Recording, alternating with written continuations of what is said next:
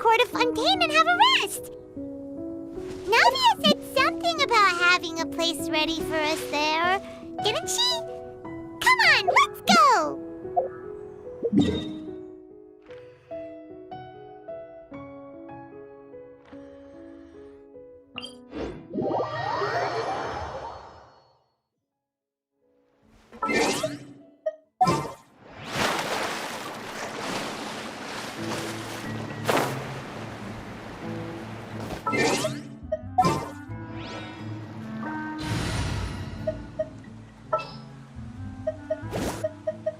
I'll keep an eye.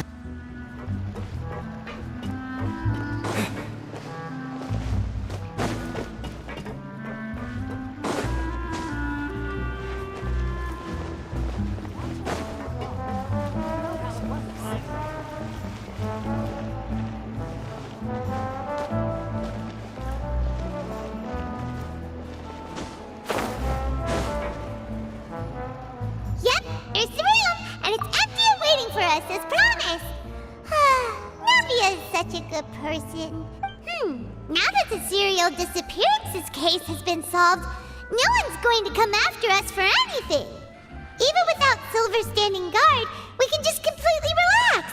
Why don't we stay and rest up here for a while? Even machines in Fontaine need to stop and recharge now and then. Oh, come on! This place isn't that bad. Besides, how often do we get to stay in an actual base? Oh, fine. Remember that detective story Paimon read before? Well, the author is about to release a new book, so Paimon wanted to buy it as soon as it came out and have a quiet place to read it. Yippee! Then it's agreed. Come on, let's get some sleep. We'll need to be up first thing in the morning to get in line and buy a copy.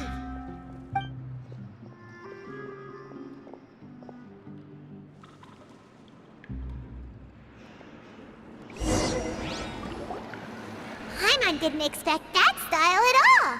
Even though it's a detective novel, it's also like a social documentary. Whew, it's actually pretty good. No! Paimon just spends a bit more time sleeping than you, that's... Excuse me, but do you know if the Traveler and Paimon are lodging here? Huh? Who are you? Paimon doesn't recall seeing you before.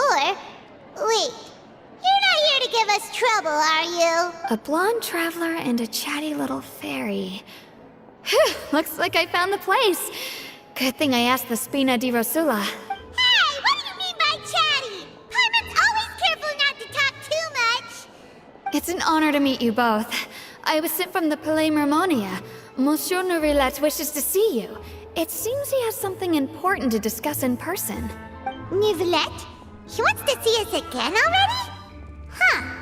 We talked so much the last time we met. Has something happened since then? I am not privy to the details. It would be best if you came to the Palais Mermonia and asked Monsieur Nourillet in person. If you say so, but... Paimon has a bad feeling about this. Now that I've delivered the message, I'll take my leave. Thanks! We haven't left the room for a few days, so we'll head over once we've freshened up a bit.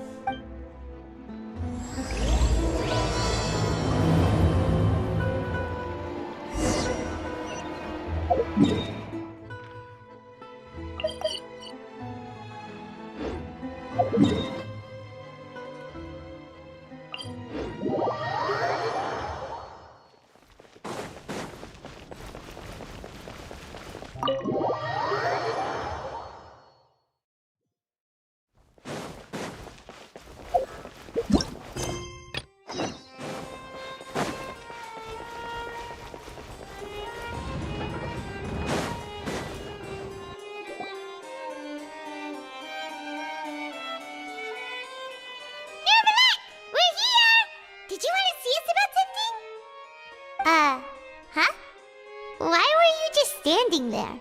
You daydreaming or thinking something over? Yes, I did send someone to fetch you. But as for what I'd like to discuss next, well, I still have some reservations. Given that we've already made the trip here, you should just tell us. Bet you need us to help you with something, right? I do indeed have something I'd like to ask you to do. However, You should wait until after I tell you the details, then decide for yourselves whether you'd like to help or not. The situation is this.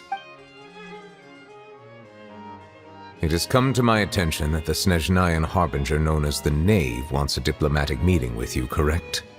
I heard that she was originally from Fontaine, but for her to suddenly arrive here and abruptly request such a meeting like this, I sincerely advise you to refuse her invitation outright. I'm sure you're aware that her purpose is most likely related to Child's recent predicament. We convicted one of the Snezhnayan harbingers in a court of law, but we have yet to provide any form of detailed report on the matter. This does indeed provide an opportunity for Snezhnaya to put pressure on us. I believe we should adopt an evasive stance until we can provide a proper explanation and have a preliminary plan on how to deal with the matter. No, we shouldn't. I think we should agree to the meeting. Oh? Well, you see, we are the ones that owe an explanation. If we keep putting off the meeting, it could easily result in the problem escalating, right? It's like a fight between two friends. If they don't agree to see each other and talk in person, isn't it possible that the friendship could end entirely? Though diplomatic relations between Fontaine and Snezhnaya could be considered as friendly, it is only superficially so. You wouldn't go so far as to say that our nations are friends, as you did in your example. It was just an analogy. An analogy, okay?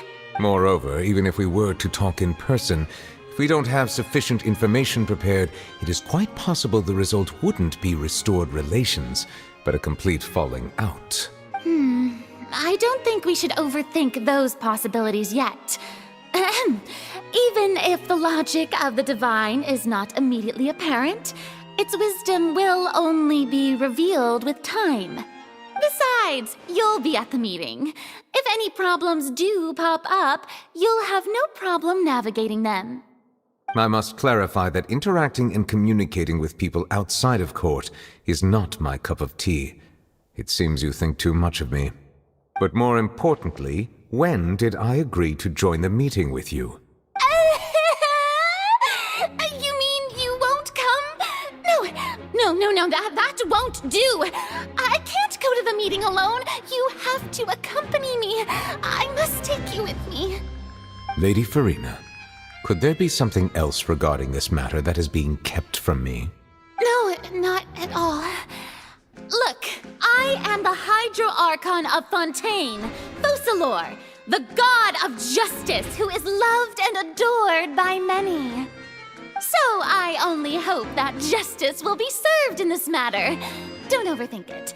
I'll go find someone to arrange the meeting.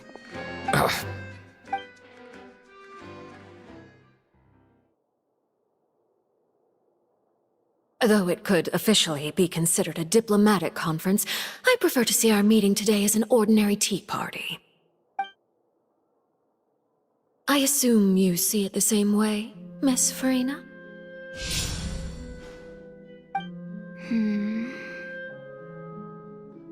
Lady Farina? Yes, that's right. Just like you said, a tea party. I should thank you for providing the pastries. They look delectable. To make this tea party even more lively, I've invited someone else to join us today. It's a pleasure to meet you, Monsieur Neuvillette.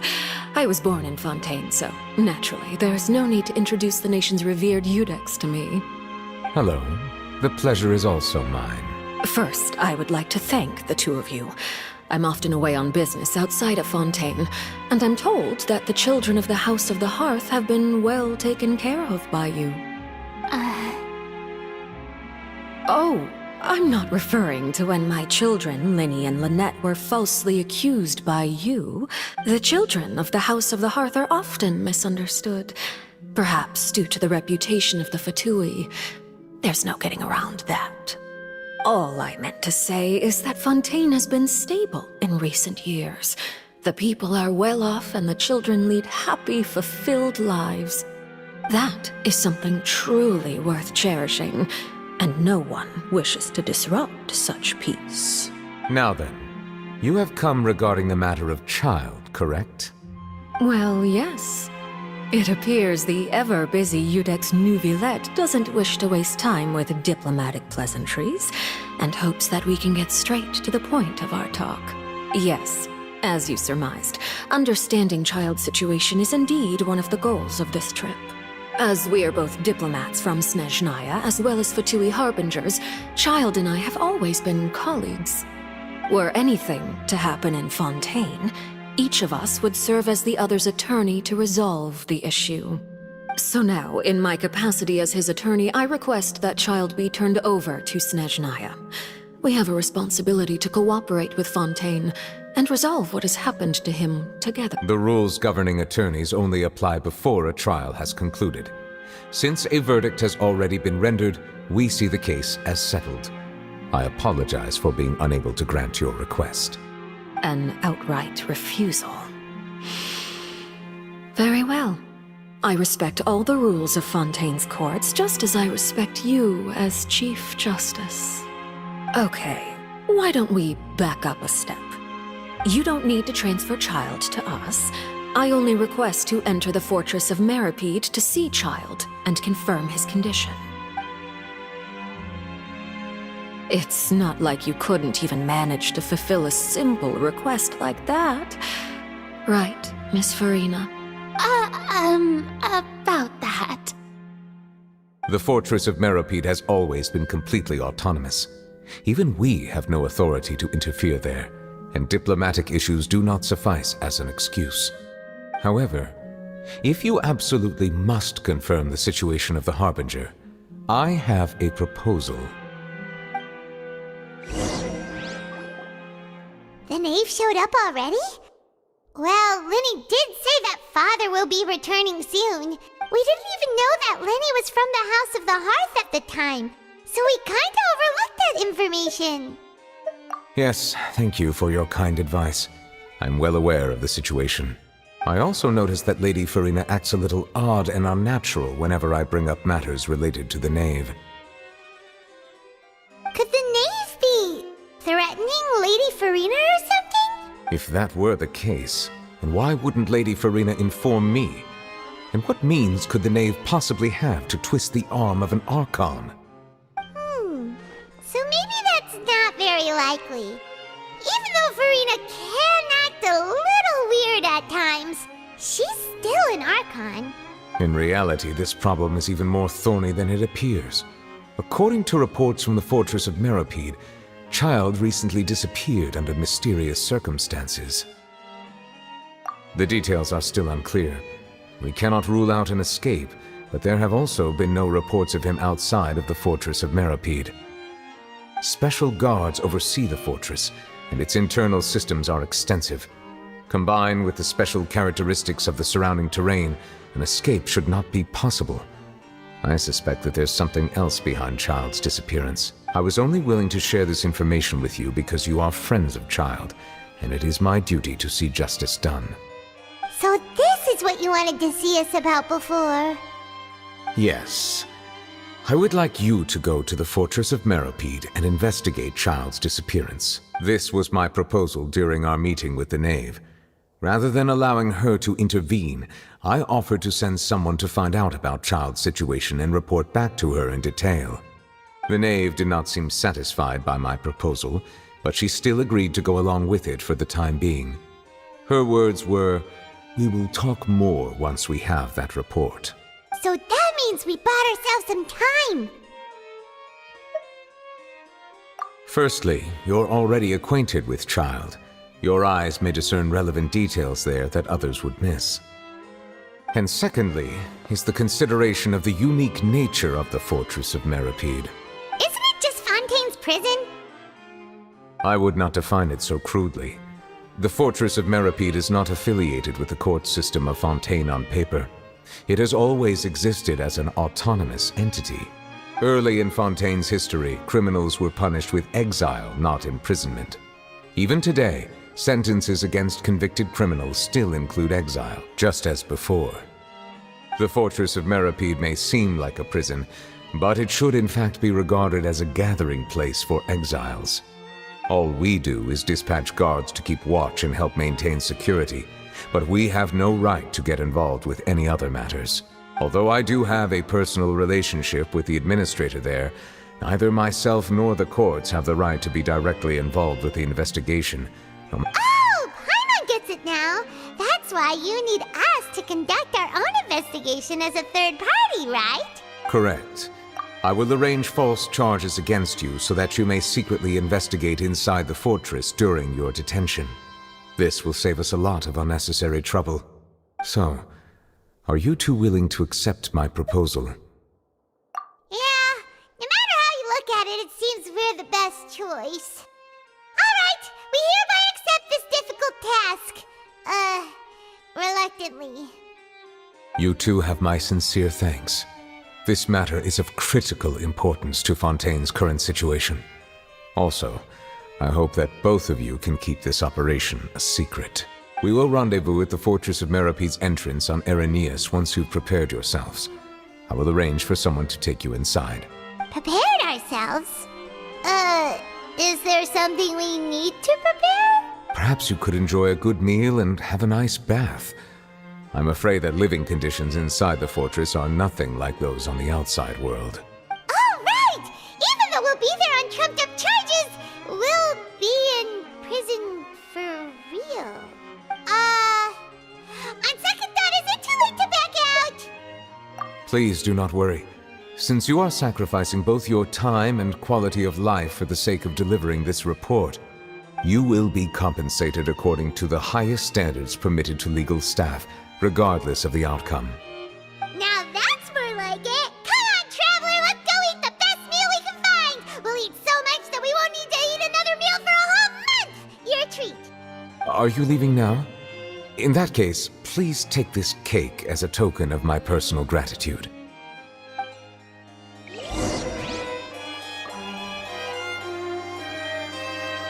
Oh, no need to thank me for it. Just be sure to enjoy it.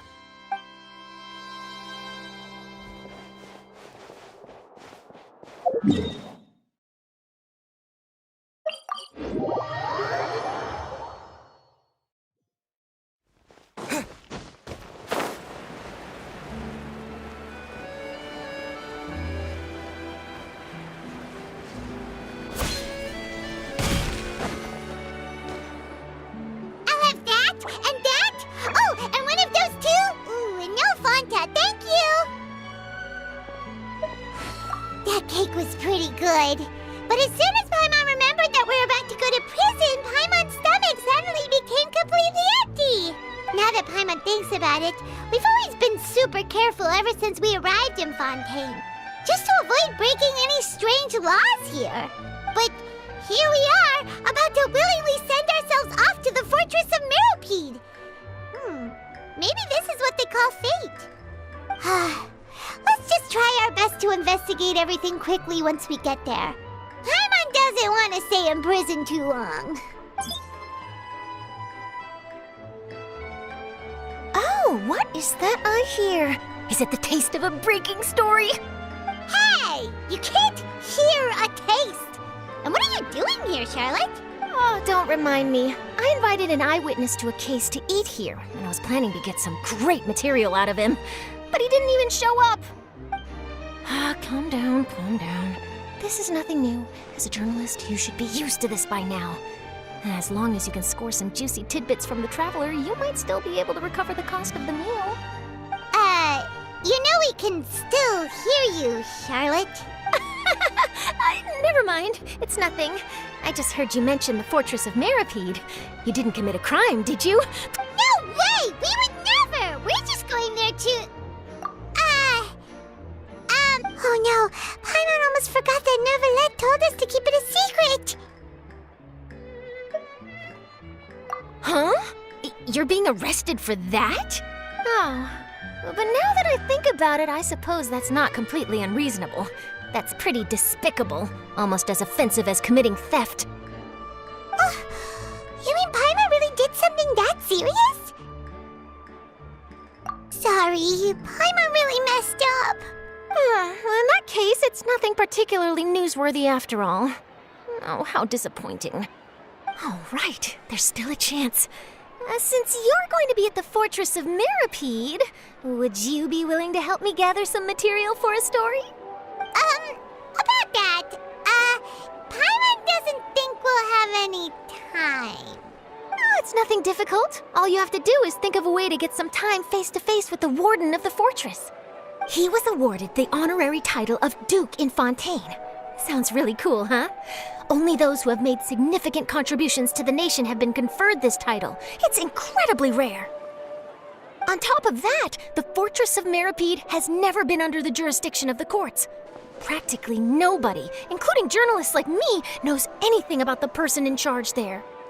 Oh, if I could write an exclusive article about him, I bet it would sell a boatload of papers. You make it sound easy, but it really depends. Of course, I wouldn't ask you to do it for free, so this meal is on me. All right, you got a deal. We'll do anything you want. Then it's settled.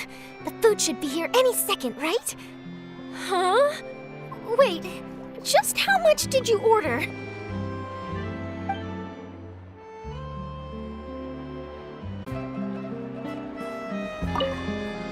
I had no idea you could eat so much. That didn't go according to plan. Please, please, don't forget about the material for my news article.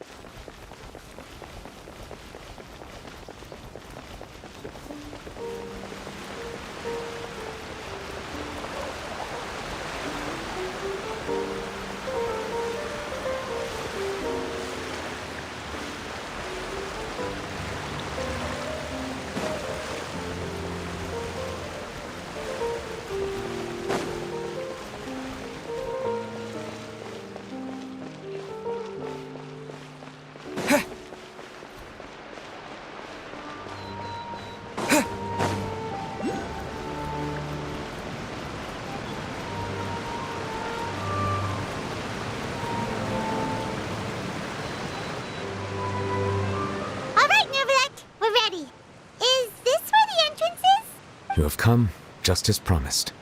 Yes, this is the one and only entrance to the Fortress of Maripede from Irenaeus. Careful. You may want to step back a bit. Whoa! So you have to go down from here? Is the prison underwater? Utilizing both the barrier of the water as well as the fear humans have of the depths, the Fortress of Maripede is naturally the perfect place to confine and guard criminals. But do not worry. It is not nearly as frightening inside as you may think. You will see for yourselves once you are down there. Paimon hopes you're right. Don't know about you, but just thinking about being at the bottom of the sea like that gives Paimon the heebie-jeebies. Oh, and there's one more thing. I mentioned that I have had personal dealings with the administrator of the fortress, Writhsley. He's a very shrewd fellow. Yeah, we heard about him too. He's that Duke, right? Correct. He is the highest-ranking manager of the underwater prison. Even though you are going there to investigate at my behest, it would behoove you to avoid any confrontation with him or any of his subordinates. The Duke rarely ever leaves the Fortress of Maripede, but that does not mean he is not privy to all that is happening inside and outside the fortress. He is quiet, but not unaware, so please bear that in mind. All right, it's about all the time that we have to talk privately. I'm counting on you two. Don't worry, we won't let you down. Good. Madeline! I'm here, Monsieur Nervalet. These two are the newest convicts, I presume? Don't worry, they won't escape on my watch. Like we would try. Please follow me, you two. I'll process your paperwork for entering the Fortress of Maripede.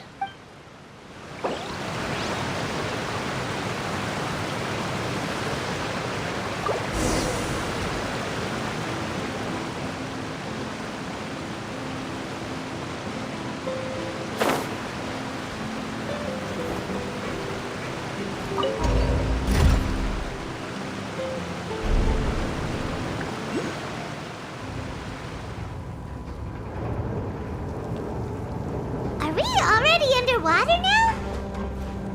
Huh. So this is what it feels like to be a criminal in Fontaine. You two seem to be taking this pretty well. It's rare to see convicts in such a good mood.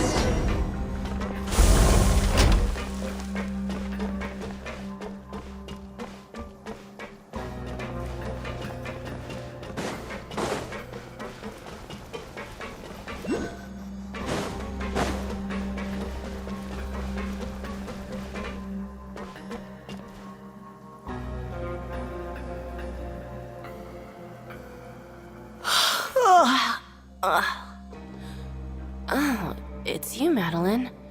Why'd they make you make the trip down here today? Monsieur Nervalet personally requested I escort these two convicts. I suppose he was concerned others might not be up to the task. Well now, aren't you the lucky one? Must be nice to be on good terms with the big shots like the Chief Justice. The only people I get to see every day are the new inmates. Well, have you tried service with a smile? Who knows, it might help your professional reputation. Yeah, right. As if. Every criminal comes through here looking miserable. How can I smile with such a toxic work environment? And even if I did smile at them, the convicts would probably just think that I'm some freak getting some kind of twisted enjoyment from their pain. Oh, she's got a point. Well, I've finished transferring you. You two will register here, and Marette will guide you through the remaining procedures. Yep, I'll take it from here. You head on back to that bright and sunny world above. Okay, let me see. You are the Traveler and Paimon, correct? That would be us! Let me confirm your charges and sentence. Let's see. You two are charged with eating a cake specially prepared for the Archon by a Snezhnayan envoy without the Archon's permission, thereby incapacitating the political center of Fontaine for a brief period. Sentence: 45 days? Huh? Wait, you mean the cake that Nervalet gave us was... Just looking at the charges, it seems you two are capable of causing some serious trouble.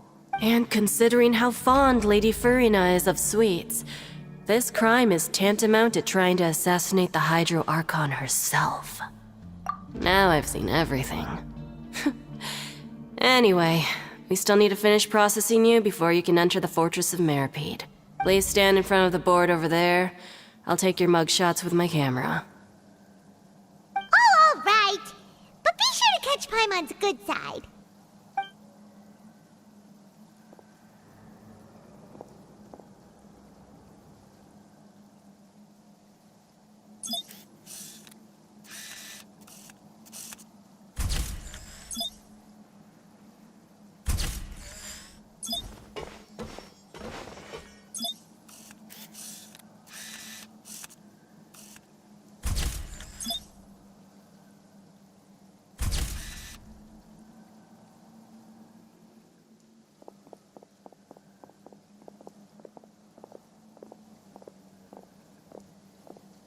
And we're done. Thank you for your cooperation. Next, someone will be along to guide you inside the fortress. Please be sure to cherish this opportunity for rebirth. Huh? Rebirth? Isn't that a little much? We're only gonna be here for 45 days! You two are the new inmates, right? Follow me. Oh, okay! Paimon is Paimon and this is the Traveler! Save it. Not like I'll remember your names. Move it.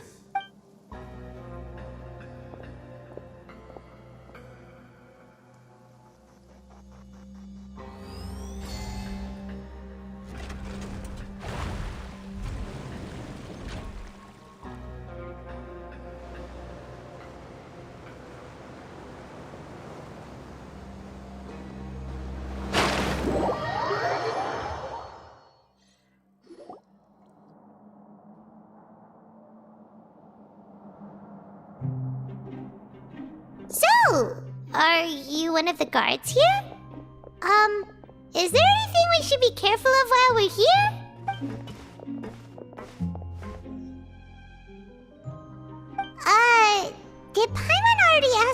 when she wasn't supposed to?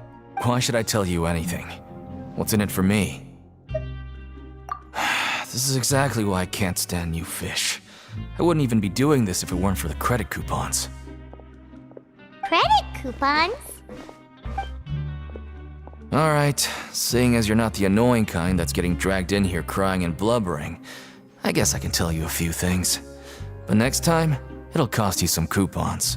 Mora means nothing here. Here, we use credit coupons.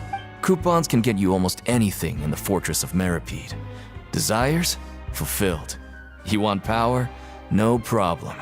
Coupons can even change fate itself. So, credit coupons are a currency that can only be used here? It's not as simple as that. Like Moret said, everyone gets a chance at rebirth. No matter how much money or power you had before, it means nothing once you set foot inside the Fortress of Meripede. You have to start over and earn your coupons. Everyone starts from the same place, and you have a chance at a new, less terrible life. I guess that's the real purpose of the coupons. They symbolize true fairness and true justice. And this is also exactly why so many criminals choose not to return to the outside world, even after they've served their sentence. Oh, so that's what the Fortress of Meripede is like. Huh. Paimon was under the impression that it'd be more like a prison. It certainly ain't all sunshine and roses here, but it's also not the worst place to be. You'd better take a good look at the scenery now. It'll be the last chance you get for a while. After being away from the sunlight for so long, even the terrifying depths of the sea start to feel like home. It just stops feeling oppressive, you know? Oh, I'm actually an inmate like you two. Welcoming newcomers is a job I've picked up to earn some extra coupons.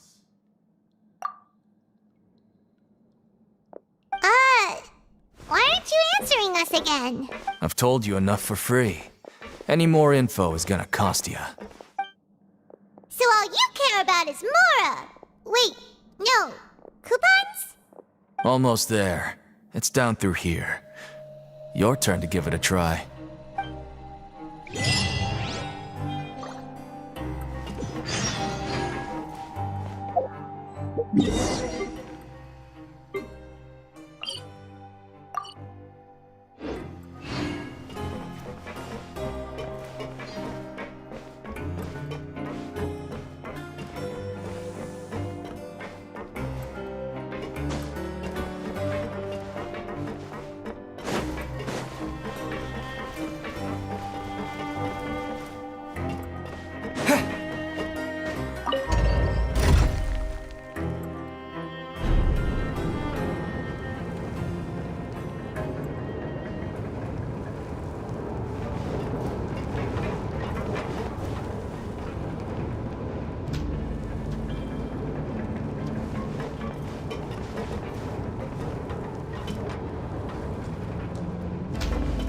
So, we're going even deeper now? Just how deep down are we? It's like a metaphor for your previous life, isn't it? Our lives weren't that bad.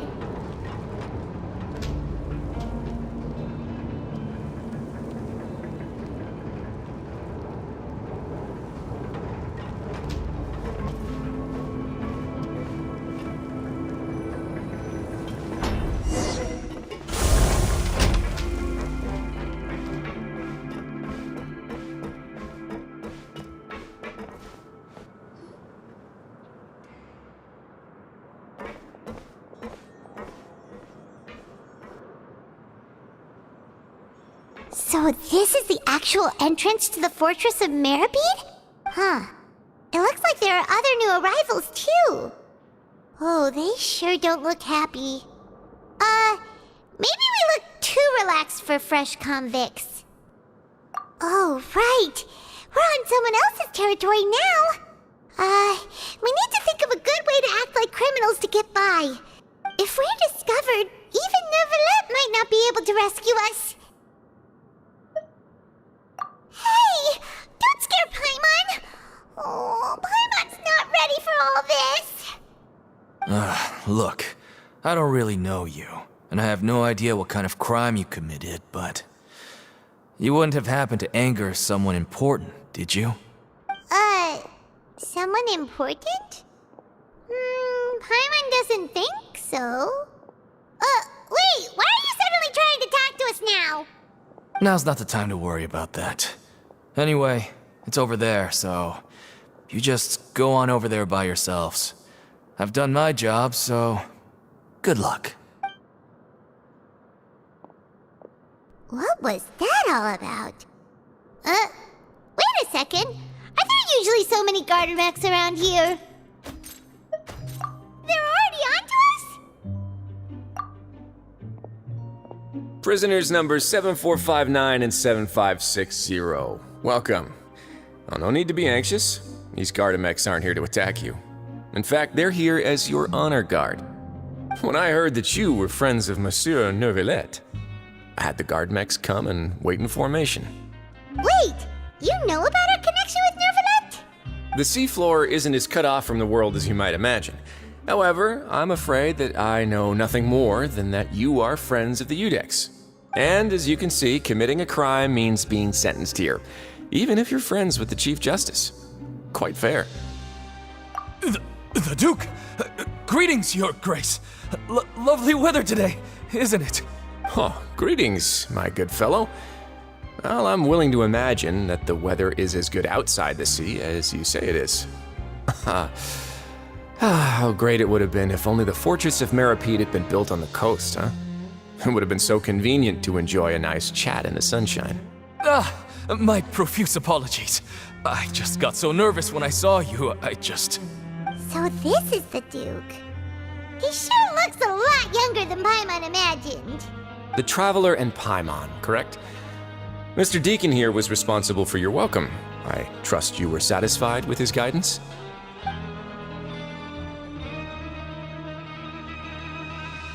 Ah, I see.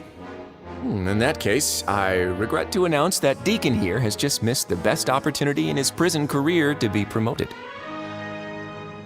I admit that I was only thinking about the coupons. I'm sorry to have disappointed you, Your Grace. I once hoped for a chance to do some higher-level work. I had no idea you two were big shots who were worthy of speaking with His Grace. Losing out on such a big opportunity because I couldn't see past my own nose. Plenty of time ahead, Deacon. There'll be more opportunities. Well, I believe that concludes the introductions. We've already taken enough time here. Deacon, if you would.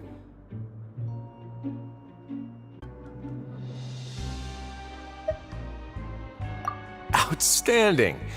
Well, Deacon, I recall we discussed fate during our last work meeting, I believe that fate will reward all those who take every aspect of their work in life seriously.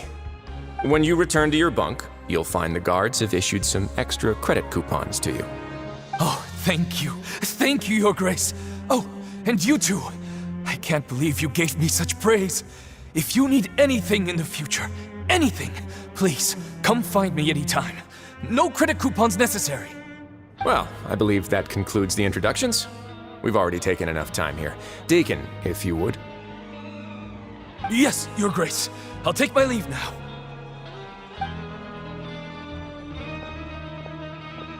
Please, follow me. To make you feel more welcome, I'll show you around the various facilities of the Fortress of Maripede. I hope it'll help you adjust to life here. He's going to personally give us a tour? Huh. Paimon can't figure out what this guy's thinking at all. No wonder Charlotte's so interested in him. He's one of those mysterious types. Alright, let's keep up with him.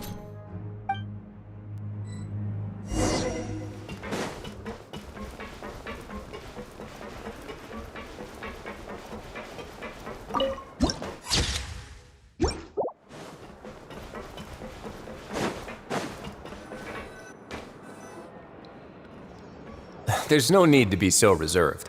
The label of criminal is nothing but one of many identities, and being criminally inclined here at the fortress is just one of many ways to survive.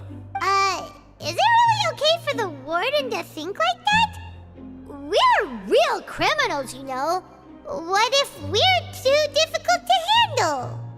Well, then maybe you'll be able to carve out a name and a place for yourselves in this underwater world, But before you go in swinging, please remember that in the Fortress of Meripede, it's better to not cause trouble for yourself or for the guards. Now, we've arrived at a very important place, the Coupon Cafeteria. You can come here and claim one welfare meal each day. Welfare meal? You mean it doesn't cost anything? That's right. Criminals are essential to Fortress operations, so we must guarantee that they at least have the basic means to survive. But that's not how it was. Back in the day, it cost you reward coupons just to get a cup of water here. For fish like you who just arrived with nothing, you'd have to go to work hungry until you earned enough coupons to eat. It was only after His Grace became the administrator that we got the free meal rule. Now everyone gets a square meal every day, even no-good slackers who've never picked up a wrench in their whole lives. Nobody starves to death here. In the Fortress of Meripede, credit coupons are the only currency, and everything must be purchased. In some sense, you could say using the coupons is a form of trade. But trade is always conducted by people. So if we want trade here to prosper, we need everyone to work hard and live their lives. If nobody could even afford a meal, then the whole fortress would be up in arms. And that would only make things more difficult for me. So, rather than saying that we're giving everyone a free meal here, you should say that everyone's hard work has improved the living conditions in the Fortress of Meripede. Your Grace's reasoning is correct, but what I said is also true. Whatever the case, hard work is rewarded here. You'd be hard-pressed to find anywhere else as fair and reasonable. Right! Paimon sees your point. By that logic, this place doesn't seem so bad after all. Oh, wait, no. We shouldn't drop our guard so quickly. But it seems the inmates really respect the Duke because of his attitude, right? We should still try to verify the truth with our own eyes. Let's continue this way.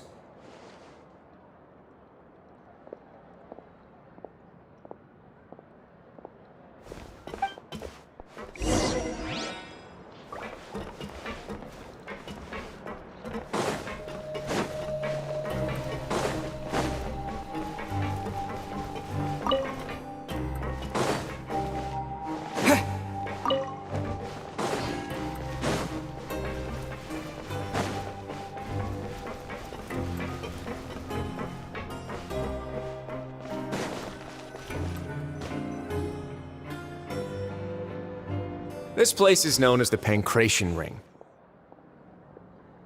Sometimes we have criminals who have more energy than they know what to do with. Their daily work alone isn't enough of an outlet for them. So, instead of leaving them to their own devices, we've provided them with this dedicated venue. This way, nobody will get involved unless they want to be. Pancration matches? And you can earn extra coupons? Oh, what do you think, traveler? Interested? But I must warn you that your sentence will be extended if you fail to restrain yourself and end up seriously injuring or killing your opponent. So, did you set this place up too? No, actually. I just granted approval for the organizer to use this area to build the ring, and I collect a portion of the proceeds in return. Of course, the fees are also quite useful. Oh. Do you mind if we ask what they're used for? Sure. Ensuring personal safety, maintaining the arena, and resolving any conflicts that arise. Why? Are you interested in how to manage a pancration ring? Oh, no. Paimon was just wondering if that's how you paid for everyone's welfare meals. A reasonable guess. I see you have a talent for entrepreneurship. Oh, you hear that? Paimon has a talent! So we can start a business here? That is something you can discuss between yourselves later. Let's move on for now.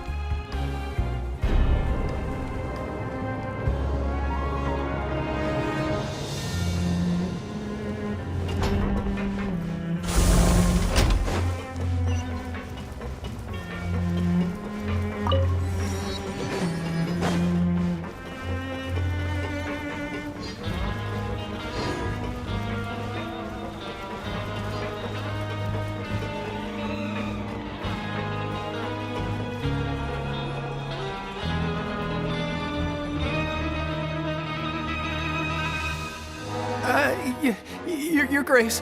Good morning. I mean, good afternoon. No, wait, what time is it again? What time indeed? Time waits for no one, so it's best to keep an eye on it. My apologies, Your Grace. Jeez, that guy's so nervous he almost forgot to breathe. Sorry, forgive my manners. These are the dormitories, which is where inmates sleep. The guards will inform you where your bunk is later. In the Fortress of Maripede, criminals usually spend most of their time in either the production zone or the sleeping areas. The production zone? What does it produce? Is that where we'll be working? Not necessarily. Though working in the production zone is the most reliable way to earn credit coupons, if you have other skills, you can skip your shifts to earn them in other ways. Wow.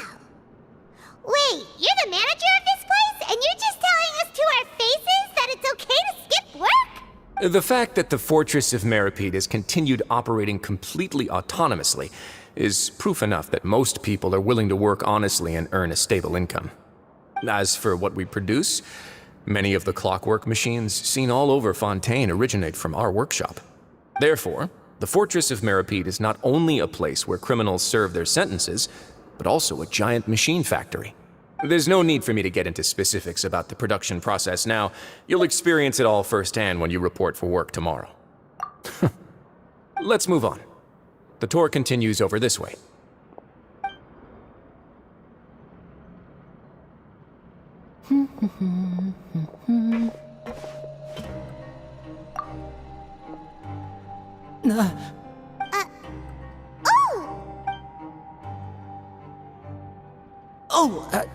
You really scared me there.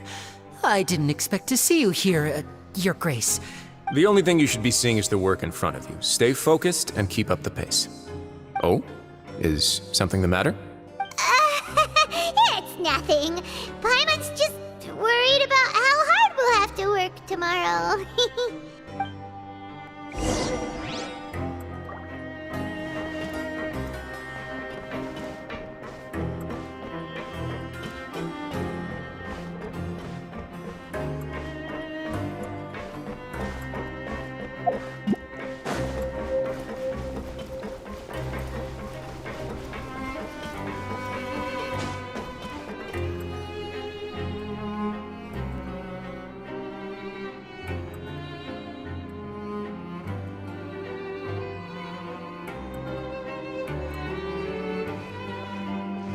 Your Grace?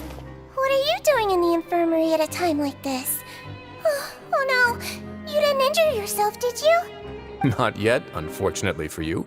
But thank you for your concern, Sigewin. Oh, then you must be here for those two. Allow me to introduce you. This is the infirmary, and Sigewin here is the Fortress of Maripede's head nurse. Hello, new faces. They call me the head nurse, but I actually handle all the nurse-related work all by myself down here. Since you seem to have some rare downtime with no patients, perhaps you could find the time to join us for dinner? Oh, then these two must be some important convicts. Sure, I'll join the welcome party. Thank you. Your presence will be the pièce de résistance for today's tour. Oh, so the tour part is over now? I believe I've already covered the primary aspects of life here in the fortress. As for your work, there'll be someone else to guide you through the details. Is there anything else?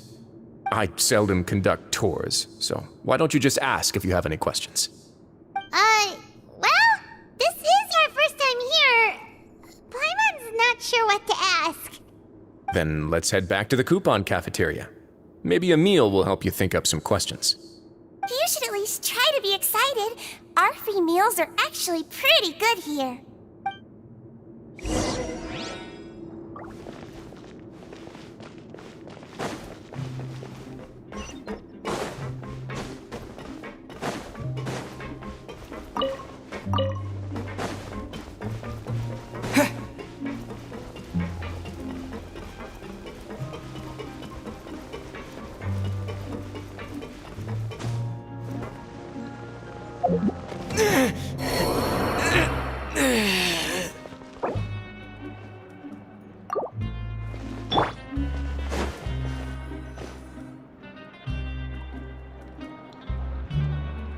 What do you think of the food? Does it meet your expectations? Wow, it looks delicious! Neverlet made it sound like living conditions in the Fortress of Meripede wasn't very good. Who would have guessed that criminals get to eat tasty food like this every day? Oh, isn't that the meal box that only super lucky people manage to draw? Seems like you two are quite fortunate. It actually has nothing to do with luck in this case. I had a word with Walsey, so you didn't have to draw lots like everyone else. Oh, you mean the meals are random? Yes, what you get to eat depends completely on your luck. You could say that it's a distasteful little game that Chef Walsey likes to play here in the cafeteria. Paimon knew it! If criminals got to eat tasty food like this every meal, the crime rate in Fontaine would skyrocket for sure! Excuse me, did I hear you mention Nervulet just now? I've been wondering how he's doing. Is he busy with work? Has he been taking care of his health?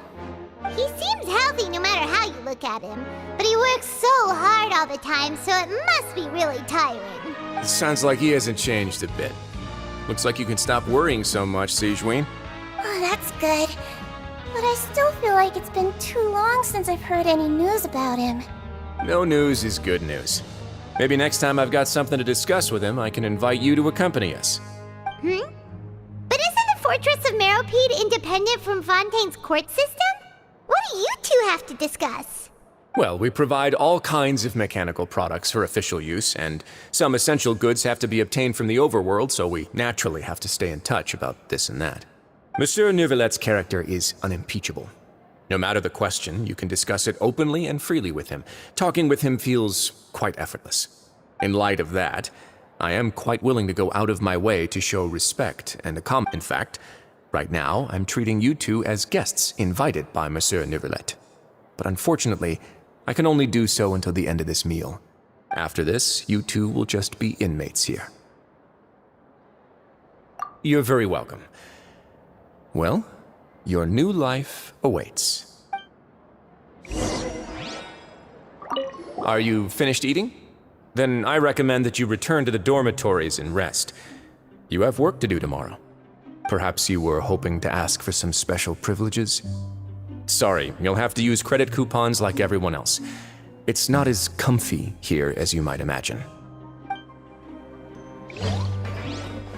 Now that I've gotten a good look at you two, I think you're very cute. After all, Heavy is the head that wears the cutesy crown. I guess I just want to say, just take care of yourself and don't get hurt.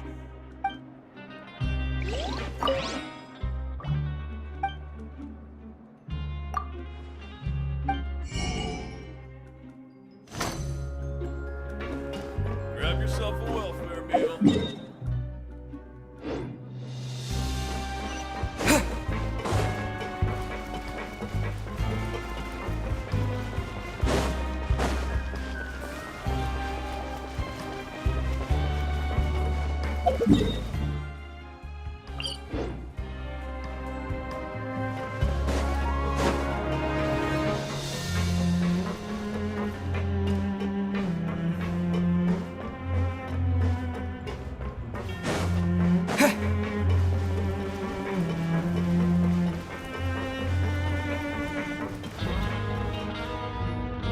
Traveler and Paimon, right? Listen up. As new inmates, the only thing you need to worry about is what to do and when to do it. Don't make any extra trouble for yourself. Your bunks are right over there. Follow me.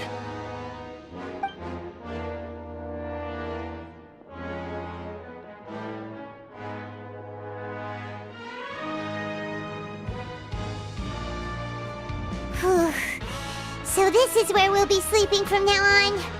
Oh, Paimon can't believe this!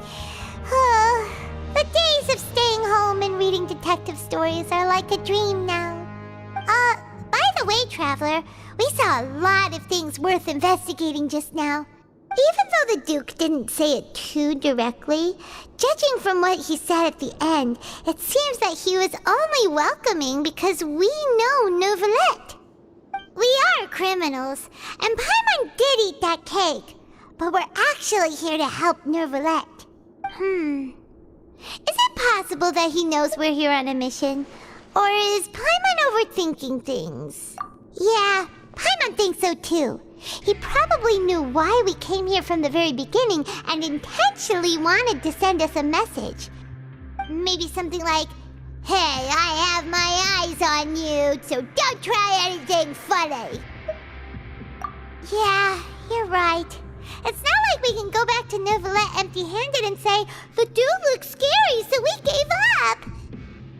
And besides, the Duke said that he was willing to go out of his way to show respect for Neuvillette, right? So, we at least need to try.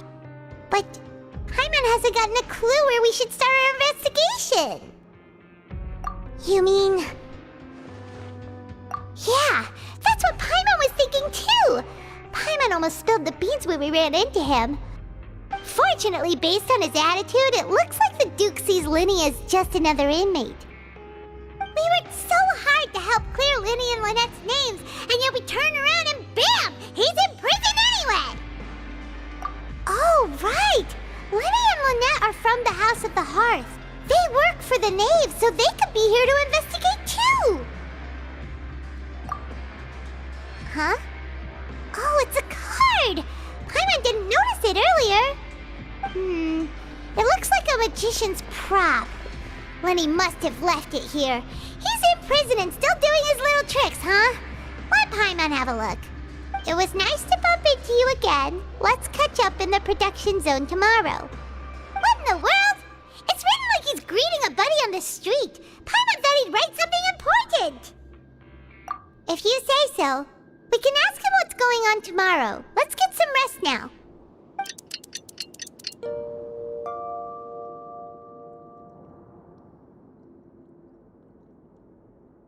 Hey, you're finally awake! Well, it's Paimon's first day as a prisoner. Last night, Paimon dreamed about getting interrogated by the guards until Paimon told them everything, and then Paimon woke up. Hey, come on! It's just a dream, okay? Paimon wouldn't really squeal. Maybe? Hey, lazy bones! What are you still doing here? If you don't want to starve, then get yourselves over to the production zone. Sorry! We're going right away!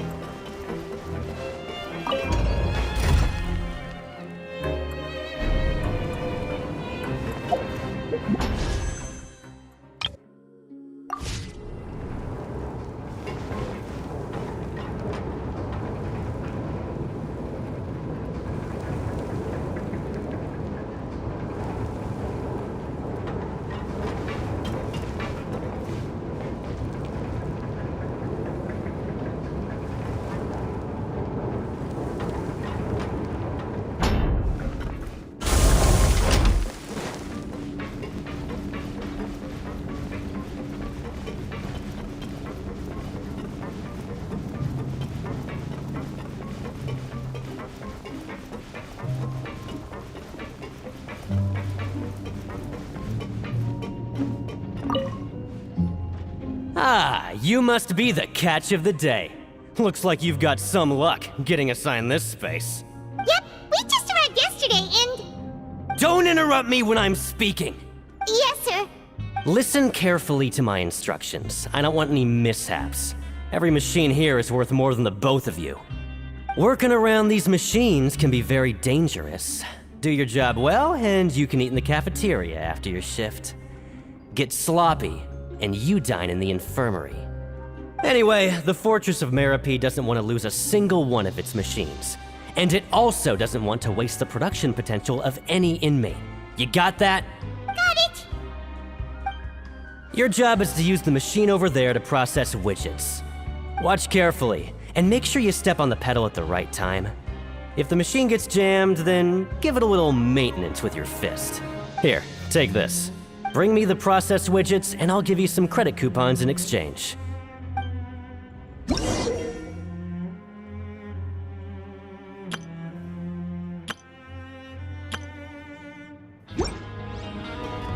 Bring me the processed widgets, and I'll give you some credit.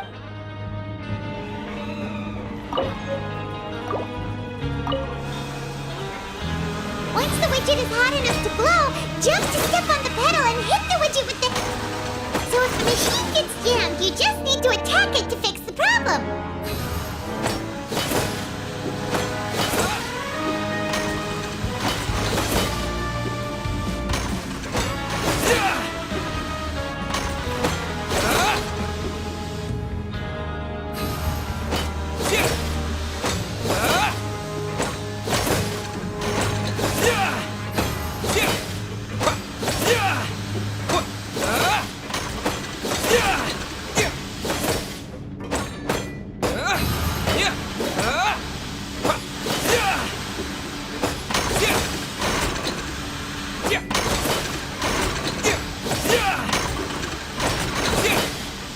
Propagate!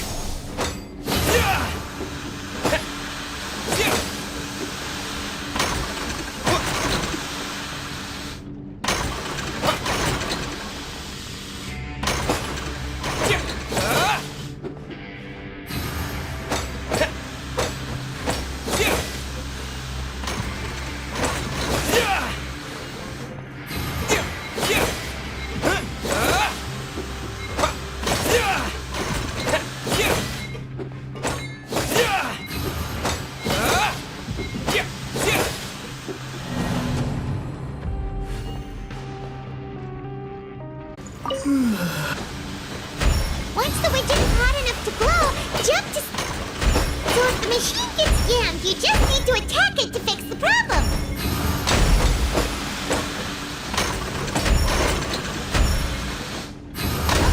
You got this! Great!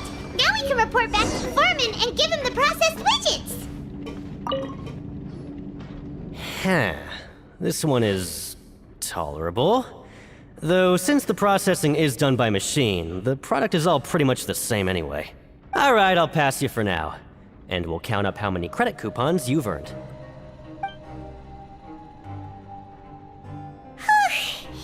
Paimon's exhausted. We're done now, right? Oh, that foreman. He's so scary that Paimon couldn't even speak. Ugh. Even though Paimon's starving and wants to head straight to the coupon cafeteria, we still need to meet Lenny first, right? He probably just finished up his work, too. He should be around here somewhere.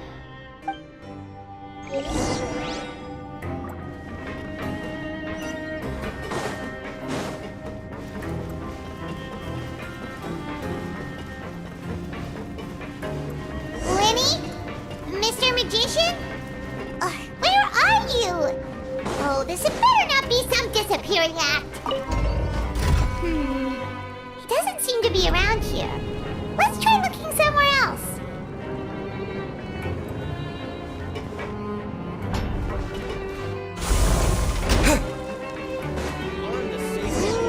Where could he be? Did he decide to slack off and sleep the day away?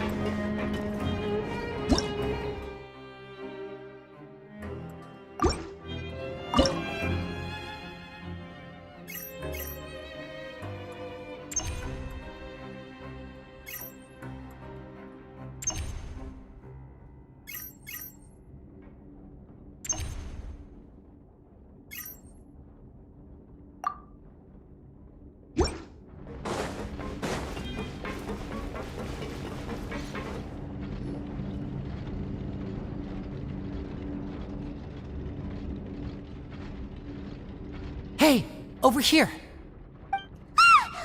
Oh, you scared Paimon!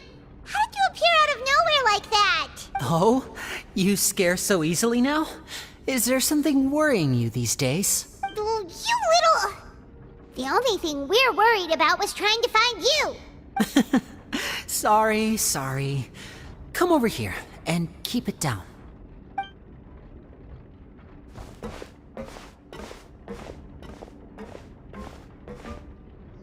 Oh, Lynette! You're here too! You two really are inseparable. That's right. My brother simply can't stand to be away from me. It's not just Lynette. Fremine is also here. Do you still remember him? Oh, you mean that diver from the House of the Hearth, right? Pyro remembers seeing him in the Court of Fontaine before. Now hurry up and tell us, how did you end up as criminals this time? We fought so hard at court to prove you were innocent, but now it looks like our incredible court battle was for nothing! Sadly, even the teeniest of things can land you in prison these days.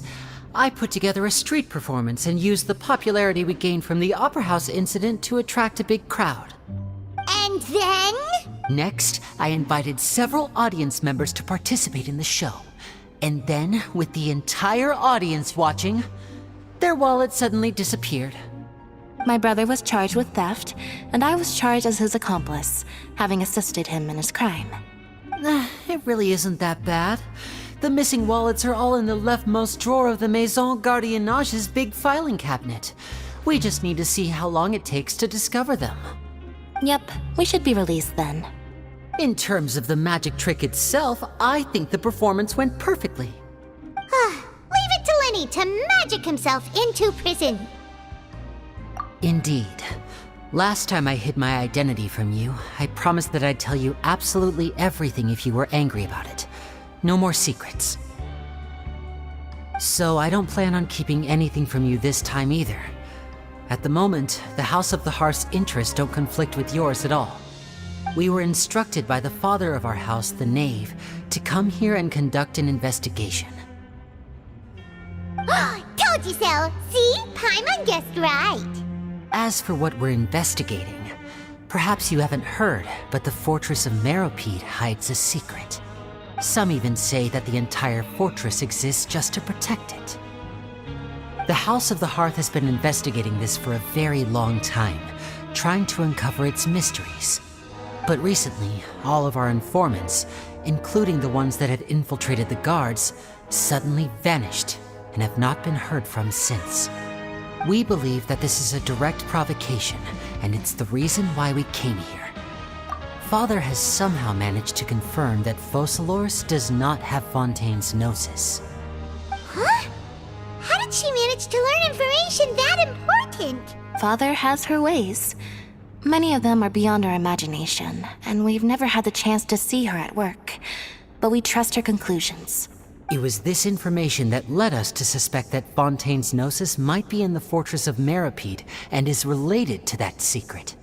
So it's all about the gnosis again. Well, that's about it from our side. How about you two? Did Monsieur Nervulet send you here? Bingo! The Knave has been applying a lot of pressure. She wants to know what happened to Child, so we came here to investigate. Traveler, are we allowed to tell them?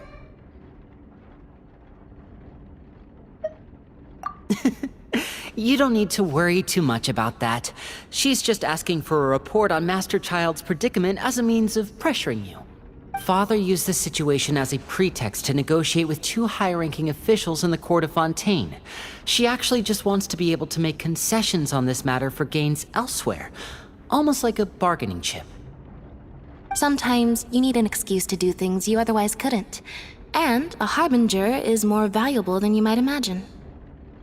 Of course, it's not a complete farce. If we do manage to find out what happened to Master Child too, then diplomatic relations with Fontaine could improve, and Snezhnaya might even be able to adjust its stance a bit. Is it just Paimon, or does it feel like we're the only ones who actually care about Child's situation? The relationship between the Harbingers must be as bad as ever. I wouldn't go that far. Father just has different standards than we do when it comes to what can be sacrificed for an advantage. By the way, I have a suggestion. even though we have different objectives, we're both here to investigate the fortress of Meropide. It would be more efficient for us to work together. As you know, the House of the Hearth has many reasons to seek the Gnosis, but our highest priority remains resolving the prophesized crisis. You can trust us on that. See, I told you. Is that so? Sure enough, it won't be easy to convince them to cooperate with us. Lenny seems to be thinking pretty hard about something. Of course he is. Lenny has been looking forward to a chance to reach an understanding with you ever since last we met. Or, I should say, we were really looking forward to teaming up with you this time. Lynette, just tell them everything, why don't you? It's okay to open up a little. Very prudent of you, and consistent with your behavior since we first met. That's reasonable enough, and I agreed to cooperate on these terms as well. I was prepared for the worst, but you were actually more agreeable than I anticipated. All right then, there's no time to lose. I have some information to share, so listen carefully. Since Lynette and I arrived here, our investigation uncovered the fact that the Fortress of Meropide has a forbidden zone. Most people just clammed up and wouldn't talk, but after asking the right questions, we were able to confirm the existence of the forbidden zone from the guards. You should be aware of that while you're investigating. A forbidden zone? Could that be where the child disappeared to? You're right, we'll definitely keep that in mind. Good. That's the most suspicious thing about the fortress that we know of so far. We have a few other unanswered questions, and we'll be investigating those as quickly as we can. Anyway, I hope you find our information useful at least. Oh, look at the time. You two must be hungry. You should go to the coupon cafeteria and get something to eat. I'll use my cards to get in touch with you again in the future. Oh, that's just what Paimon wanted to hear! Paimon's starving after all that work today. We can talk more about the investigation later. Let's go get some grub!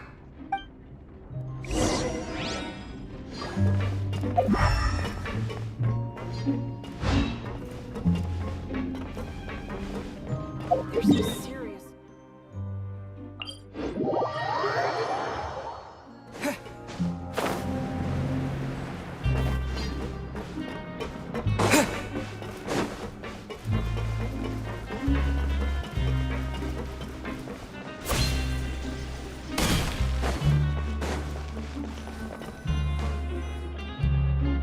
Oh, he wasn't kidding.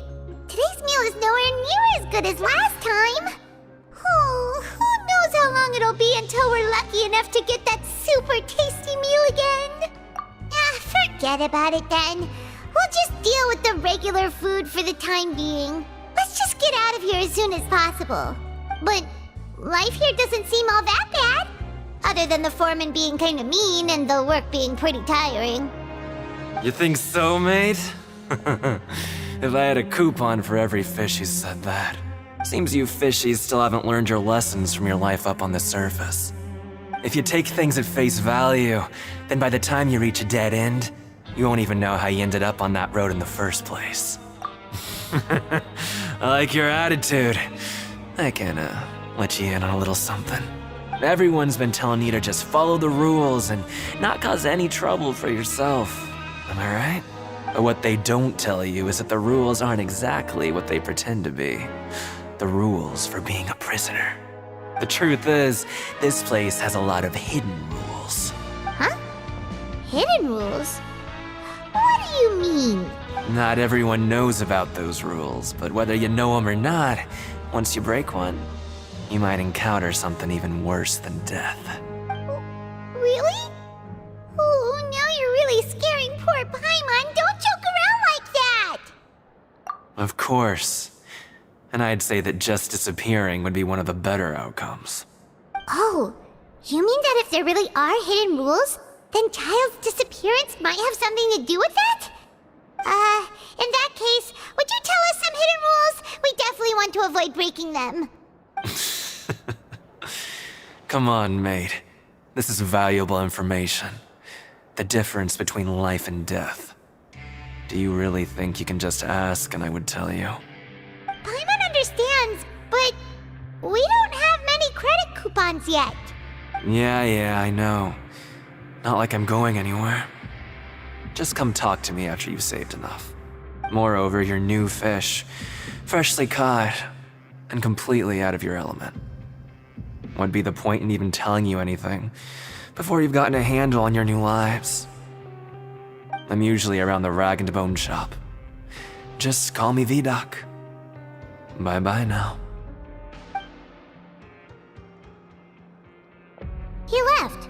Just like that. Huh. Do you think he's just trying to scare us into buying fake information from him? Yeah. It might be a good place to start in our investigation.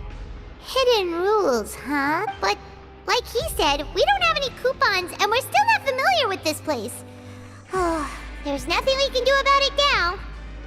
Ah, we were so busy talking we almost forgot to eat. Even if it's not the best, it's probably better while it's warm. Come on, dig in before it gets cold.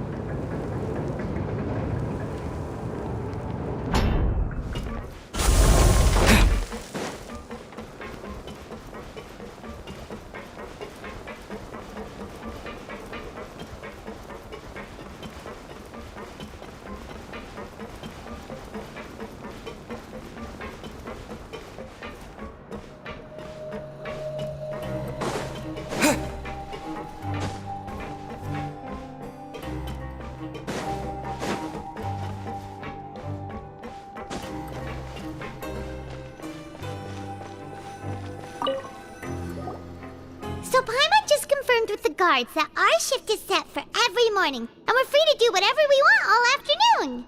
But it seems like most of the other inmates choose to continue working through the afternoon to earn more credit coupons. Oh, and they also said that you can use coupons to skip work in the morning and free up your time. They weren't kidding. Credit coupons really can be used to do anything here. Paimon's so tired. And we'll need to wake up and go to work in the morning. Without any credit coupons, it's not like we can really do anything else. Nighty-night, Traveler. Paimon hopes we can keep making progress on our investigation tomorrow.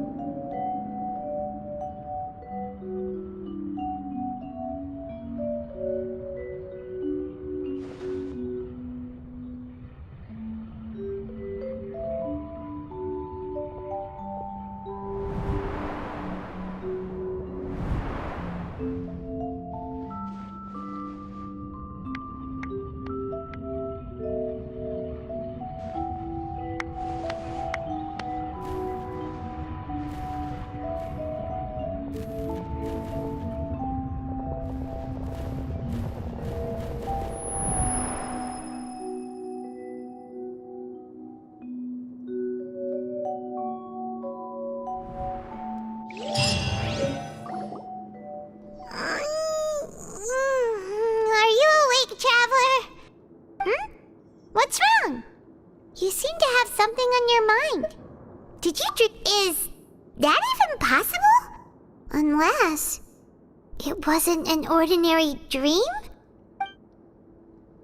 Oh, child's vision! So you had it with you this whole time? Maybe the vision connected child's consciousness to yours. And our investigation has its first major breakthrough! Good thing you brought the vision with you here. So what did you see in the dream? Do you know where Child went? Huh. Okay. Well, hopefully it'll be a bit more helpful in the future. What's more important now is that it's the start of another new day as prisoners. Let's do our best to earn more credit coupons. What's the plan for today? Huh? You want to spend our coupons on slacking off already? We'd better go to work and earn some more coupons first. We'll have more room to relax once we've got some spare coupons to fall back on. Let's go! It's time to start working. If that guard Fielding catches us skulking about, he's sure to give us an earful.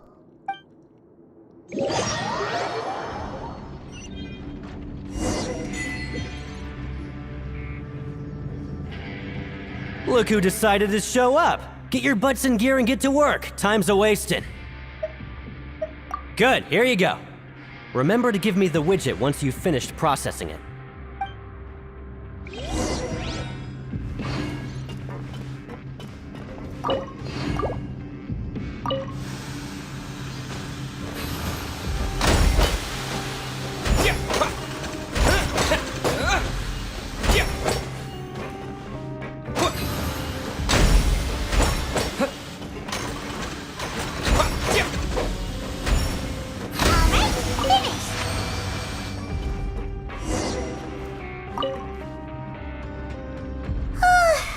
I'm on speed.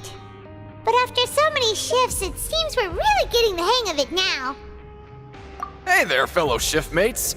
I saw you finished your work, so I thought I'd come over and say hi. Oh, hey there! We've seen you before.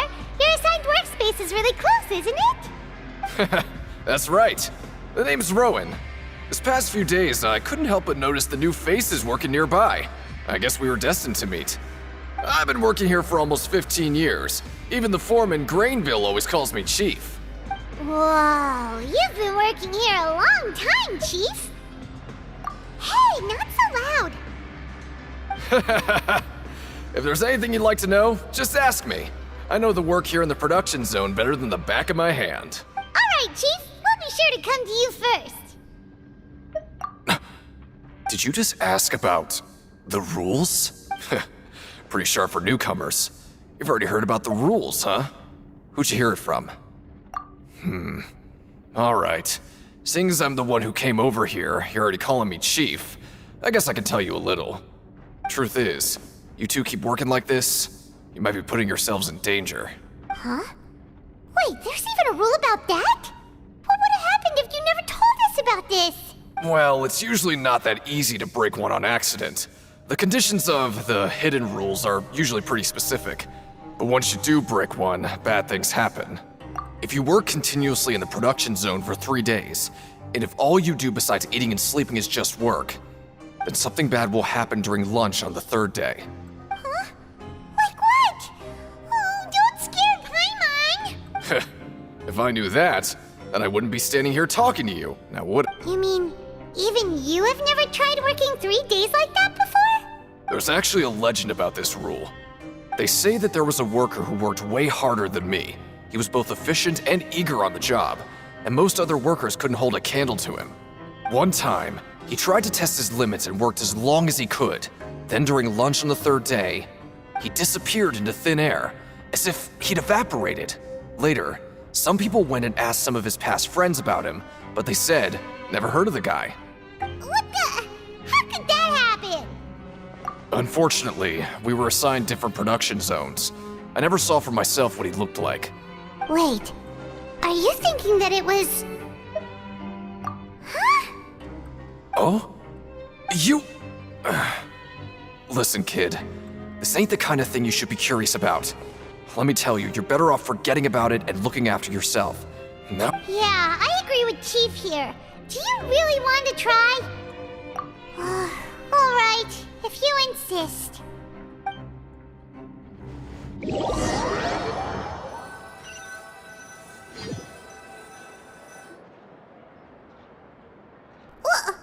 What is this garbage? Ooh, it looks disgusting. Oh, Paimon misses your cooking now. What would you like to do this afternoon?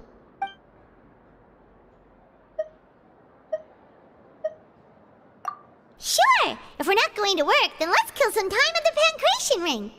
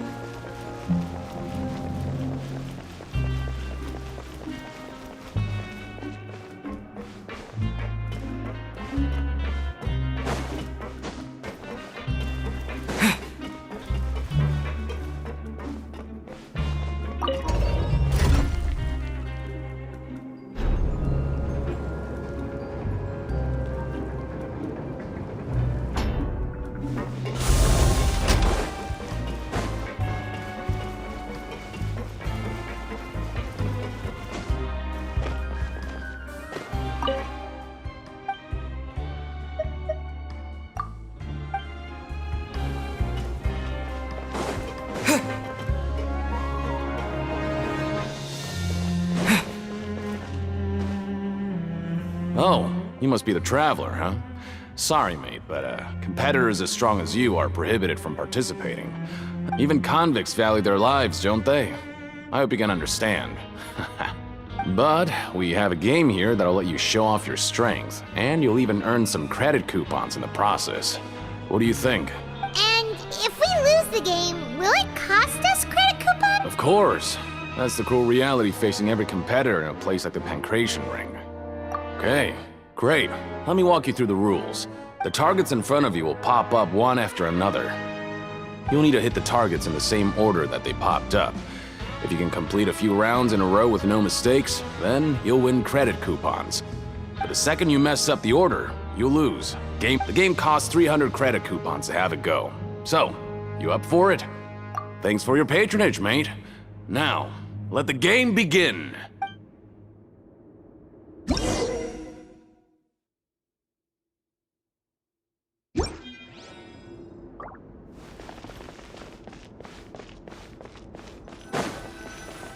Okay, do your best to hit the targets, just like Colin said!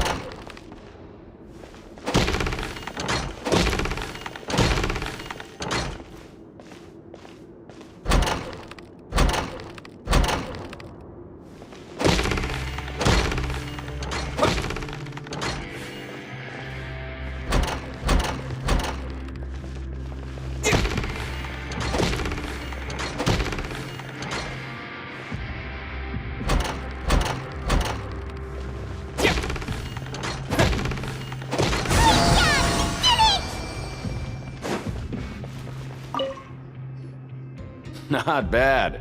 Not bad at all. Here, the coupons you want. Seems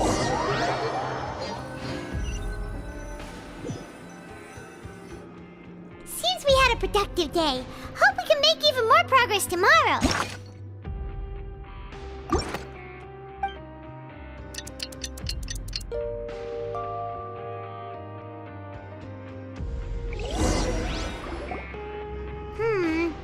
Maybe we can make some progress in our investigation today. What do you have planned for us?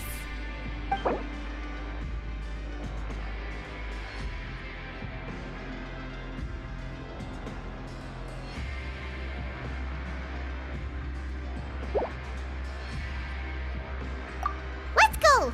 Credit coupons, here we come!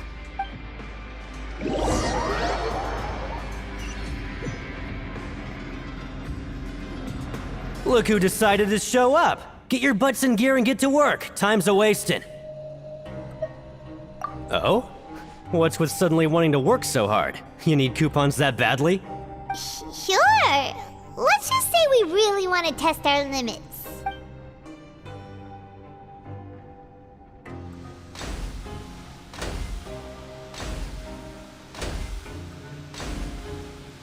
Nice!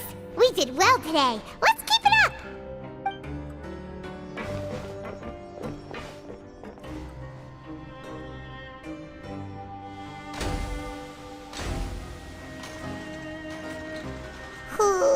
Paimon, had it.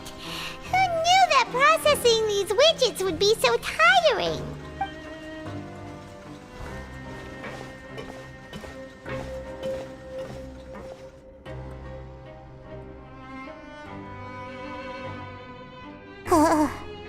That's it. Paimon doesn't even have the energy to talk anymore. Is it time to eat yet?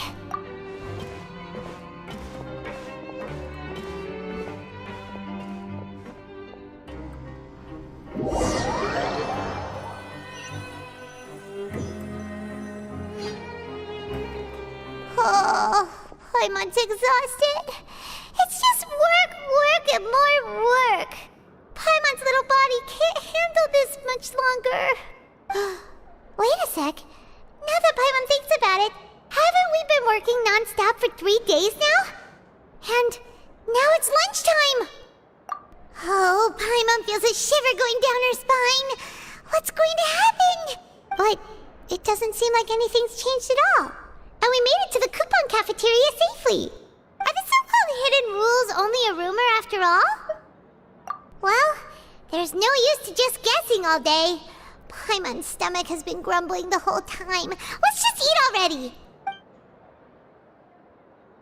Paimon wonders what we'll get today. Maybe we'll get the super lucky meal.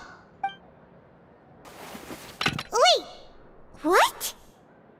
What in the world is this?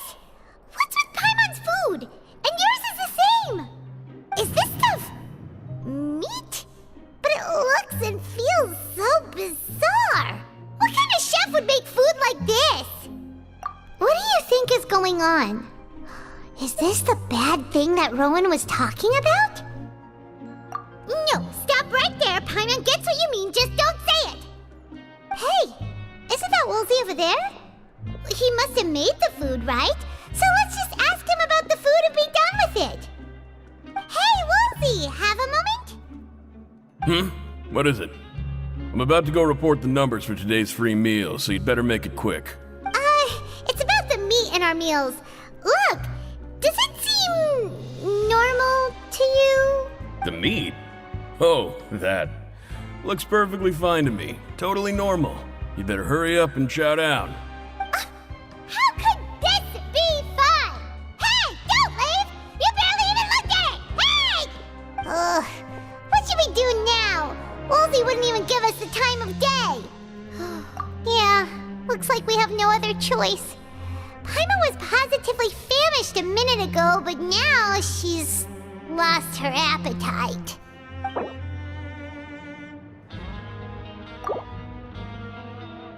What would you like to do this afternoon? Okay, let's see if we can find any new leads.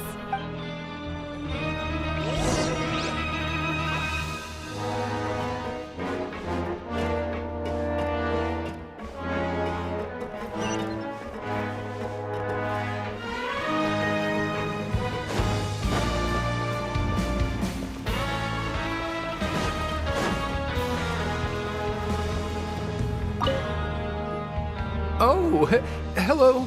You two are the ones who were with His Grace. No need to be so nervous. Sorry, I couldn't help but think of His Grace once I saw you, and I... Well, it's hard to say. Maybe I am. He's got a very overwhelming presence. It makes me feel like I'm just some insignificant little bug. Wait, seriously? Oh, I'm always indecisive, and I tend to make a mess of things. It's like a reflex. I just instantly start to tense up the moment I see a smart and capable person like His Grace. What? Please, don't say anything like that out loud. How could you possibly think something like that?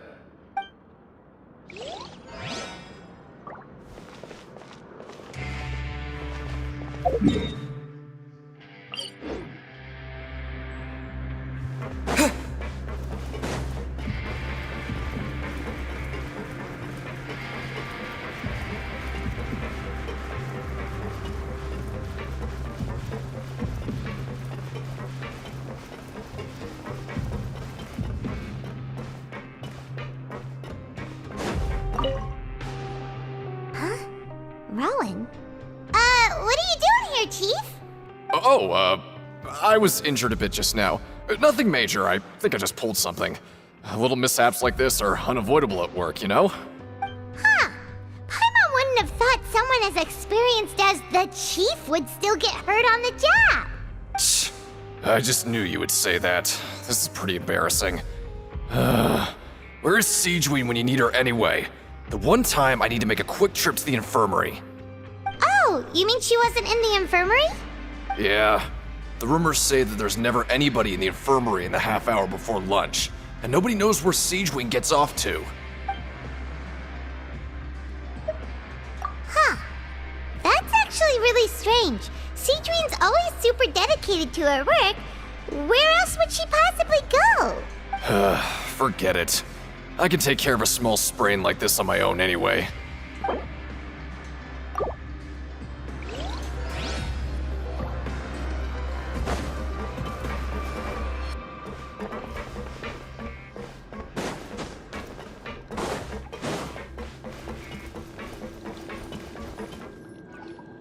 Hey, look! There's something here! That suspicious guy peeking into the infirmary just now. Are they a fan of Siegewein? He must have dropped this. Let Paimon read it real quick! The Melusine perceive the world very differently from humans. As a result, their sense of aesthetics and beauty is also very different from that of humans. This must be taken into consideration when giving gifts. Ooh, this all sounds pretty serious. He sure did his homework. And as for the notebook, let's take it.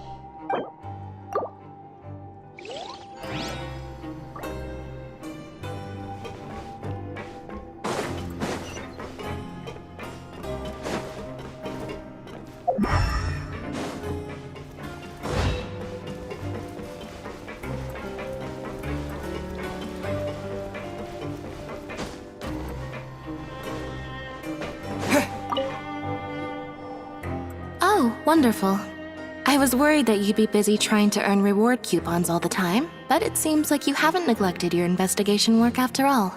Paimon likes having more coupons, but no one wants to work all the time. Have you also been investigating the area, Lynette? No, I was just slacking off, and you happened to catch me. My brother is still obsessed with anything remotely related to the Forbidden Zone. But knowing him, it won't be long before we get more leads. Oh, before I forget, this is for you. Huh? Credit coupons? Why are you giving us these? I've been here longer than you. Coupons aren't a resource in particularly short supply. What is in short supply are interesting people to talk with. Aw, that's so nice of you, Lynette. We'll be sure to make good use of these coupons then. Thanks a bunch!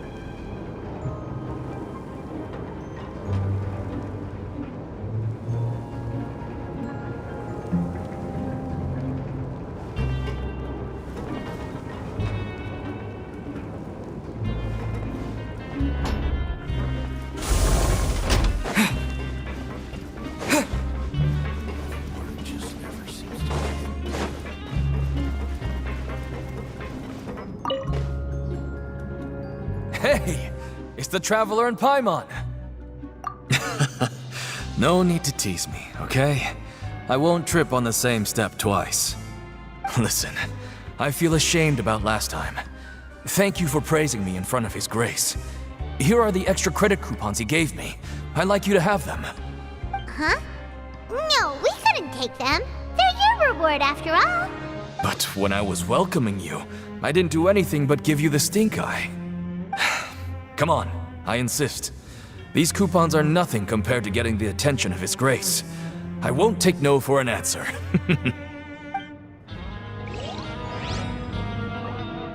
Just like His Grace said, paying attention to every little detail is the key to prosperity. Maybe this is the true meaning of rebirth, not just earning credit coupons.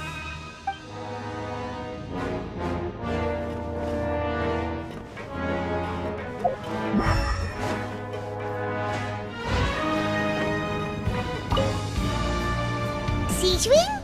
Aren't you supposed to be in the infirmary? What are you doing in the production zone? Hello, Traveler. Paimon. Everyone's usually busy around now, and we don't have any patients to look after in the infirmary. I thought I'd come here and enjoy the sight of everyone hard at work. Enjoy?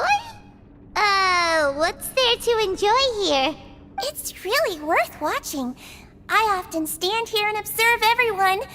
Humans are just so interesting and adorable. I like to watch your expressions while you work. Are you talking about pets or people? Oh, I can see why you think that, but you shouldn't jump to conclusions. See, we Melazines are a different species, and we see the world very differently from humans. It's very easy for me to observe everyone's condition. All it takes is one look, and I can tell which workers are exhausted. Wait, Melazines can see that? Huh. That does sound useful for being a nurse. Yes, running around tending to everyone's health is very fulfilling. But I'd much prefer it if you're all happy and free from exhaustion and pain in the first place. Take care of your body and make sure you eat well. Always rest when you're tired from work and don't push yourself too hard. We'll definitely take care of ourselves. Thanks for the reminder.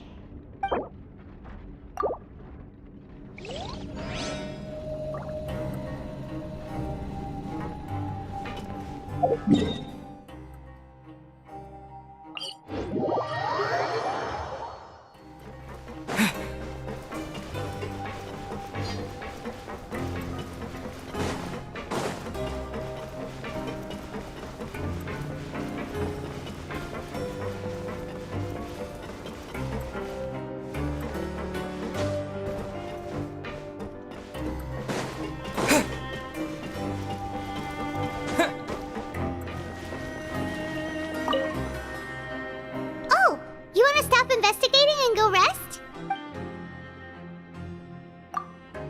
Okay, you should rest up. We'll be back at it tomorrow. So after working a few days straight, we got some strange meat in our lunch. What was that all about? Has our investigation turned up anything useful recently? Really? And it looks like that part of the investigation has hit a dead end. Well, we'll keep searching for more clues tomorrow. Good night, Traveler.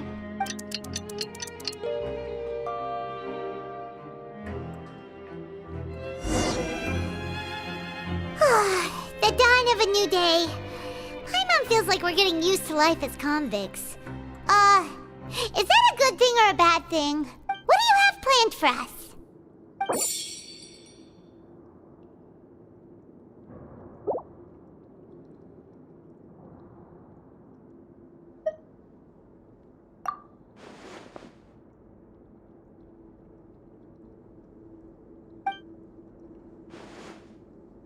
After working here so long, we're really starting to get the hang of it. But doing the same thing all the time can get old pretty quickly. How are you holding up? Yeah, it's good to kick back and relax once in a while.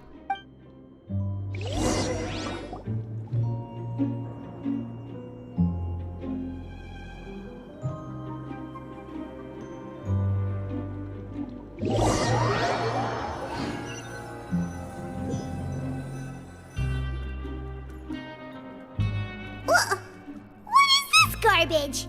Ooh, it looks disgusting! Oh, Paimon misses your cooking now. What would you like to do this afternoon? Sure! If we're not going to work, then let's kill some time at the Pancration Ring.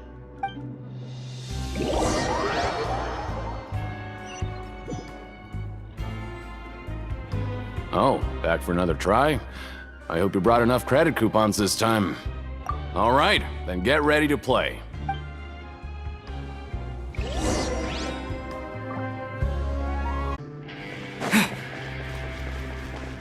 Okay, do your best to hit the targets, just like Colin said!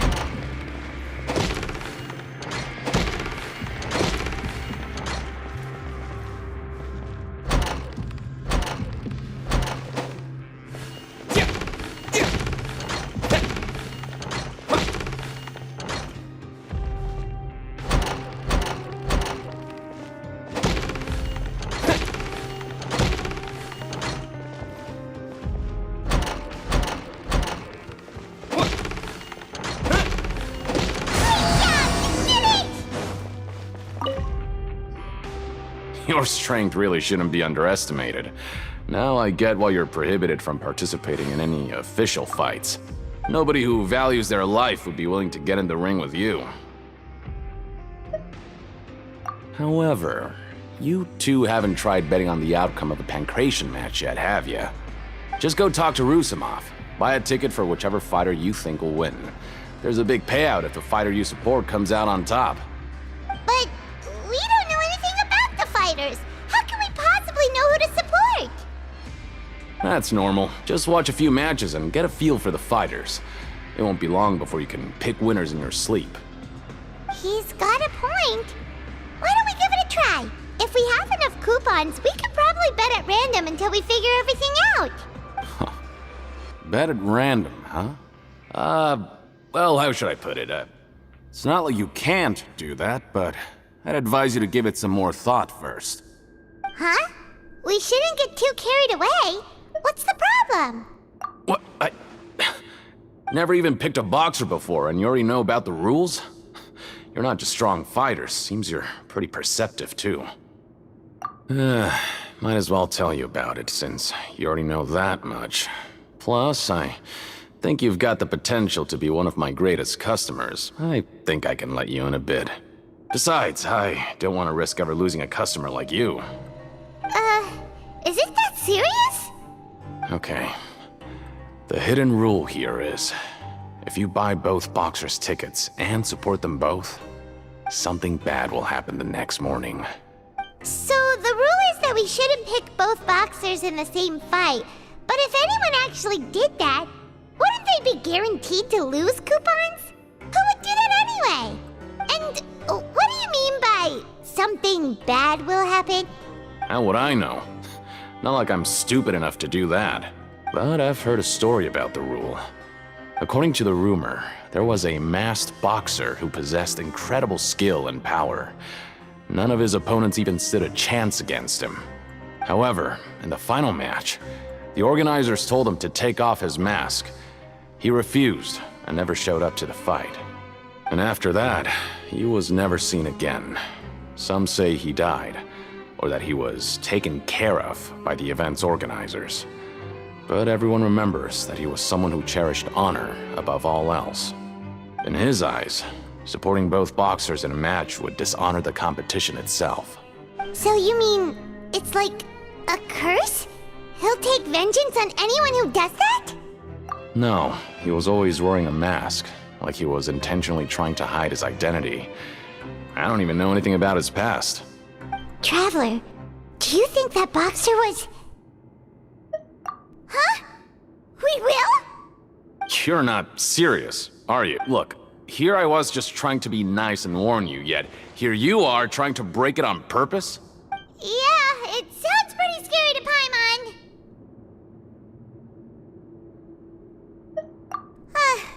Seems you've made up your mind. Just be sure to protect Paimon, okay? Betting on both fighters will set you back about 3,000 credit coupons. If you have enough, then go ahead and give it a try. Just don't come running back to me if something happens.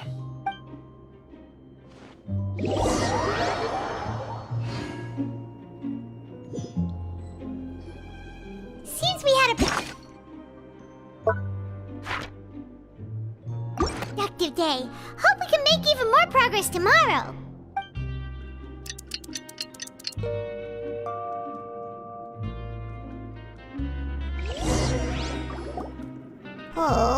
Paimon doesn't want to get up.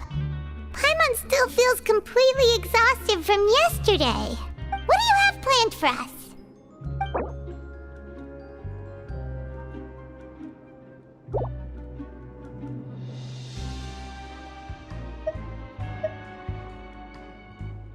After working here so long, we're really starting to get the hang of it. But doing the same thing all the time can get old pretty quickly. How are you holding up? Yeah, it's good to kick back and relax once in a while.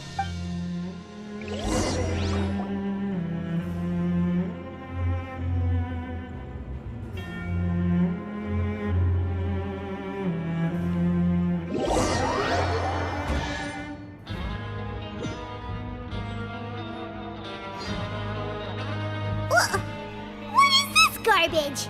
Ooh, it looks disgusting! Oh, Paimon misses your cooking now. What would you like to do this afternoon? Sure! If we're not going to work, then let's kill some time at the Pancration Ring.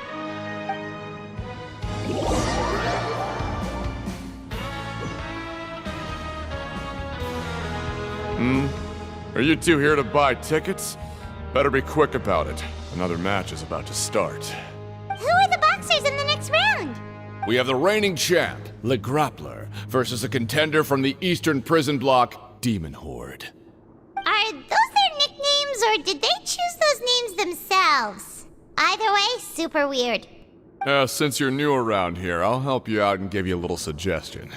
Even though Le Grappler is the crowd favorite, Demon Horde is a first-class dark horse with incredible potential. Anyway, for this match, I recommend that you pick... Huh? For both fighters? I can tell you're new to this, but I didn't think you were completely clueless. Maybe you don't quite understand the rules, no? Let me try to explain again for you more clearly. You see... Oh, no need. We're aware that we're going to lose coupons. Alright then, if you're absolutely sure. Remember, no refunds once you buy the tickets. Yeah, we got it! Just shut up and take our coupons!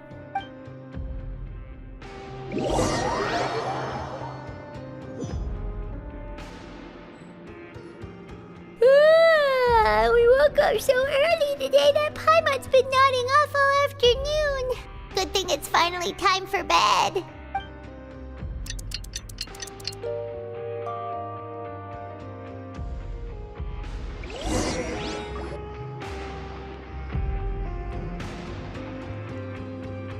Hey, Traveler! Paimon! Package here for you. The next time you buy something, go pick it up yourself. I'm not a delivery man, you know. Huh? A package? For us? Did you buy something, Traveler? Paimon's not quite awake yet, so why don't you go take a look? Right! Yesterday we broke the hidden rule and bought tickets for both boxers. Oh, maybe this package is the bad thing that Colin said would happen. Paimon suddenly feels wide awake. Wait, maybe let Paimon go hide somewhere first. Just call Paimon after you opened it. Hey, wait! Paimon's still here! Don't open it! Ah! Huh? What is it? Are you okay? Let Paimon take a peek too. Oh, it's just a small bottle. But the color of the liquid inside looks so wrong. Almost like... Alright, that's enough of that. No need to say it out loud. Paimon already knows what you're trying to say. Ugh, no way. Get that stuff away from Paimon. Paimon thinks we shouldn't open the bottle until we figured out what's going on. Just trust Paimon on this one, okay?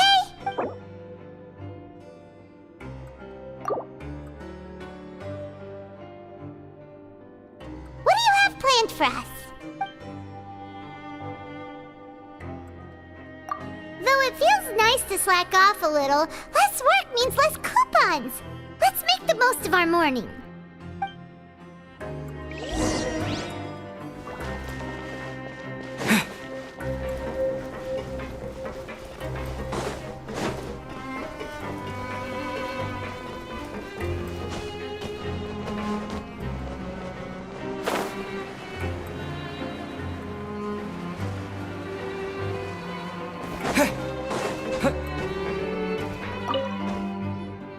If there's no way to send it all out, maybe I'll never get a chance to leave.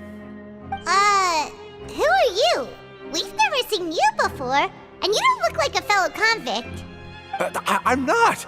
Of course I'm not. Please, don't mistake me for a criminal. I'm a good, law-abiding citizen. Then what are you doing here? You sure seem anxious about something. I'm a promoter for Fontico, and I'm usually responsible for promoting our drink products. I thought I could complete my task here quickly and return to headquarters, but I've been here way longer than I anticipated. Oh, a promoter from Fontico? So what kind of problem did you run into? I'm so upset. It's all because of that Duke. After discussing the company's promotional plans with him, he told me outright that my project was worthless. However, in light of our long history of successful collaboration, I still tried to patiently explain the details. However, to my surprise, he just cut me off while I was speaking. Let me take a moment and recall his exact words. I'm just gonna stop you there and say no. If anything, I'm saving you time. It seems you don't fully understand the value of credit coupons here, nor do you understand the value of your own products. The former is because you are from the overworld. That's understandable, and I don't blame you for that. But as for the latter, only someone monumentally stupid, so breathtakingly stupid, that they were completely ignorant of the value of credit coupons, despite living in the underworld, would ever possibly consider buying your drink. Let's just forget it. Anyway, that's how he rejected my proposal and asked me to come up with another solution with the condition that it doesn't cause any trouble for him. Can you believe that guy? Well, he is the head honcho here. Not much you can do about that. We met him too and could tell that he's the kind of guy that's hard to pin down. Fine. I know I should just let it go. I'm on his turf after all. His house, his rules.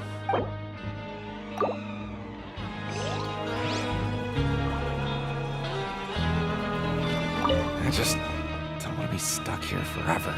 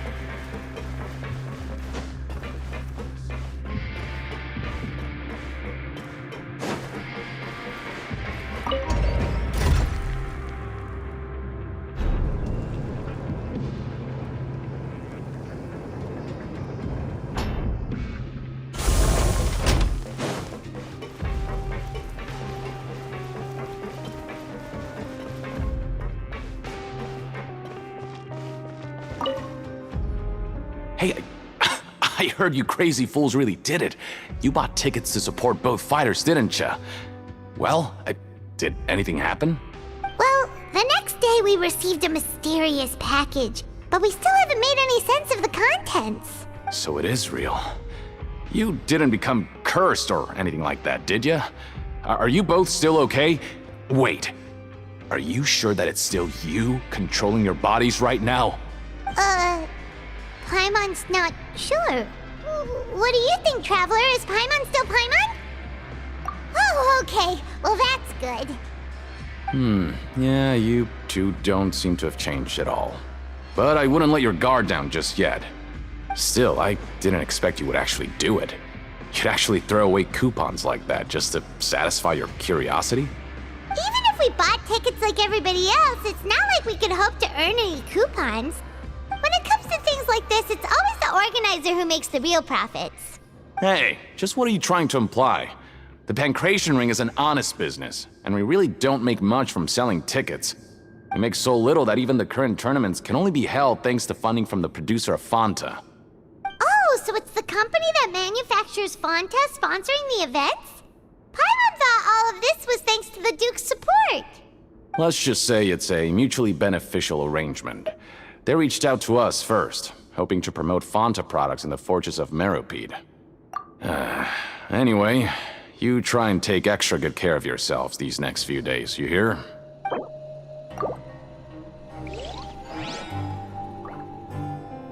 Oh, it's you. You must be absolutely loaded with coupons if you have time to stroll around like this.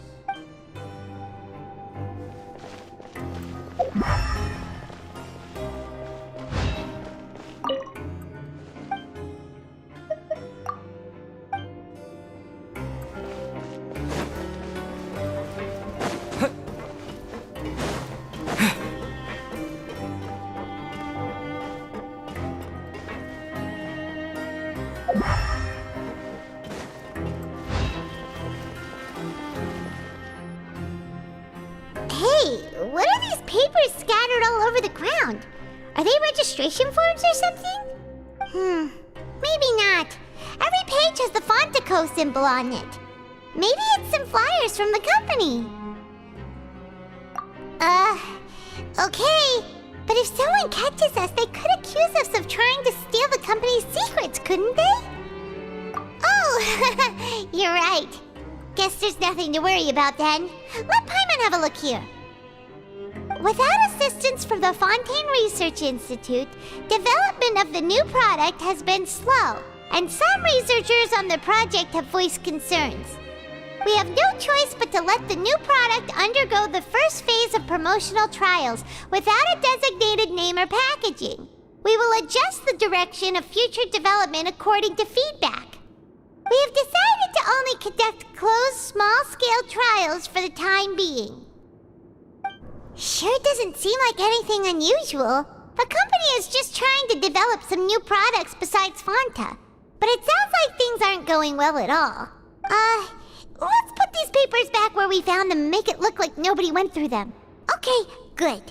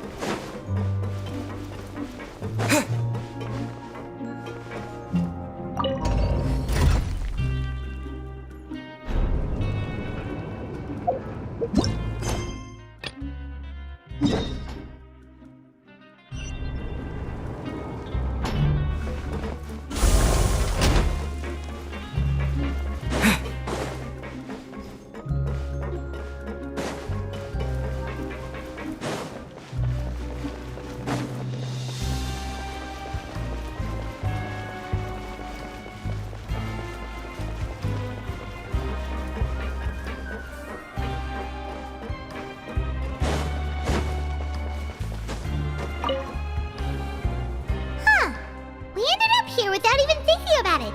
Wanna grab something to eat? Alright, but remember that we bought this time with coupons, so let's make better use of it next time.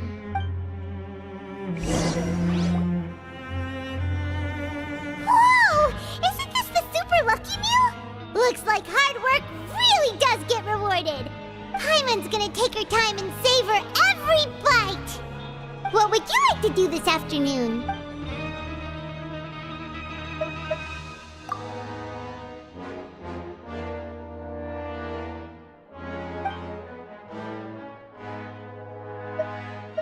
After working here so long, we're really starting to get the hang of it. But doing the same thing all the time can get old pretty quickly. Yeah, it's good to kick back and relax once in a while.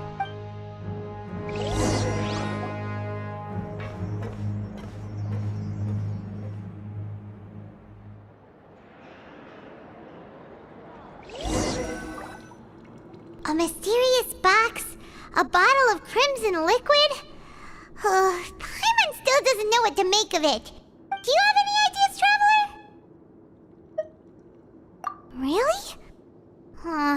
Then it looks like that part of the investigation led us nowhere. Well, maybe we'll have better luck tomorrow. Good night, Traveler.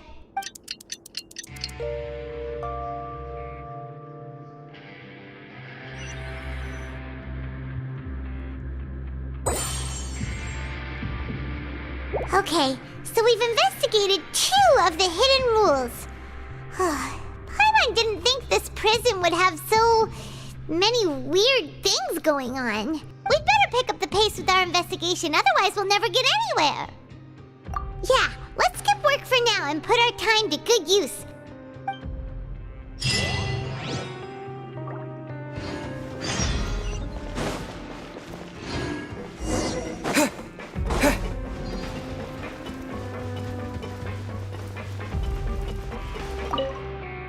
Using coupons to skip work doesn't bring freedom, but only pulls you closer to the abyss of degeneracy.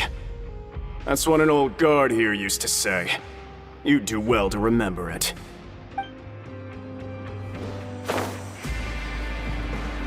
Yeah.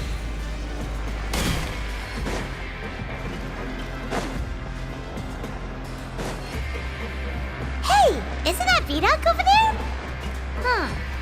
Is it just Paimon, or are there fewer people than usual here today?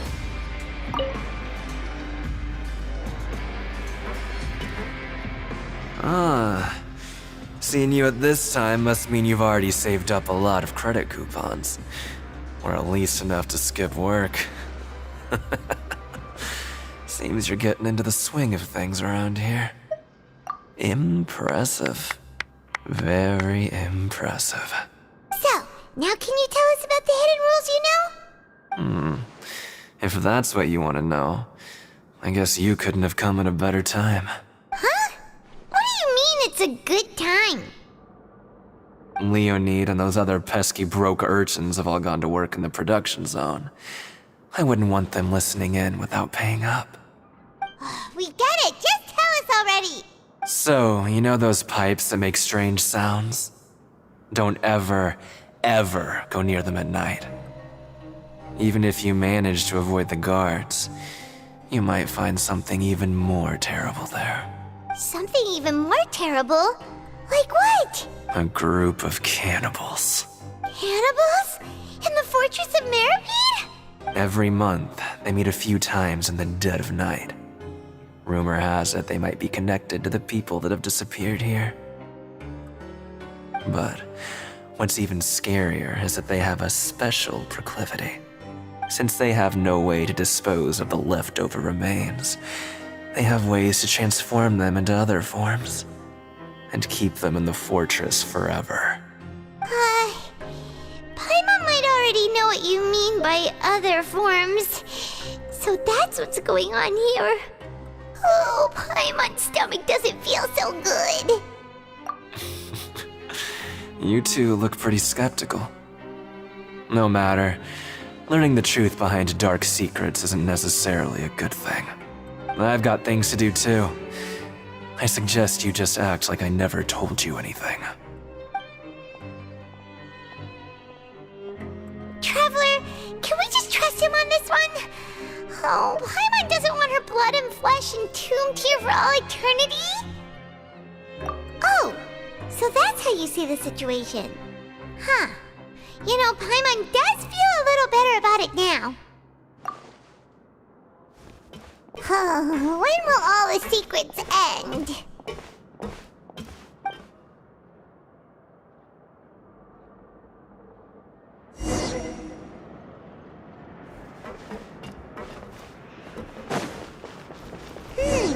Vidoc isn't here. But the guys who went to work in the morning are back. Let's go ask them! Just stay away from me. What? What are you saying? You shouldn't go around saying stuff like that.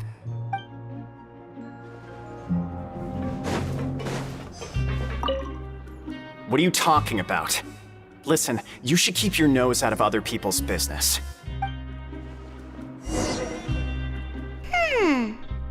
attitude sure is suspicious. Like they're trying to avoid us.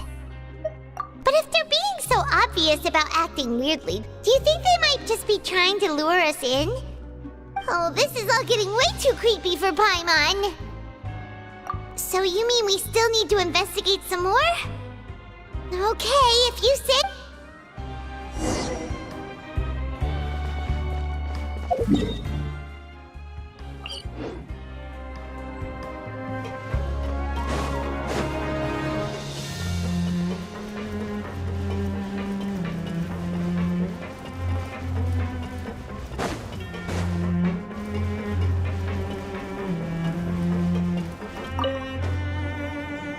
Fielding? What do you want? Criminals like you ought to be working right now. Catch. We just want to ask you a simple question. Have you ever discovered anything odd during your nighttime patrols? Why are you asking about something like that? Whatever happens at night isn't your concern. All you need to worry about is getting enough sleep. Well... right! We've heard it happens a few times every month. Paimon has sensitive ears, so it makes it hard to sleep. Really? I see. But it's not like I'm on duty every night. And now that you mention it, I recall my colleagues talking about something like that before. They say that strange things tend to happen at night on pipe cleaning days. Lots of us don't willingly take those shifts. So, what happens at night on pipe cleaning days? And they just conduct regular cleaning of the fortress's drainage facilities. There are 3 pipe cleaning days per month, and it just so happens that today is one of the scheduled days. You can try to confirm the sounds tonight if you want, and if they're real, then I can report the issue to my superiors for you. Oh, okay. Then we'll keep both ears out tonight. If that's all, then I'll be leaving now. I advise you not to try anything funny, though. Even if I'm not on duty tonight, someone will still be watching you. Don't worry, we don't want any time added to our sentences. Oh, he left. So what do you think about the pipe cleaning days he mentioned? Right, both are a possibility. But Fielding did say that tonight is a cleaning night. Paimon knew you would say that. Alright, sounds like we'll be up all night tonight then. Paimon just hopes the guards don't catch us.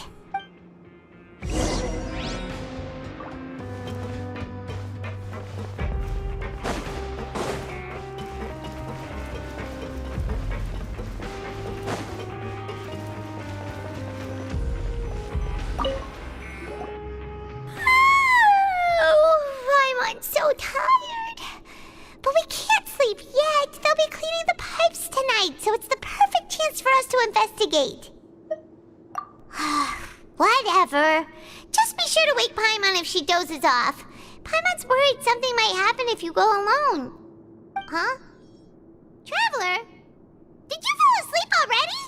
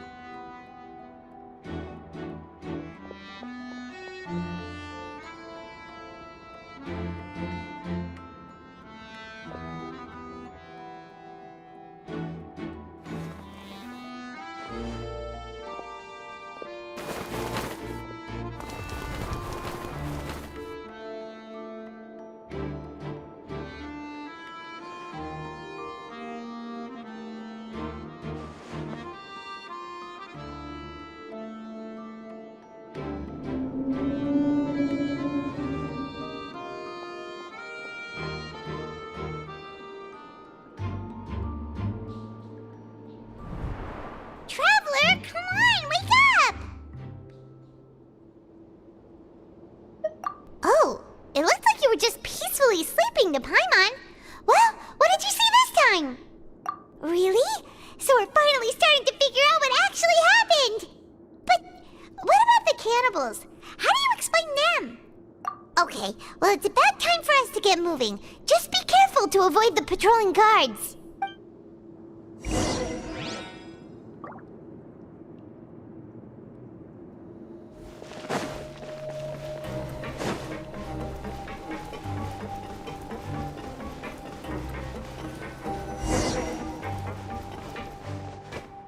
Shh! Careful! We'll get in trouble if the guards catch us.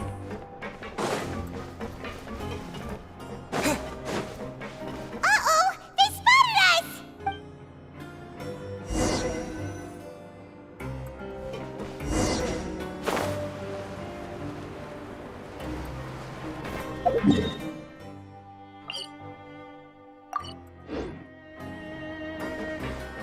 Hey, not this way. We need to get to that pipe, remember?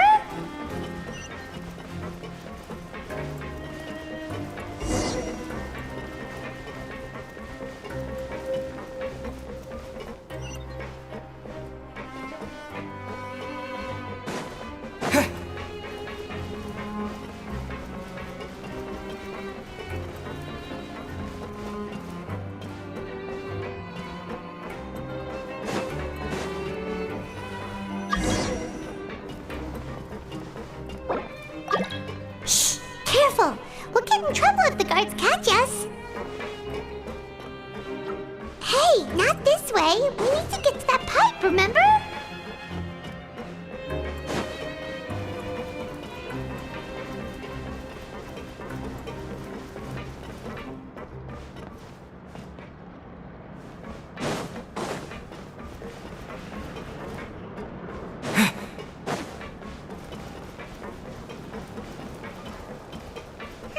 This should be the place.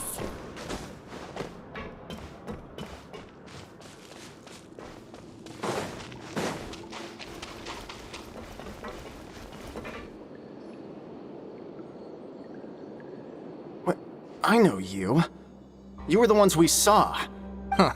You've got guts showing up here. You know who we are, right? You'd better leave now. Ain't nobody coming here to save you. What'd you say? Yeah, so what if they were? If you push us, we can make those rumors a reality at any time. Hey, what's the point of all those rumors anyway? What exactly are you trying to do? I don't have to tell you anything. If you turn around, go back to the dormitories and act like you never saw anything, then I'll pretend that you never showed up here. Yeah, scram. Nothing worth seeing here. Huh? What did you say?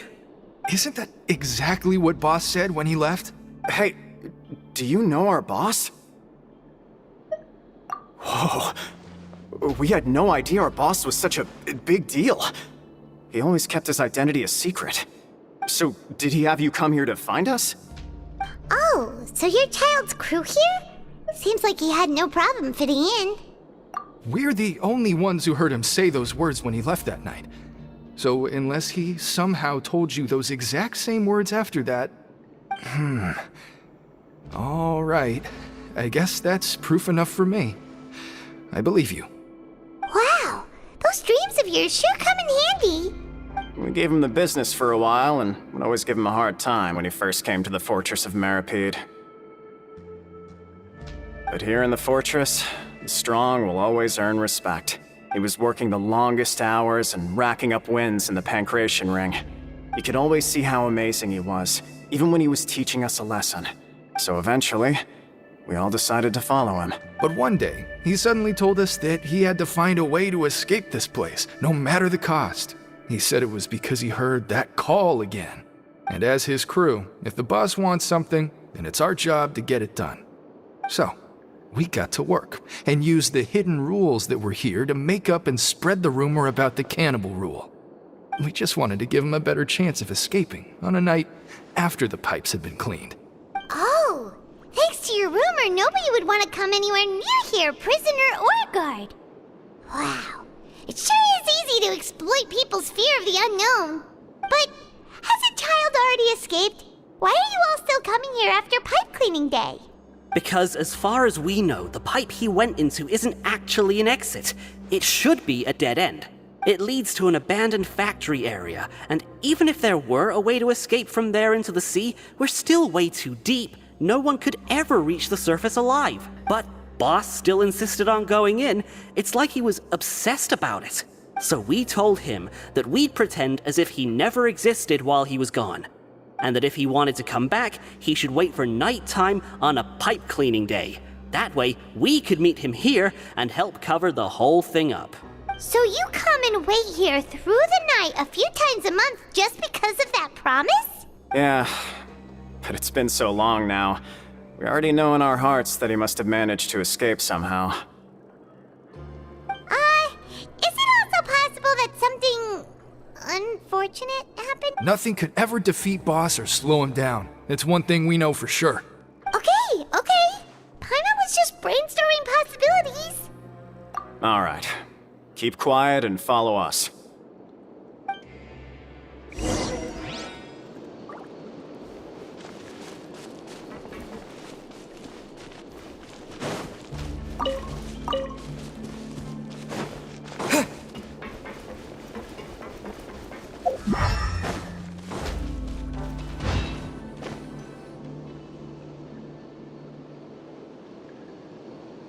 The way up from here has been sealed off. It's impossible to get through. Boss left by going down from here. It wasn't full of water at the time. Later, we came back hoping to have a look. That's when we found out it had been completely flooded. It's impossible to navigate unless you're an extremely skilled diver. Do you think Child got trapped by the water? Not likely. We all know that Boss was an incredible swimmer. Really?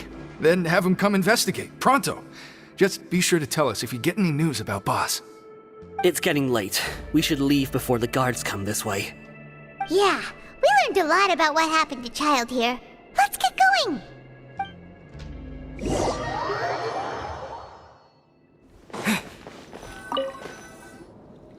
Whew. We finally learned some key information. Seems all of our investigative work has finally started to pay off. When you said you knew a diver, you were talking about Fremine, right? If we ask Linny, he'll definitely have Fremine help us. Ugh. Why is Child like this? What was he doing going into the pipes? Not making our jobs easier, that's for sure. Fortunately, though, it seems like it's only a matter of time now before we find out what really happened. Now that we can finally relax, I'm starting to feel super sleepy. Let's try to get some rest while we still can. Nighty-night, traveler!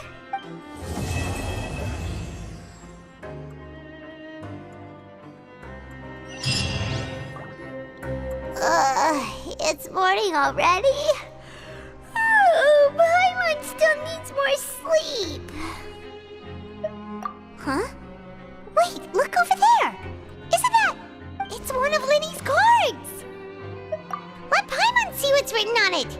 Maybe you haven't heard, but today is the monthly free day. Everyone has the day off today, which makes it the perfect time to do some investigating. It's been a while since we last talked. Have you been making any progress lately?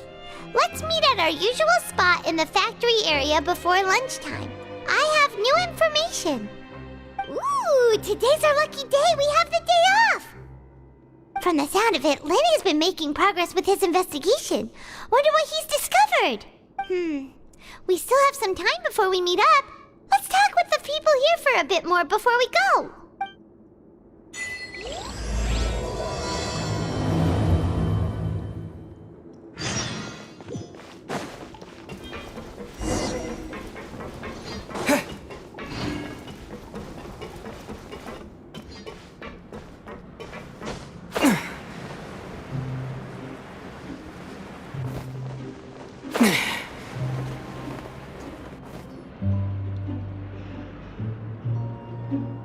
Look, there are some people talking over there. Let's listen in on the conversation.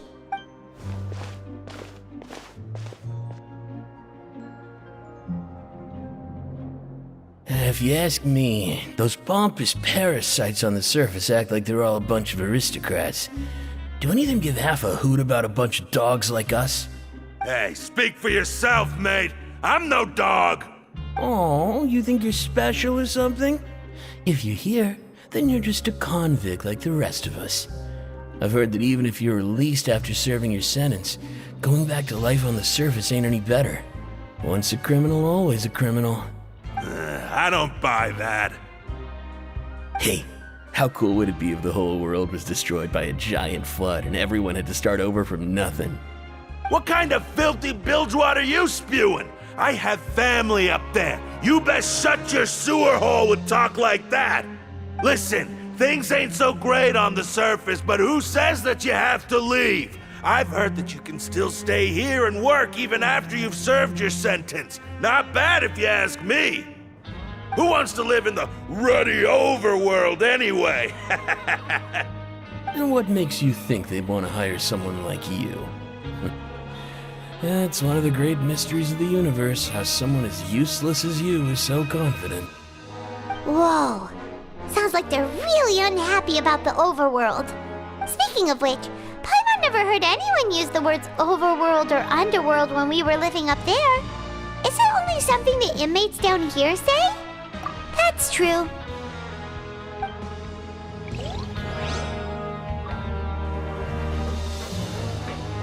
Anyway, I've already decided to stay here. Wish I could say the same.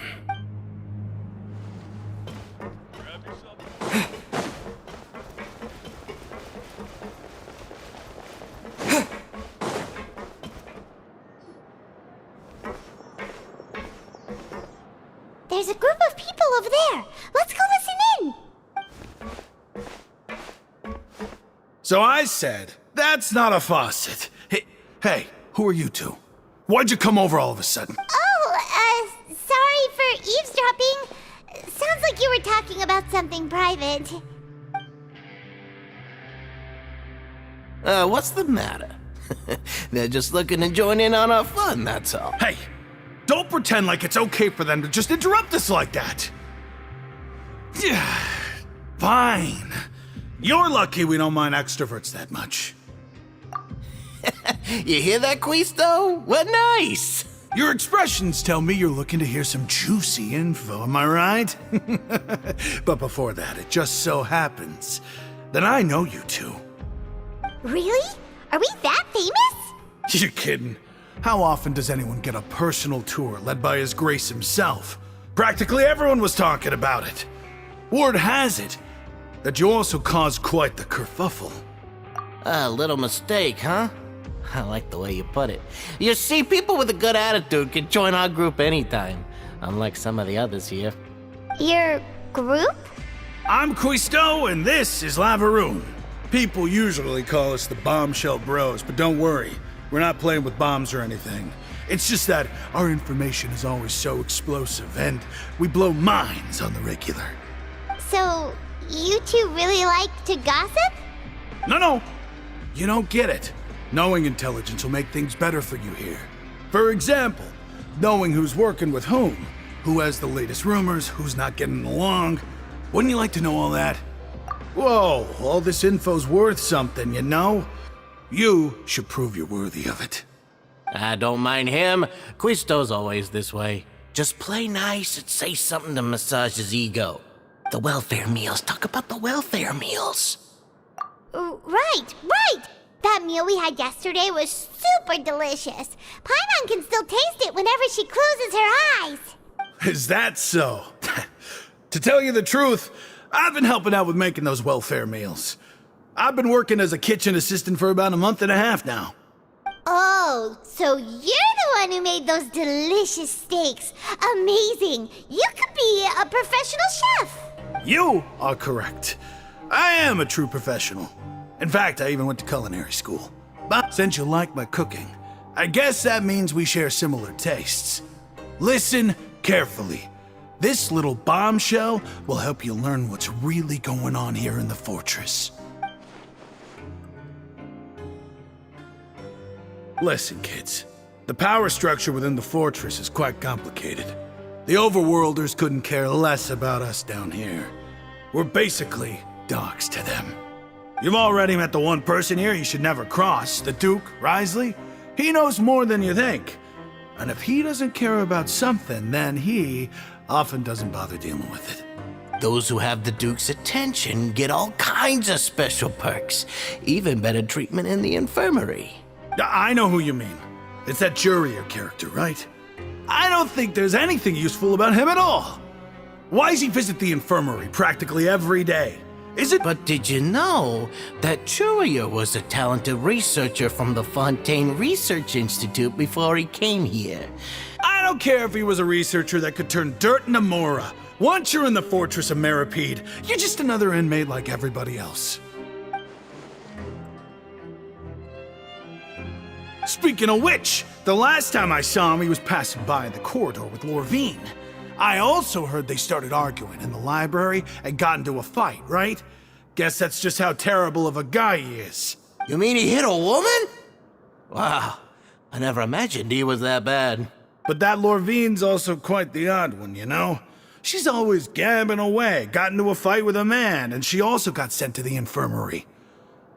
Come to think of it, I always see her going to the sick bay every couple of days, too. Wait a second. You don't think? Do you think could it be that they're secretly meeting there to go on dates? But it's really hard to imagine. After all, I do remember seeing Lorvine beat Jurier to a pulp that one time. And we might be overthinking things.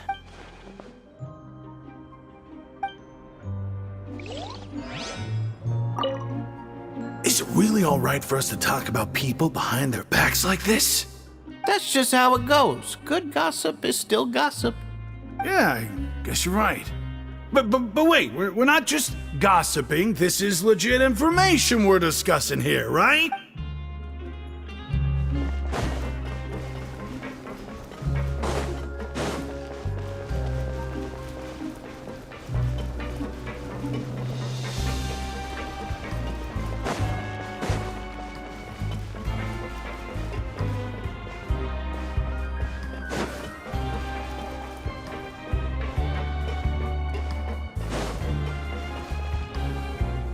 Hey, you over there?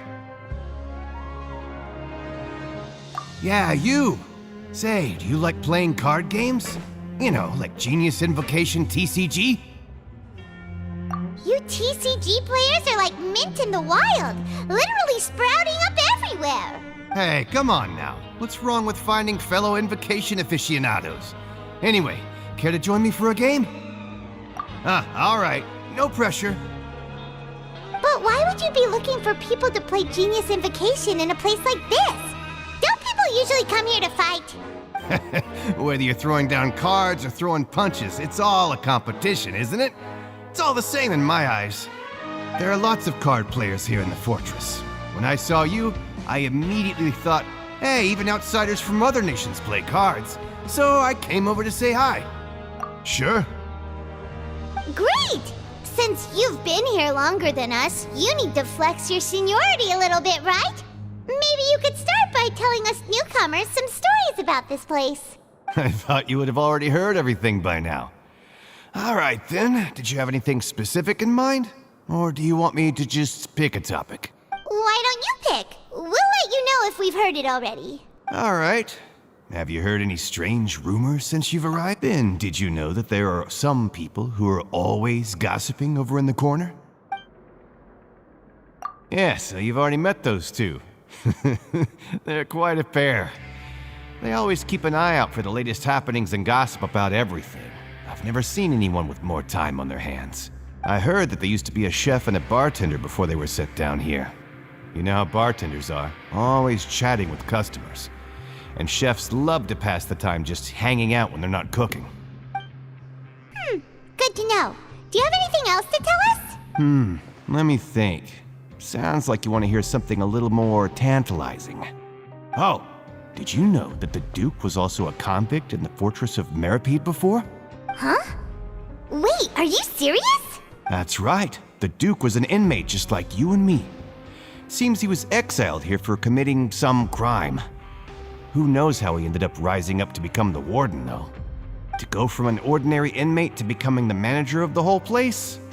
I'm not gonna lie, I kinda respect that. A forbidden zone? Sounds like something that someone just made up. I've never heard of that. Where did you hear about it? It's just a rumor we've been hearing, but no worries if you've never heard of it. Do you have anything else you can tell us? Anything else? Not that I can think of, but I'll be sure to tell you anything interesting I hear next time. You'll have to play a game of Genius Invocation with me first, though. Okay, we've talked to just about everyone, and it's about time for us to go meet Linny. According to the...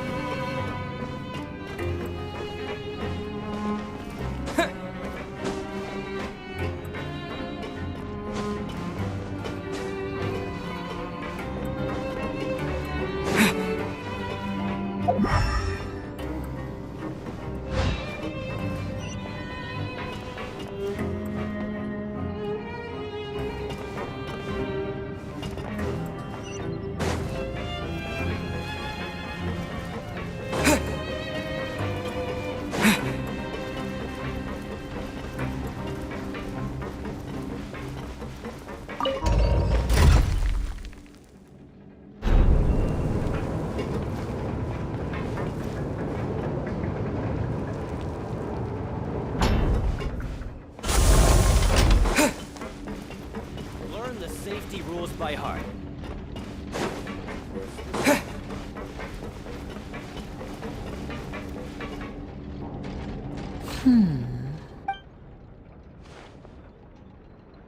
Huh?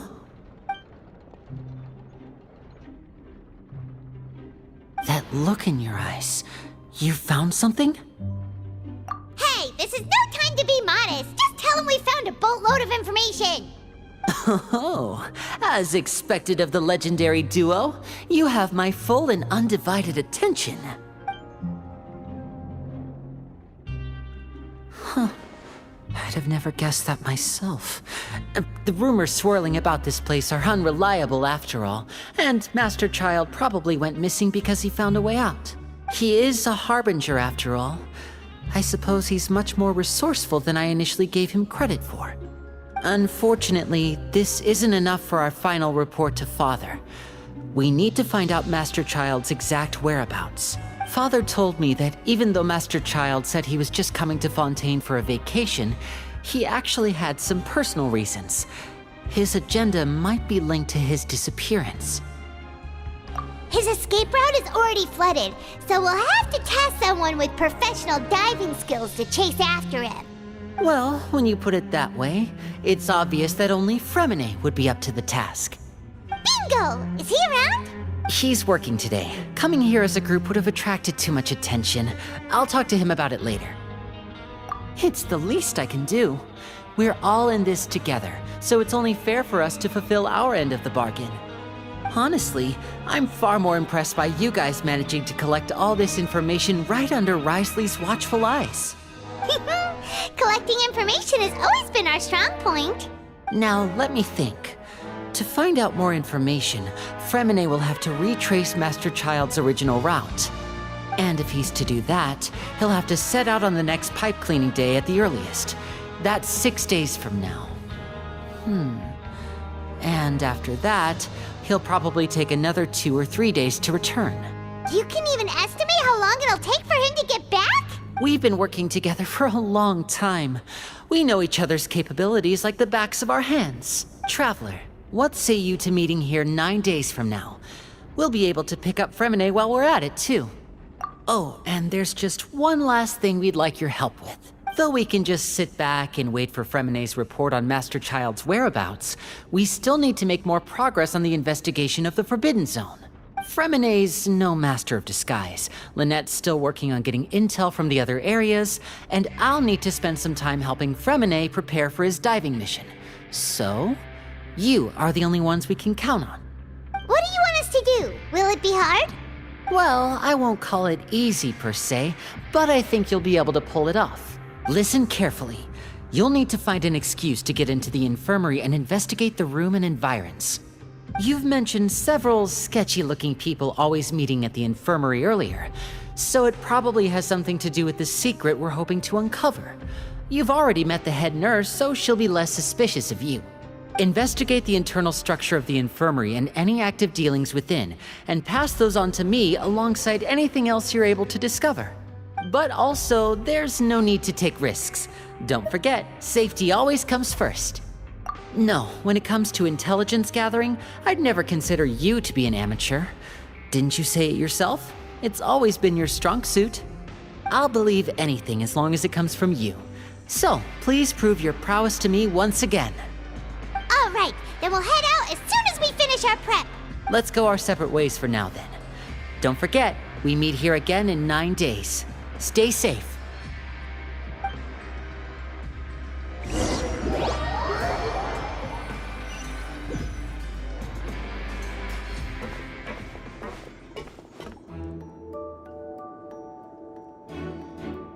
Hey, stay here for now. Paimon will take a peek. There seem to be several people inside.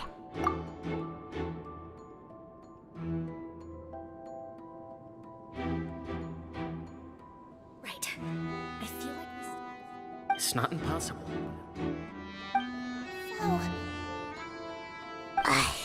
It's a bit hard to understand them from here, so why don't we just try to talk to them in person? Let's go as soon as you're ready.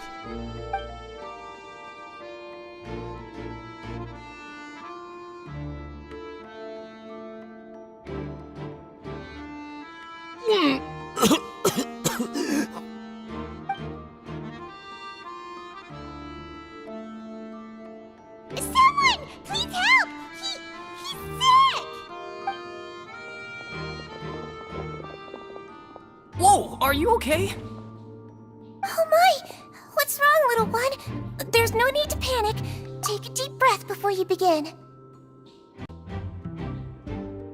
The traveler started complaining of a stomachache, and then nausea, and then collapsed onto the ground. Paimon doesn't know what to do. Freezing limbs, twitching fingers, and pale complexion. Could it be poison? Let me take a look. Please lie down over here. Don't worry, I'll get you to the bed safely. Here, hold on to my shoulder and walk slowly.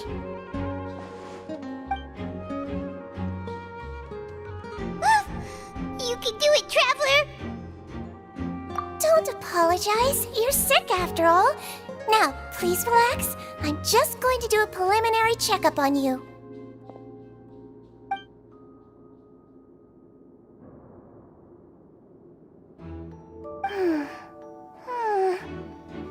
I see now. My checkup has confirmed that he's not in any mortal danger. That's our worst fear out of the way. Oh, that's good. But I'll continue my diagnosis of the patient now. Please, relax and take a deep breath.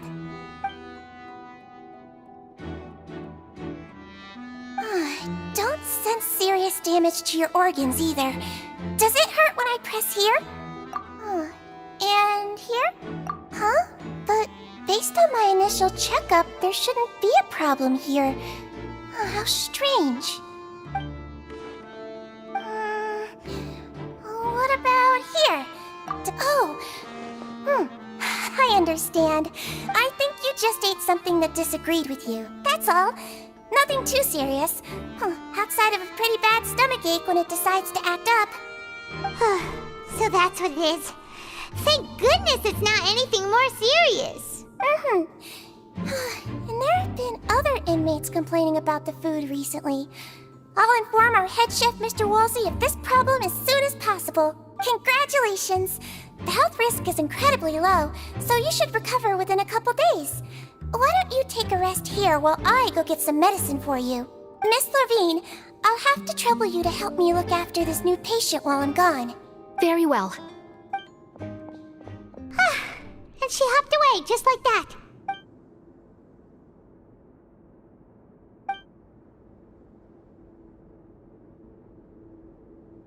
Hello. So how are you feeling now?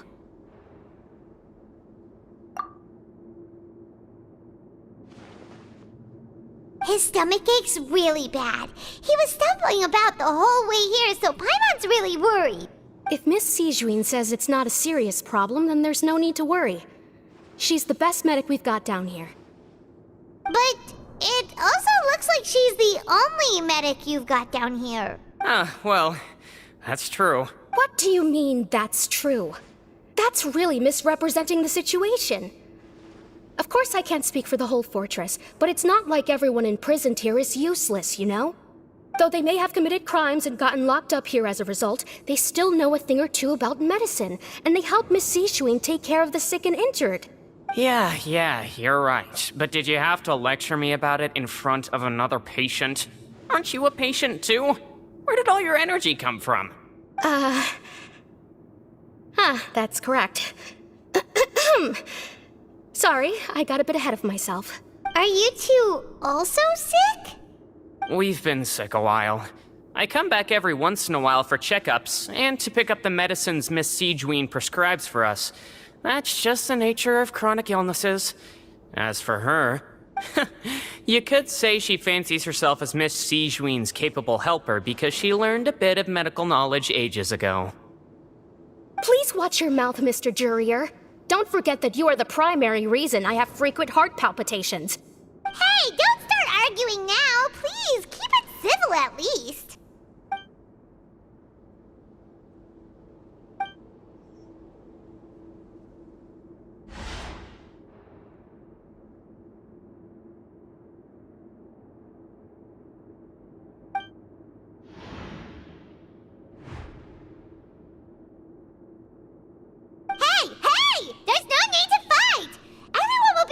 Someday, so there's no need to argue over silly things like this. But... Release. It's way too early for us to even think about that. And who the heck knows if we'd even be able to continue our previous lives?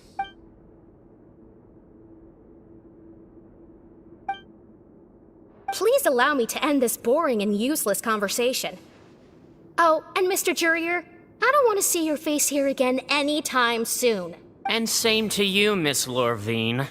Anyway, that was more than enough rest for me, so I'm going to get out of this excessively noisy place. See you later, everyone.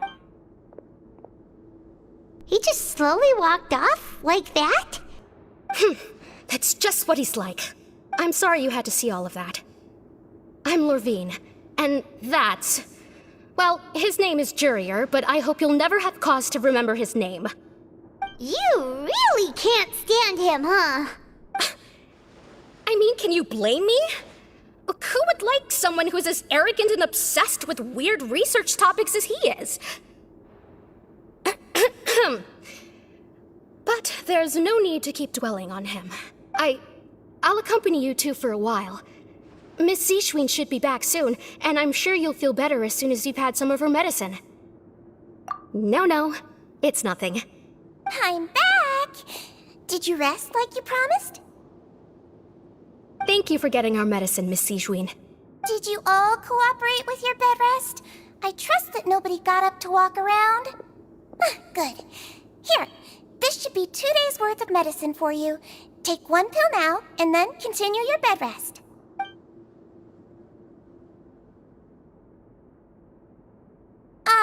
Miss Levine, I left in a bit of a hurry just now. Do you still remember if we discussed the color of the pill that you should be taking today? I remember. You said it should be yellow. Yellow, huh? I understand. These are yours. Please, make sure to go to bed early after taking them tonight. All right, then I'll also be on my way now. I hope you feel better soon, too. See ya! I'm going to fill out your medical record now. You're widely known as the Traveler, right? I just want to double-check a few details. If those two made quite the commotion just now, so why don't we let the Traveler rest? Paimon can answer the questions instead. So his primary symptoms are abdominal pain with secondary symptoms of nausea. That's it. All right then. Is there anything we should know besides to take the meds? No, his base constitution is quite good, so I'm sure he'll recover quite quickly after taking the medicine. Please make sure to stick to bland or less stimulating foods, and don't stay up too late at night. Got it. Paimon will hold the Traveler to that for sure.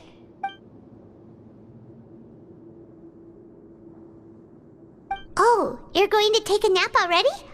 Okay then, you get some rest.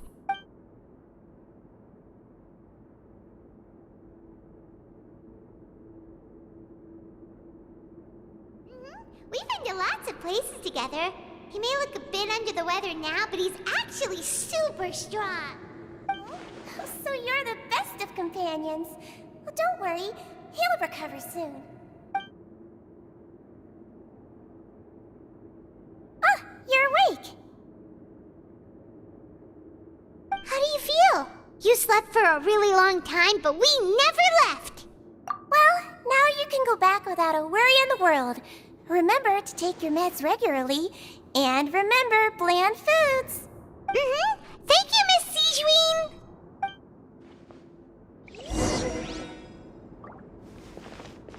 Seems like a lot of people have been coming down with an upset stomach lately. I'll need to address that.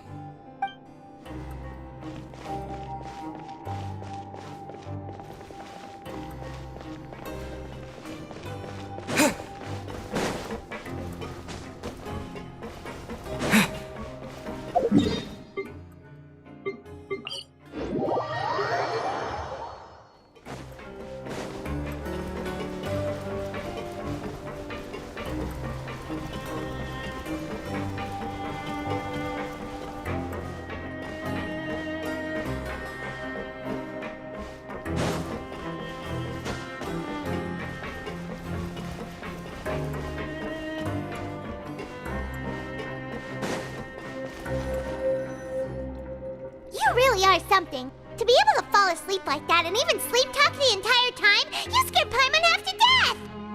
No, but you kept mumbling things along the lines of, Pyron, don't take my grilled fish, and put down the Adeptus Temptation now! Paimon talked with Sijween the entire time you were asleep. She seems like she's just a sincere nurse, and Paimon didn't notice anything unusual in the room. Are you sure we're not going off track with the infirmary?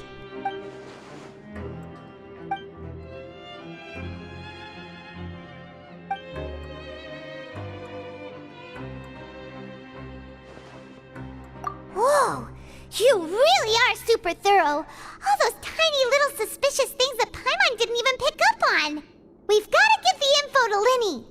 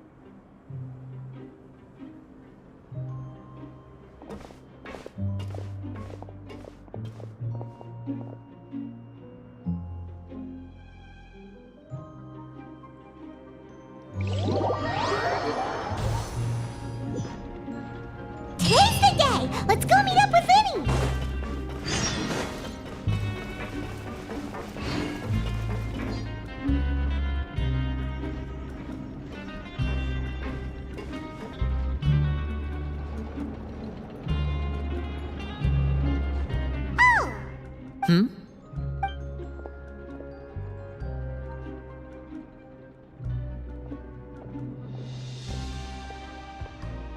Did you two run into any trouble over the past few days? No, we just worked our shifts according to the schedule. That's good. That means you didn't raise any suspicions when you infiltrated the infirmary. We've taken a look at the slip you've sent. Fremine successfully left the grounds via the pipes 2 days ago, and as of last night, Lynette has also infiltrated the infirmary after faking an illness. Wait, why is she getting involved as well? You already went above and beyond when you scoped out the infirmary. To put it more bluntly, even if we were to view that as something you did in exchange for Fremine's help, you've already done more than enough. Infiltrating a guarded stronghold is a different kind of job from a one-off investigation. We want to avoid using the same faces over and over and reduce. Lynette also felt like you have already taken the first step for us, so she should be the one to finish the job. So that's what Lynette thinks. Oh, Paimon hopes everything's going well for her. Perhaps that's true. You are both very good people, and we've come to appreciate that more than anyone else. Unfortunately, there's still one thing that could get between us, lest you've forgotten. The matter of our respective loyalties. You've mentioned before that you've had some run-ins with the Fatui. I can understand that feeling, so I assume you're just helping us out of the kindness of your hearts? Well, everyone could use some more friends. We'll be counting on you to help us in the future, too. Since I see you as friends, then it's even more important for us to protect you from any peril. Fremine and Lynette feel the same way. Glad to hear it. Then, let's go check on Lynette before Fremine returns. If everything went well, then she should be wrapping up her investigation right about now. Is now really a good time to go over? According to my observations, Sigewinne always spends around half an hour away from the infirmary right before lunch. Lynette knows this as well, so this should be a good time to meet up with her. Also, I'm her brother, remember? It's only natural for an older brother to care about his younger sister's well-being. Okay, then let's head over right away.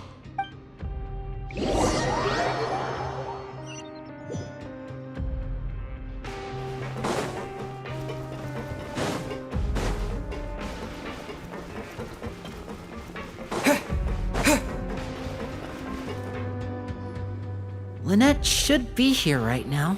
Huh. Strange. Lynette? As expected, Sigewinne isn't here, but why isn't Lynette here? No, Lynette rarely deviates from the plan. We agreed that if she were to make changes on the fly, she'd find a way to let me know. Unless... Let's see if there are any clues around here. We can look while we wait for her. Who knows? Maybe she'll be back soon. Okay.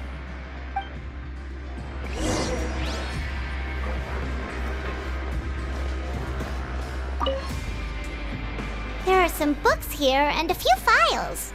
They all look like medical records.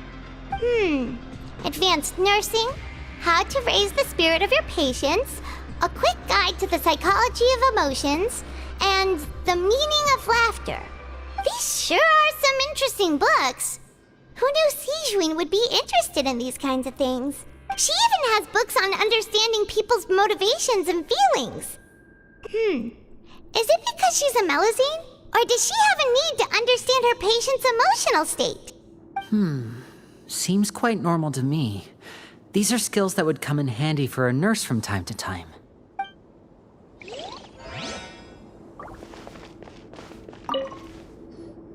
None of the beds have any signs of having been slept in. Except that one over there. That's the one Lynette must have used, right? You said she was pretending to be sick. She would have said her migraine was having a particularly bad flare-up. Generally speaking, the head nurse would then ask her to lie down and rest while she left to retrieve the medication. Which means either the head nurse didn't return the entire time from when Lynette laid down up until she left the bed, or the nurse intentionally left it this way.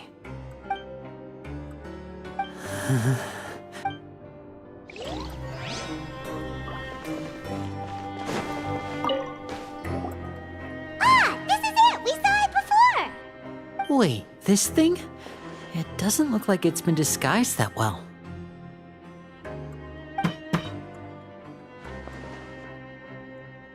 The space behind it is empty. From its size, I don't think it's an entrance that is meant to be taken apart. There's probably a mechanism around here somewhere. Could Lynette have tried to get inside? But if that's the case, she would have contacted me for sure.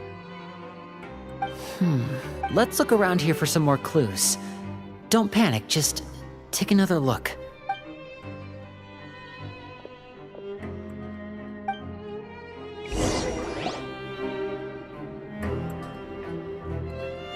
Hey, you guys, there's a slip of paper over here! A slip of paper? It's right over here, and there's a bunch written on it too. It reads, "Out of respect for your usual practices, I'll use a piece of paper or card as the medium to pass on my message. You may consider this as me giving you my best regards." This is... Is that all? The back. This is... Show me! Now! That look on your face. Paimon's reading it now. Would you care to guess where Miss Lynette of the Fatui could be right now? No. Could she have... Is she already... Wriothesley. Did he deliberately leave the infirmary unguarded to use it as bait? Wait, you mean he was aware of our goals from the very beginning? But why? We didn't run into any trouble last time, and he also never reached out to us since. Yes, that is a crucial question.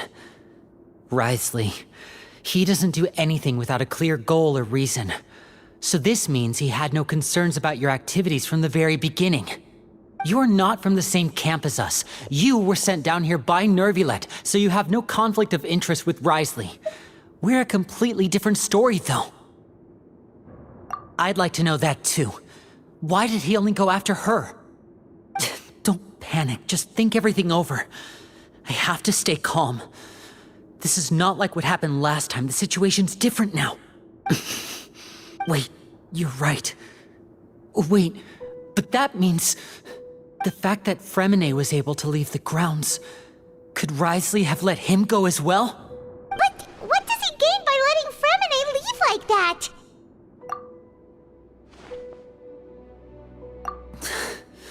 So he's challenging me and trying to provoke me, I'm sure of it. We never should have sent out Fremine. We had to go through all that trouble to find an opening to sneak him around the guards and into the pipe, and we even thought luck was on our side. If Wriothesley let him leave on purpose, then he's probably in a terrible spot now as well. Lenny's getting more and more panicked. We have to calm him down. Don't be like this, Lenny. Fremine wouldn't have left if we hadn't told you about Child. That was our fault. No, I'm the leader of this operation, and I'm the one responsible for this team. I was the one who failed to protect them. I'll go talk to Wriothesley. Hey, don't be reckless! Traveler, please talk some sense into him. I simply cannot allow Lynette to be abducted again. I have to go. I'll find a way to get them back. He's rushed out the door! After him!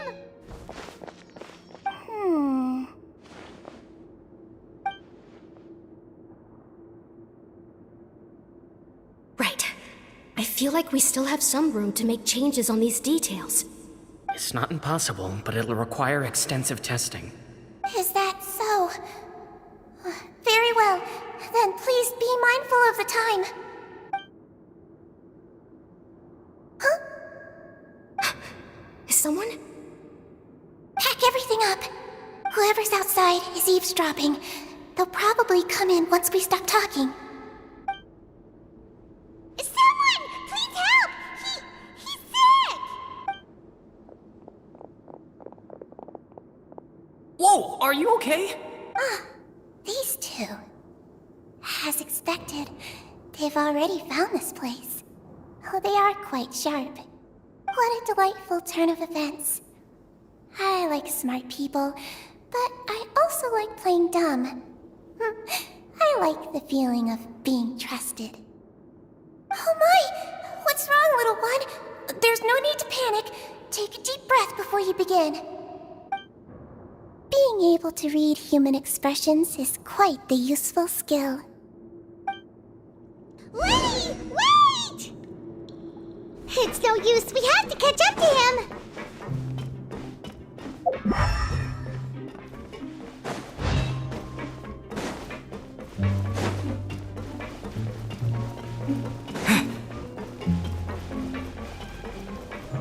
He's already out of sight. How is he so fast? Let's go head him off at Risley's office.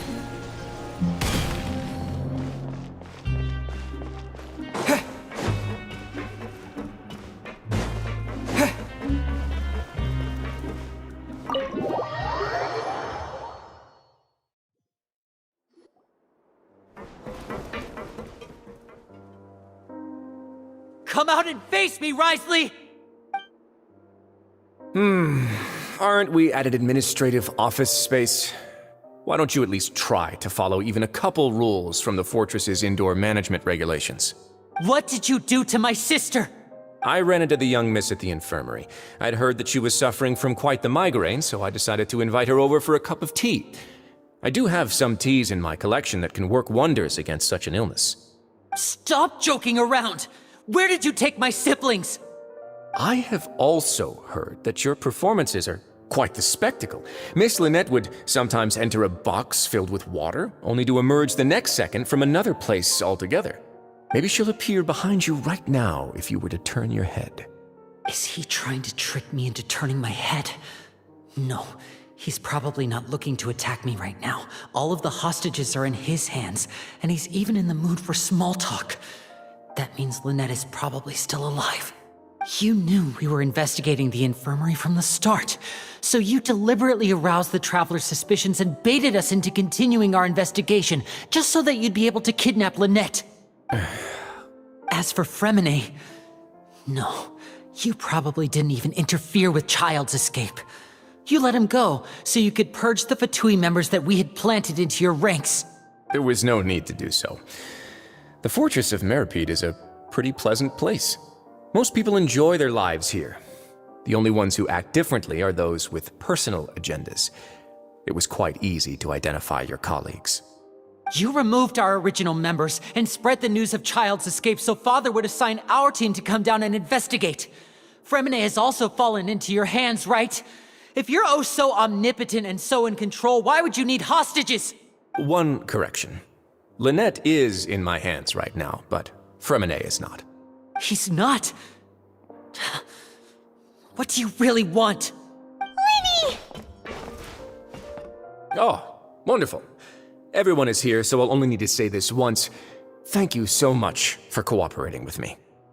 Eager and to the point, I see. Alas, only Miss Lynette is currently having a cup of the fortress's finest tea. Although, as per your original plan, Mr. Fremine should also have returned to the fortress by now. But he has neither shown up within my gates, nor has he been taken into any kind of custody. So where do you think he may be right now? Wait, you can't mean you locked him outside in the sea? I closed the fortress's gate to the outside world. Fremine's a star diver, so he should be fine, right? No, we're still here, so he'd definitely try to find a way to come back for us. So we can't assume he might have made a break for the surface. But why would I do this, you may be asking? To have an audience with you, of course. My intel tells me that Mr. Linney is a great magician, so it's only natural for me to want to have some cards of my own when it comes to negotiating. Besides, I do recall you mentioning to Miss Lynette that you've always wanted to have a face-to-face meeting with the Lord of the Fortress of Meripede, regardless of whether it was in a personal or a professional capacity. So, you've been keeping tabs on us before we even set foot in the fortress. Some of my folks just happened to hear a thing or two, that's all. In any case, I will be straight with you. I was willing to play dumb and turn a blind eye, so we had a pleasant few days playing games together here. But once you started focusing on the Forbidden Zone, all of that changed. Mr. Linney, the cards are stacked against you right now. Miss Lynette is in my hands, and Mr. Fremine is still slowly being pickled out there in the brine. You know just as well as I that he cannot last out there forever. You need do but one thing to guarantee their safety. I would like you to contact your superior, and ideally, invite her over for a cup of tea with me. You want to see Father? But why should she bother giving you an audience? Well, if she cares for the well-being of her dearest children, she should have plenty of motivation to join me for a parents' evening. I've heard that the bonds between the members of the House of the Hearth are like the bonds of family. I don't see why she would refuse. Why did you think Father sent us to handle the Fortress of Meripede? This place is basically a no-man's land. It wouldn't be fitting for anyone as important as a harbinger like Father to come here in person. Oh, I see. So it's because she doesn't care for my place here. That's such a shame. After all, I've amassed quite the tea collection. I was looking forward to sharing it with her. Both Monsieur Neuvillette and Lady Farina have already received many samples as gifts. Was this the extent of your master plan to get to Father? No matter how much pressure you may put on me, I won't allow you to use us to blackmail her. You people really are difficult to get along with. All I'm asking for is a face-to-face conversation. Does she truly have no interest in the fortress's secret? Mr. Linney, you have one last chance to invite your father here. If you refuse... Linny! Instead of asking why I'm doing this, why don't you try to see things from my perspective for a second? From the very beginning, the Fatui has been actively infiltrating my fortress. I gave you a warning by cutting off the first few operatives I found, but that only caused you to double down. Had you given up on the fortress then and there, I'd have no reason to want to talk. Mr. Fremenet left the fortress on his own, and Miss Lynette tried to pry out my secrets right in front of me. No matter how you look at it, the responsibility for this falls on you. I shouldn't ask Father to do anything because of us. 6, 5... Wait, 2, 1. Time's up. It really is a shame, Mr. Linney. Risley! Negotiations have broken down. Please leave, ladies and gentlemen. It's time for my afternoon tea. Yeah, listen to the Traveler. If you can't talk to Linny, can you at least talk to us?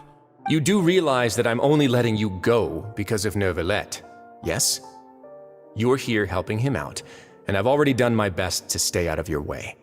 But that doesn't mean you can just do whatever you want.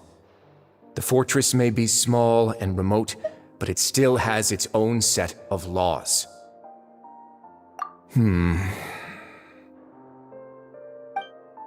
Then how about this?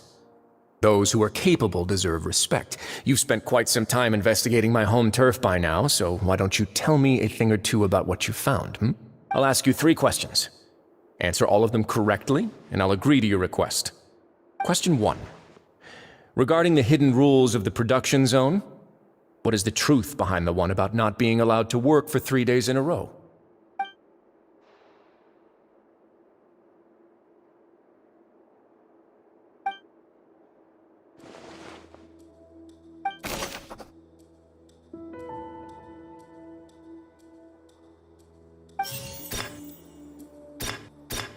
I've been told that the infirmary is always empty for the half hour just before lunch.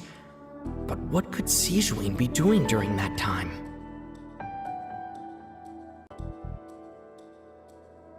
The Fonta promoter has been struggling because he doesn't recognize the real value of coupons.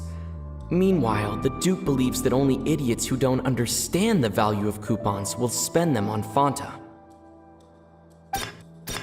We often see Miss Sigewinne observing the prisoners at work near the production zone. It seems like she can perceive the general state of a person's health just by looking at them. Fonta's internal report suggests that they're starting a new trial of an unnamed and unpackaged product. But the product has to undergo a trial because even Fonta's own employees have a lot of reservations about it. The research notes said that the Melusine race perceives the world very differently from humans. As a result, the Melusines have also developed a sense of aesthetics that appears rather strange and alien to humans. According to Collins, the Pancration tournament only took place because the Fonta company sponsored it. The company must want a return on their investment as well.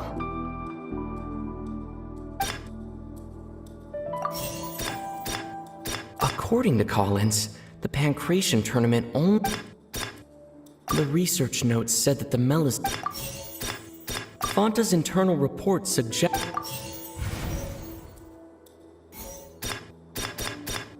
I've been told that the infirmary is always... The Fanta promoter has been... We often see Miss C...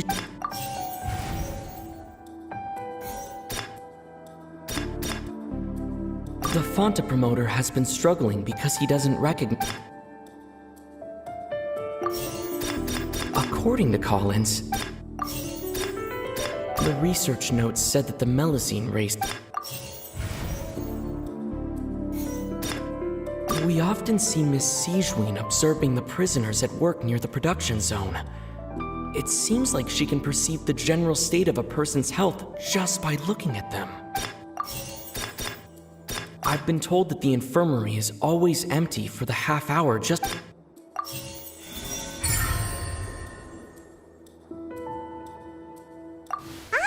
that's what's going on. Paimon understands it now.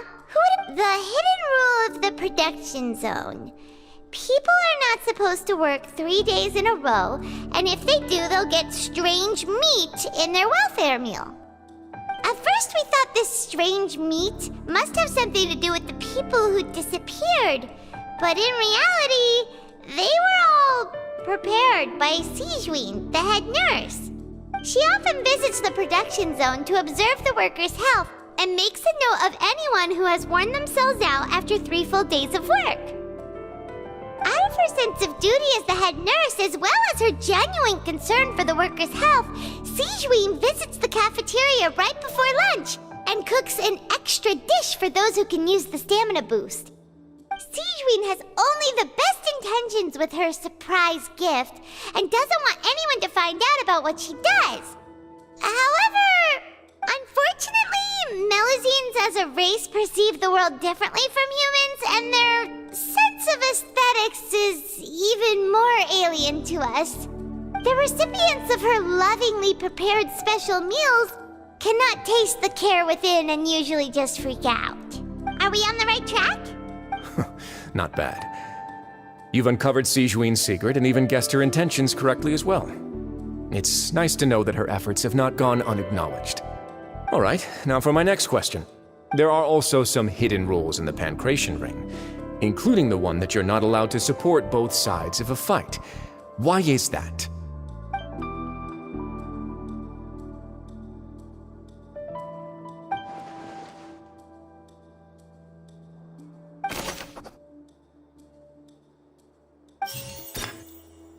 I've been told that the infirmary is always empty. Fanta's internal report suggests that they're starting a new trial of an unnamed and unpackaged product. But the product We often see Miss Siegewien observing the prisoners at work near the production. The Fanta promoter has been struggling because he doesn't recognize the real value of coupons. The research notes said that the Melusine race perceives... According to Collins, the Pancration tournament...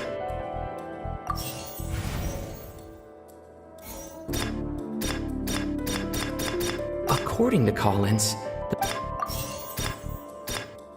we often see Miss Siegewien observe... Fanta's internal report suggests that the... I've been told that the infirmary is always empty for the half hour just before lunch. But what could Siegewien... Fanta's internal report suggests that they're...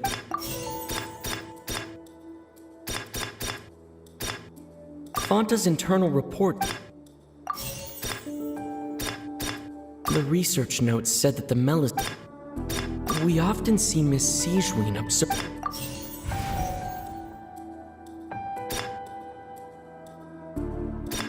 I've been told that the infirmary is always empty for the... I've been told that the infirmary is always...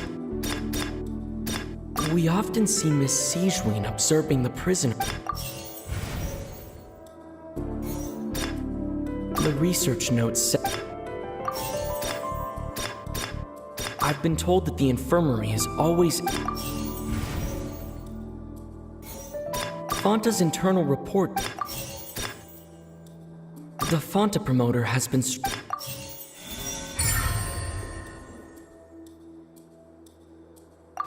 Paimon gets this rule too now, so there really was nothing to be afraid of. That hidden rule of the Pancration Ring is about how, people are not supposed to bet on both boxers at the same time. And if they do, they'll receive a package containing a strange, blood-colored liquid. People get scared when they see it because they've subconsciously begun to associate it with the missing boxer.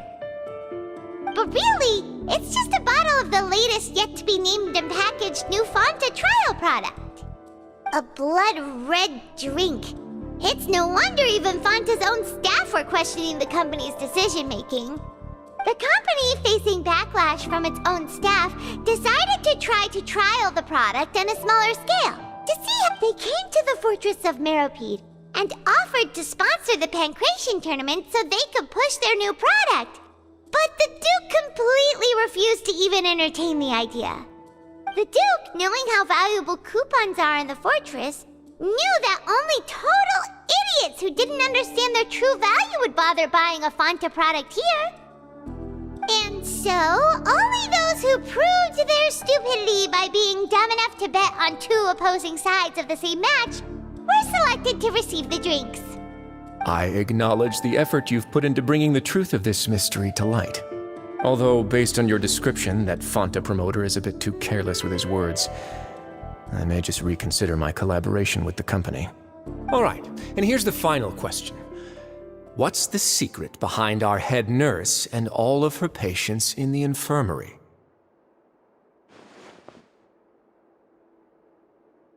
Stop your cruel and pointless games, Risley! You know that we haven't finished our investigation, so there's no way we can answer the last question. The thought is, you'll pay for this! Ah! Lenny, are you alright? Oh, close one. I owe you, Sigewinne. That was a fantastic shot. It was nothing, Your Grace. Sigewinne? Though this gun may look like a toy, it's actually fully functional, as I... Sigewinne... Not at all. I am merely a resident of the fortress, and thus protecting it is my duty. When Monsieur Nervulette asked me to come here, he told me that my job would be to take care of the well-being of everyone here. I am merely discharging my duties. But if you mean what you just said, then isn't Lenny someone you should be looking after as well? Isn't he a resident here just like the rest of us? But I really am just doing what Monsieur Nervulette told me to do. Everything I did, I've done to protect them. Had I not, they would be in far more dire straits right now. His Grace knows it too, right? Your Grace? My dear Sigewinne, whatever shall I do with you? Would it have killed you to just wait another minute or two? Well, it's nearly time after all. The way you do things can be truly frustrating sometimes, Your Grace. I figured I should try to talk some sense into you. What are you talking about? What time? Take me if you want.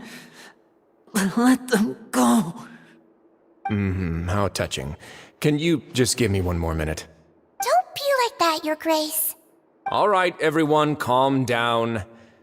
2 more visitors will be arriving any time now. I'll go get a cup of tea. Miss Sigewinne, I leave Miss Lynette in your care. You... What are you doing? I believe I hear footsteps.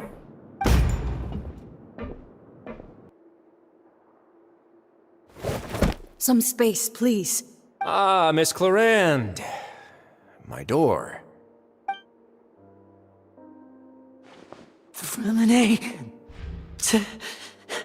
Fremine! What's going on? What is Clarande doing here? Work. I'm sorry about shooting you, Mr. Linney. The tranquilizing effect will begin to wear off soon. Please take it easy in the meantime, though. What happened to Fremine? Wasn't he diving just outside of the fortress? Why is he looking like this?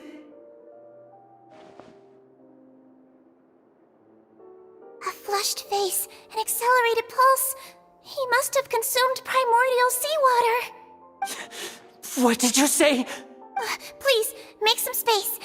I'll need to give Mr. Fremine a more thorough checkup. Your Grace, I'll leave the rest to you. I'll talk to Clorand while you get Fremine to where he needs to be. Everything else can wait.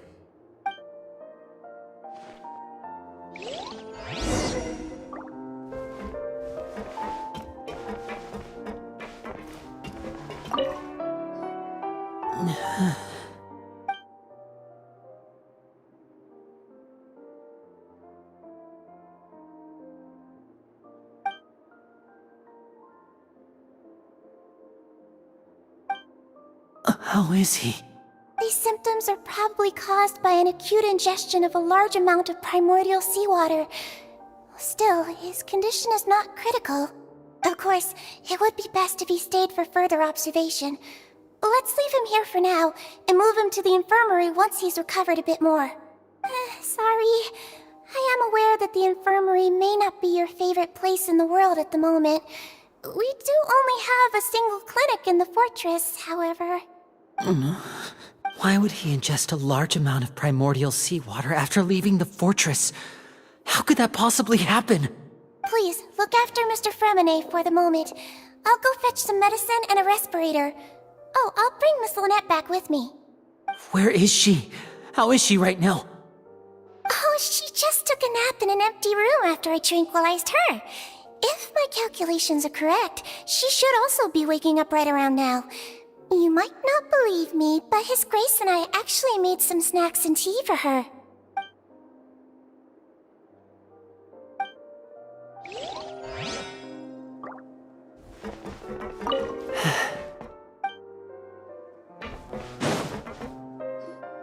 What's that look on your face? I thought I made good time on the way back.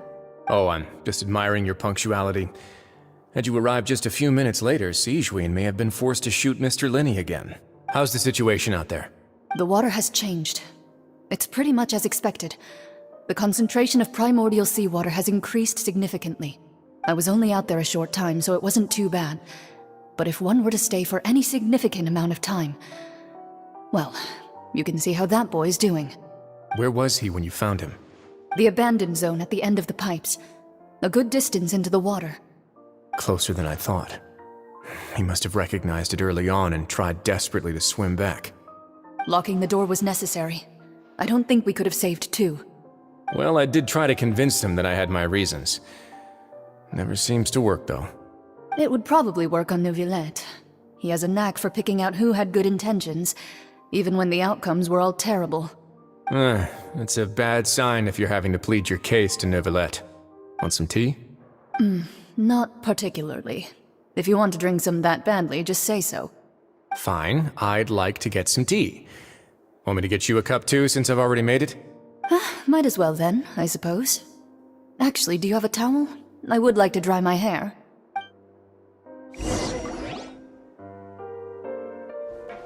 Linny, are you okay? I'll be fine. They're all here now. Don't worry about me. Are you sure? You don't... My hands and feet are still a bit weak, but that's probably just the residual effects of the tranquilizer shot. I'm back, everyone. Lenny! Oh, Traveler, Paimon, you... Fremine? Is he... He'll be fine. But for now, please help me lift him up.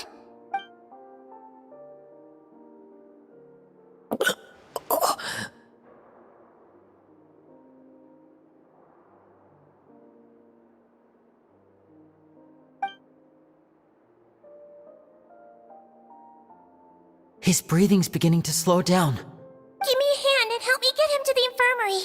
Yeah, I'll take him from this side. Lynette, together? On it. Traveler, you seem pretty worried about him. Want to come with us? The Duke and Clorand are gone. They probably went to get some tea. The Duke will explain the truth in just a bit. Miss Clorand will need a break, since she only just returned from rescuing Fremine out of the sea.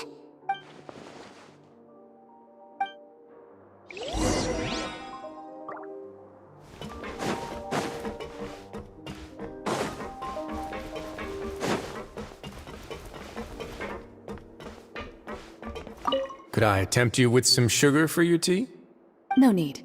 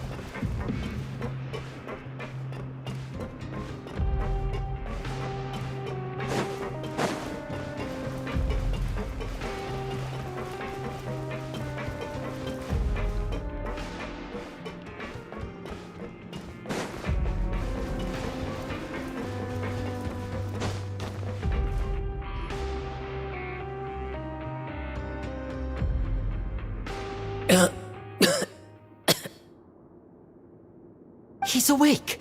Fremine, how do you feel? Lenny... Lynette... We're all here. Where... am I? The infirmary, at the Fortress of Meripede, Mr. Fremine, and you are no longer in any danger. How do you feel? Don't push yourself if you're not feeling up to it. Traveler... Paimon... It's been so long. The sea! There's something wrong with the seawater. Shh, it's okay. We can talk about it after you've recovered. No, listen to me. This is really serious. There's primordial seawater mixed into the regular seawater. I don't know why it's there, but no one should touch it. Pipes... Right, the pipes. It's all coming back to me now.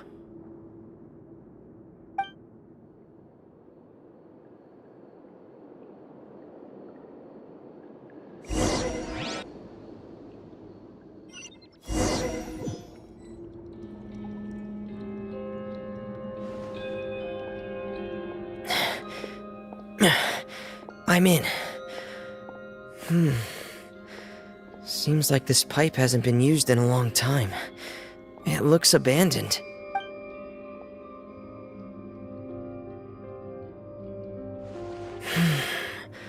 Where could Master Child be?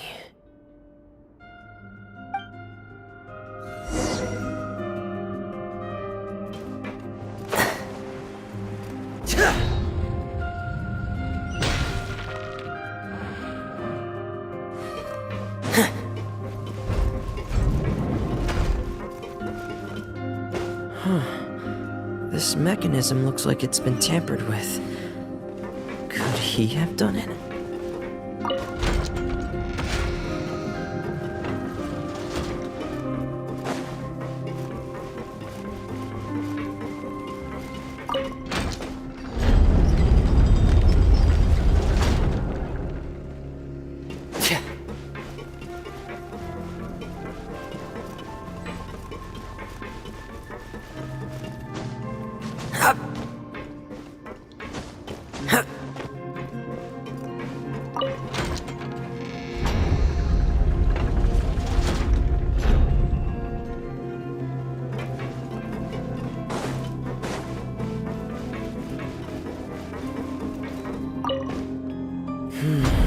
It's getting stuck on something.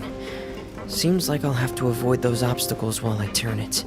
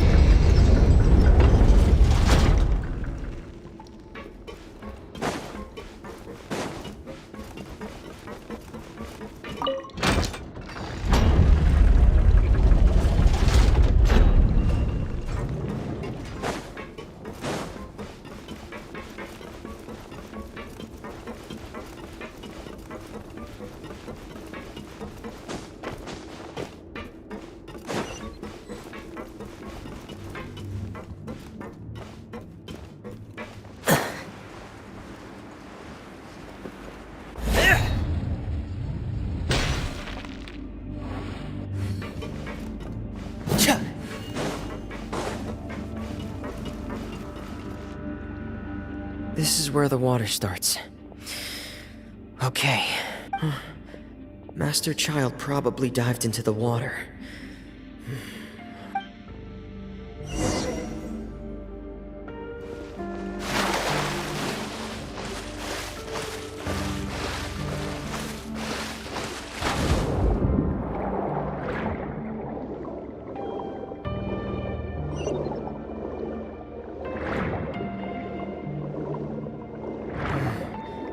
The vegetation here is a bit more sparse.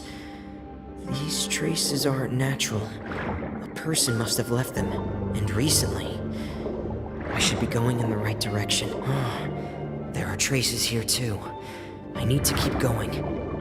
Huh? The traces are gone. But I don't see where he could have gone from here. Wait. What the?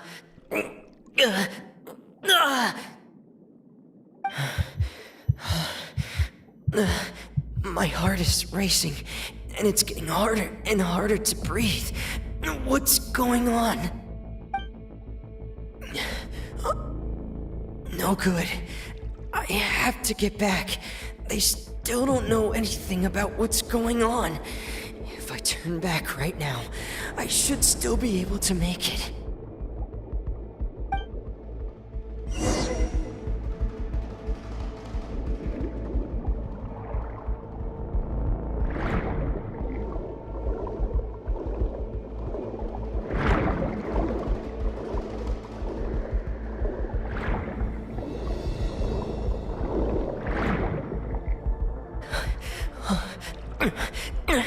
I can't die here.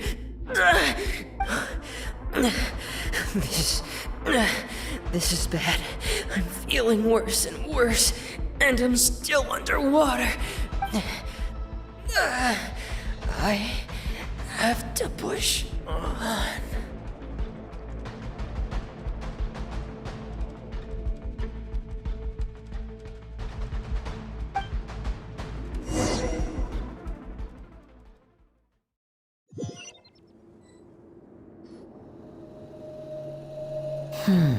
So, in other words, the trail you were following vanished, and you had no idea where Master Child could have gone, but there was also no obvious place for him to have disappeared to. That's right. I tried my best to swim back, but I had already put some distance between myself and the fortress, and I just couldn't find the strength to keep going. I probably passed out some time after that, and you know the rest. Miss Clarande brought you back, but we also don't know why she just suddenly appeared at the fortress, or why she went out to save you. Miss Clarande, you say? I must go thank her in person. You're still too weak for Monet. You can go after you've had some more rest. Miss Lynette is right. I believe Miss Clarande will stay here as a guest for another few days, so there's no need to hurry.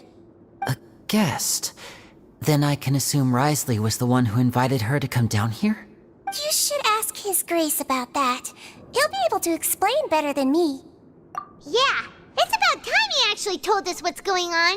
Wanna come with us, Lenny? No, please go on without me. I don't want to leave just yet. Lenny. The logical part of my brain is aware that we're safe right now, but I still can't bring myself to leave. Both of you are just in danger. Understood. Then let's just sit together for a while. In that case, I'll leave the infirmary to you. The Traveler and I are going to head out for now. As long as you stay in here, I don't think you'll be disturbed. Thank you.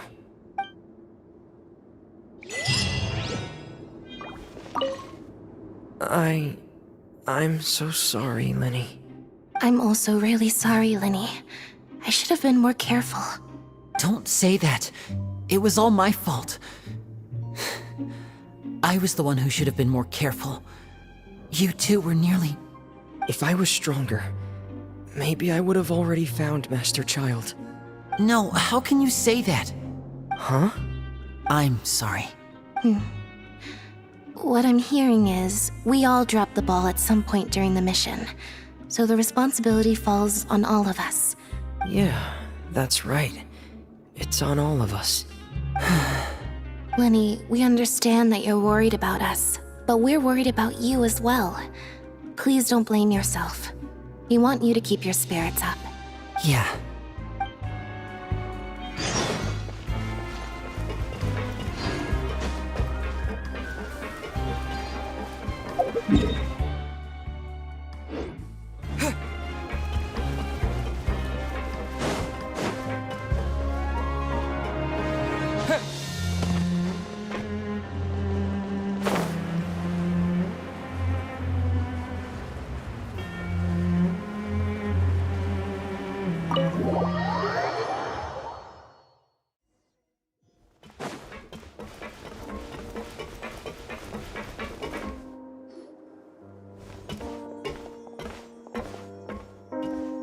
Excuse me? I take it Mr. Fremonet's condition has stabilized? Of course. I wouldn't have left the infirmary otherwise. I've been expecting those two, but might I inquire as to the purpose of your visit, Miss Siegewien? Check up on Miss Cloran. How are you feeling? Mostly fine, I think. If you don't mind, I'd like to perform another quick physical exam. It'll just take a few minutes. All right. Thank you for looking out for me. Well, want to explain yourself, Risley? Of course, but I'm not partial to the word choice of explain. How about enlighten? Where should I begin? How about you start by asking me any questions you have? You can start with whichever one you'd like to get answered the most. Then Paimon will begin. Did you know about Lenny's goals from the very beginning? No. I just knew they were Fatui operatives sent to the fortress by the Knave. As for their specific goals, I only figured those out as you made progress on your investigation. You managed to monitor and stay ahead of them even though you didn't know what they were trying to do? They came here with ulterior motives. I'm quite adept at discerning what that kind of behavior signals. Initially, I thought their goal was just to investigate Child's disappearance. Lenny suggested that I had deliberately let him escape, but in truth, I didn't really do anything special to help or hinder him while he was here. Everything he did, from finding helpers to leaving this place, he did on his own. Of course, it's inevitable that the Knave would make a big deal out of her fellow Harbinger's unexplained disappearance. I'm also quite curious about where that Harbinger went, so I figured I might as well let the Fatui do their own investigative work. All I care about is the answer. So you were hoping Lenny's group would just do your work for you! You make it sound like that's a bad thing. Unfortunately, things didn't go as planned. I assume that Fremonet has told you already, the ratio of primordial seawater around the fortress of Meripede is on the rise. The Forbidden Zone has always been Lenny's target, and you got roped into that investigation after running into him. I began to intervene out of concern for your safety, and also to prevent the fortress from becoming entangled in more irksome matters. Are the rumors true? That you're also a former criminal? Now, why would you put it like that? Isn't staying here all day and serving as the manager of the fortress a kind of sentence unto itself? Another form of prison? I just happen to have some support from the rest of the inmates. That's all. Oh, right! Paimon wanted to ask, who invited Cloran down here? Me, of course. I paid her good mora to come down to the fortress for some field work. As a champion duelist, Miss Cloran could be considered to be an independent party. I needed to find an exceptionally capable person to help me get through the impending crisis. And saving Fremonet was part of that crisis? You can think of it like that, yes. Credit where credit is due, that boy is quite adept at diving. Had conditions not been as hostile as they were, he probably would have found the missing Harbinger already. That's not something you should be asking after. Neuvillette only asked you to investigate Child's whereabouts. All I need to prove to you is that the Forbidden Zone had nothing to do with the Harbinger's disappearance. That should be clear now that you've spoken to Fremonet. But we've already uncovered that there's something wrong with the infirmary, and we've answered a bunch of questions that you threw at us. Isn't it about time that you answer our last question in return? You make a compelling case. Do you really want to know the answer that badly? Yeah, Paimon really wants to know. Even if the truth may not be pleasant? Follow me.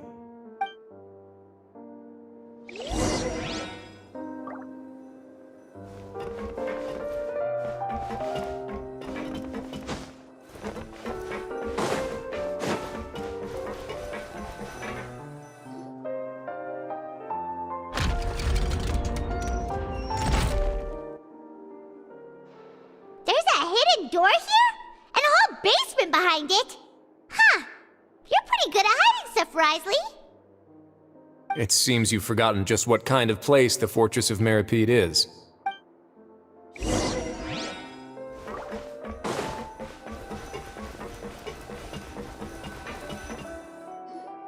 Stand on the central plate.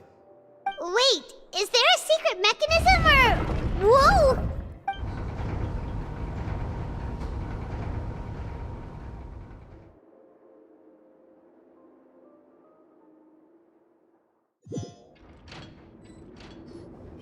So, this is the Forbidden Zone? Honestly, for a place so well hidden, Paimon sure doesn't see anything special. What a huge door! There are 3 such isolation gates in total. Generally speaking, I'm the only one who's allowed to go inside. Hence the name Forbidden Zone. Am I correct to assume you're going to run on back and tell your little Fatui friends everything?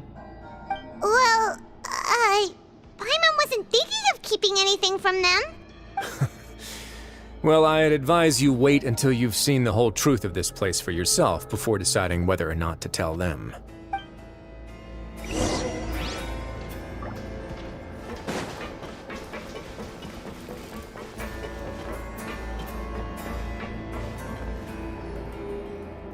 Huh, so there's a switch on the side. Stand back.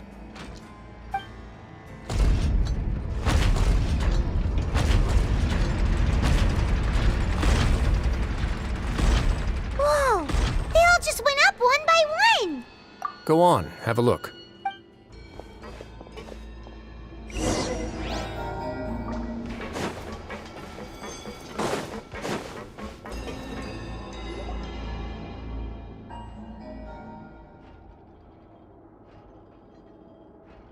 I've been interested in what lies beyond that gate ever since I assumed leadership of the Fortress of Meripede. Of course, it would be unwise to recklessly open it, but it'd also be risky and negligent to simply ignore any potential danger that could be behind it.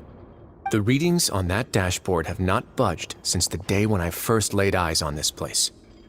But over the past year, the needle has crept upwards from its original position, likely because some parameter it's been tracking has changed, if only infinitesimally. Normally, I would have ignored it, but I happened to have some free time when I noticed it, so I investigated.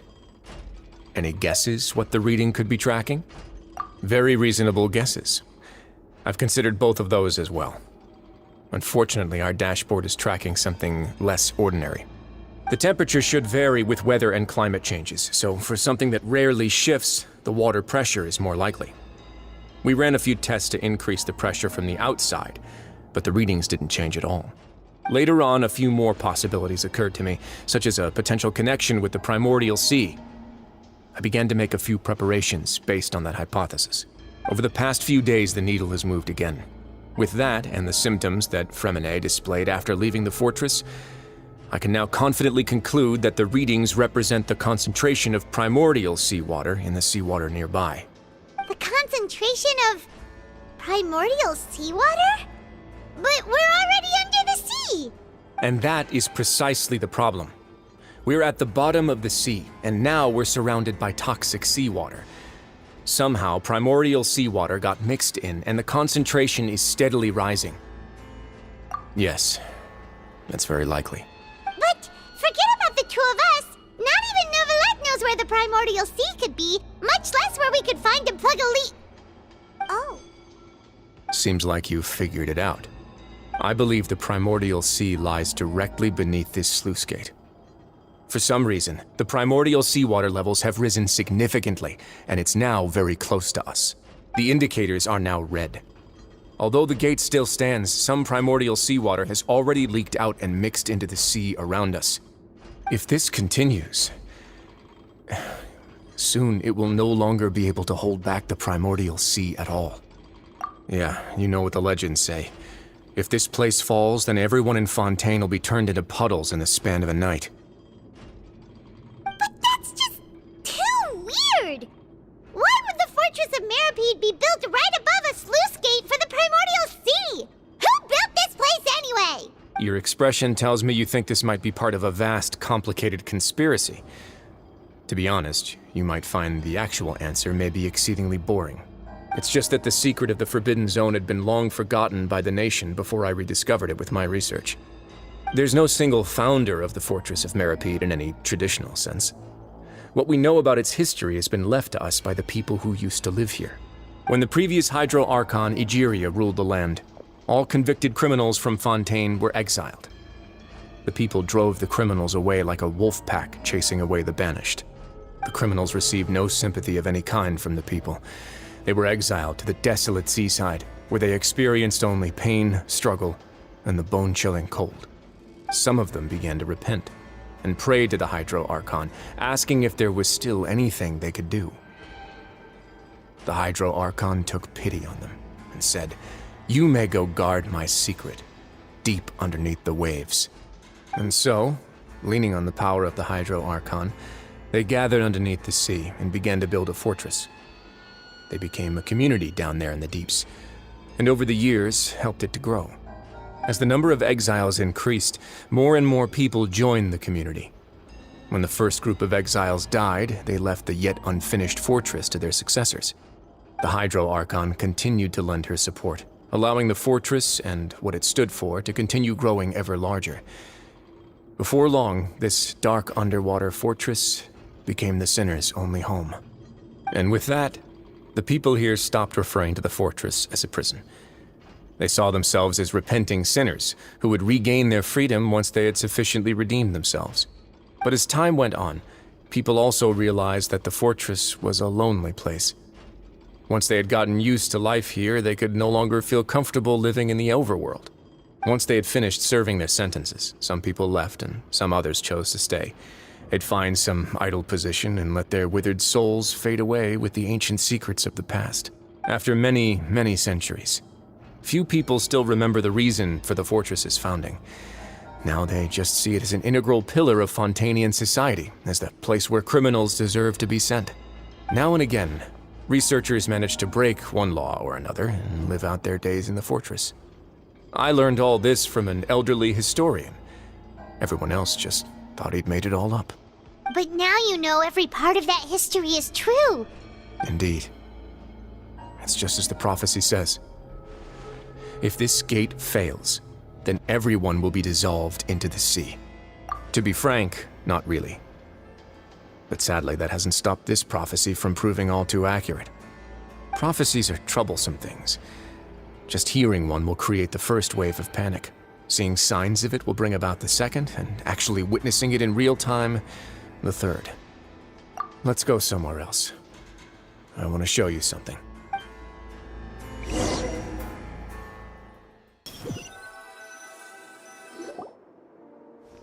This is it. Your Grace, perfect timing. The results from our last round of experiments have... Wait, Jurier, he's not alone! Huh? Lorvine and Jurier? No need to panic, you two. I've already told them about our plan. What? After you warned us not to tell a single soul about any of this? I'm skeptical as well. Are you sure they are trustworthy? The results speak for themselves, don't they? These two may already know more than you could ever imagine. All right then, if Your Grace insists. They seem harmless enough, so I'll trust them for now. Well, how about some reintroductions? This is Jurier, one of the highest-ranked researchers from the Fontaine Research Institute. He used to work under Edwin. I trust that you've heard of Edwin? He's the one who blew the whole institute sky high. Everyone knew he was a bit crooked in the head, but you're not local, so I guess it's possible for you not to have heard of him. Edwin's main areas of research were archeum and gravimeters. As his assistant, Jurier is quite familiar with them as well. I hired him to be my technical consultant. You want to blow up the Fortress of Meripede? Ah, what a lovely idea. I'm already imagining it in my head. Gotta admit, I'm tempted as well. Guys, focus! Focus! That taskmaster over there is Miss Lorvine, and is also one of my technical consultants. While Jurier used to be Edwin's assistant, she used to be Jurier's assistant. Ooh, are they together? See, everyone keeps asking this question. Are you too sure you're not a couple and just using your work as a convenient... Your Grace, I am not in a relationship with this man. If I dated her, I'd officially be madder than Edwin. Jeez, forget I said anything then. Follow me. Whoa, there's another door that goes right up. Your constant amazement makes it seem like the fortress can do anything. But Paimon really thinks everything's super cool. Well, let's spice it up a bit. And here you go. What a huge ship? This is also a production zone that Paimon's never seen before. What's going on? How much do you know about Fontanian history? Not much at all. Well, then maybe you haven't heard the story of ancient Lemuria. To give you a quick rundown, Fontaine used to be ruled by the Lemurian dynasty. According to legend, the Lemurian king Remus came to this land after being inspired by divine revelation and found the seer Sibila, who had taken on the form of a golden bee. Taking the golden bee with him and riding on a huge ship, the Fortuna, he created his nation above the surging waves. He called his nation Lemuria, and used the Fortuna to incessantly search for new tribes and islands, calling on them to join his empire. There's a ship in this story too? Where there's water, there'll be ships. People believe that hope can always be found at the end of a voyage. Do you believe that too? To a point, I think. As you've already seen, I have a whole factory's worth of labor, materials, and technology at my disposal. Certainly can't hurt to give it a try. So the moment I began to speculate that the primordial sea might lie underneath the gate, I also began this project. Were you inspired by the legendary Fortuna? Maybe. Fontanians need something to hold on to cope with the impending disaster. Were the workers to find out the truth behind this ship, riots would destroy the fortress faster than any catastrophe. As the fortress's administrator, I'd never make such a reckless call. All right, that's enough talking for now. I'll need another 3 cups of tea to soothe my throat. Do you have any other questions? Seems like you're good. Come on, I'll take you back.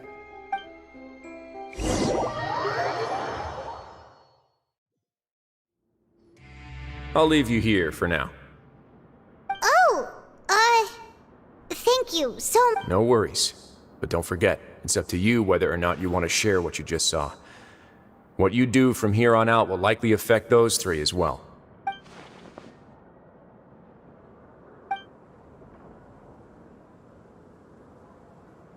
Yeah, we'll put a lot of thought into it for sure.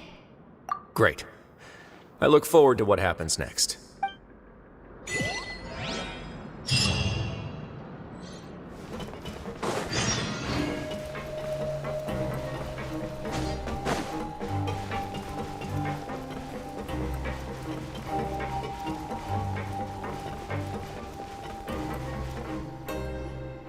We're back!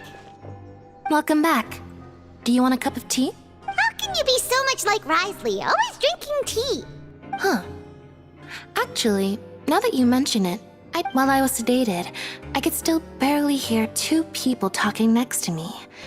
They were discussing everything, from the leaves to the water and even the teacups themselves.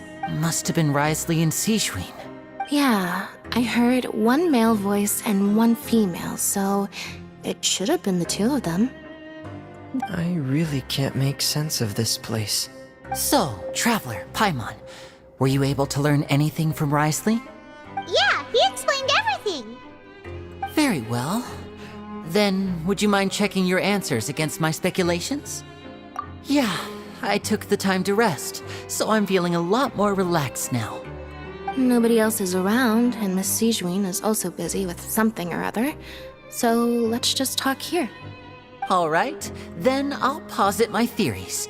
I asked myself 3 questions. Firstly, why was Fremine affected by the primordial seawater? It was because he dove into the sea. My theory is, the long-lost primordial sea is probably very close to the fortress of Mirapede. Whoa, he's good. He got that right on the first try. That's our Lenny. Secondly, Risley's attitude changed dramatically during the course of our stay here. He ignored us completely at first, then suddenly roadblocked us. Why? I spent quite a long time thinking about this. If he has been monitoring the Fatui since the very beginning, he probably ignored us at first because he was hoping we could find Master Child for him. What's more, the Fortress of Meripede is not part of Fontaine's court system, nor does it report to Udex Nervulet. Wriothesley is basically the king of a no-man's land. As long as the fortress doesn't do anything about Master Child's disappearance, Father can use it to pressure the Fontaine authorities. And while the two factions are pitted against each other, Wriothesley will be free to move between the parties of interest. If I had to guess, he probably has something that he's working on himself. It's likely related to the secret of the infirmary, but I just can't think of what it could be. You're super smart! Thanks so much. Then finally, there's the last question. If Wriothesley does have a plan, what could it be? All I know for now is that his plan probably has something to do with the changing nature of the seawater. He's even gotten Cloran to help him out. That can't be the full extent of what he's doing. There's probably a secret passageway behind the block in the infirmary, and there's something big in the fortress that most people here never get to see. He has a bargaining chip, and it could be important enough for Father to deal with him directly. I don't have enough information, so I have no idea what his chip might be. But let me guess. You have the last piece of the puzzle.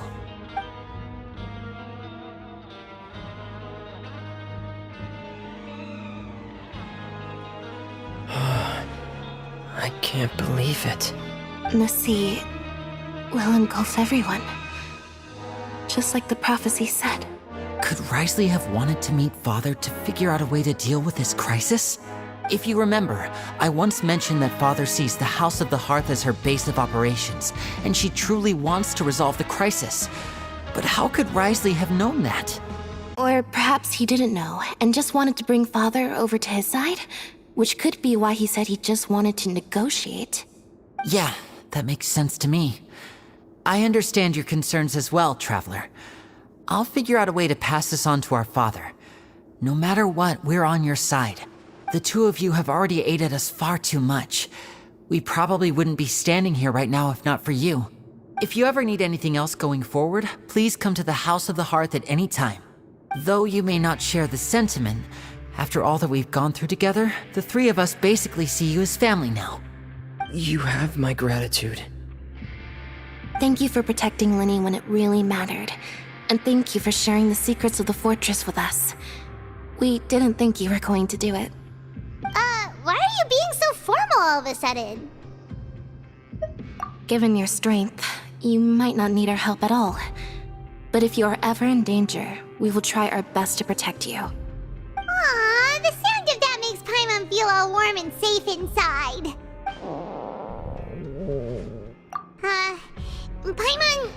Paimon's hungry. Oh, you've done so much already. Go get some food. Alright, then we'll catch you guys another time.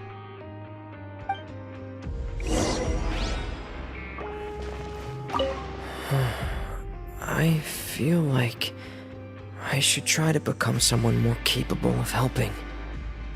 You're incredibly helpful. Lenny thinks so too.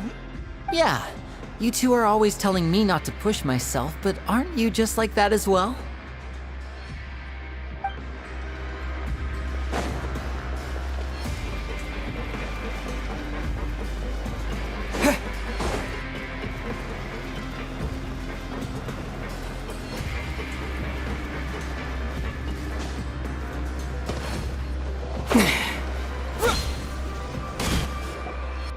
It's time for dinner.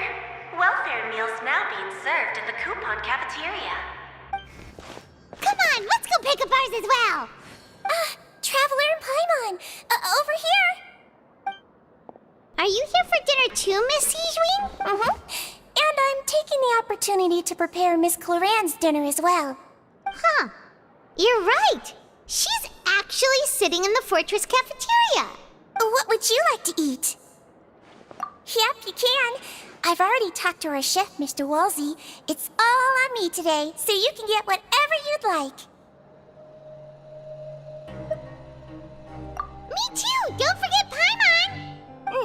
problem.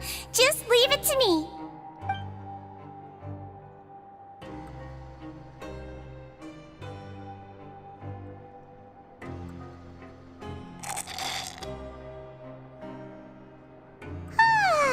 So delicious.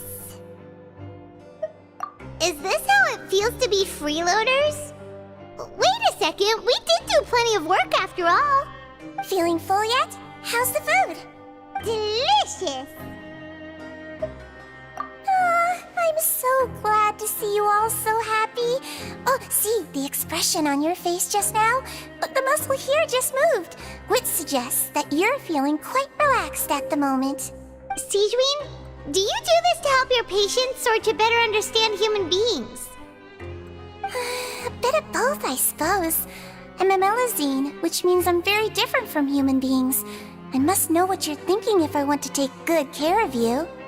You're really good at taking care of people. Even though you're so short, you still talk and act like an older sister. Really? You're reminded of an older sister? That's great to hear.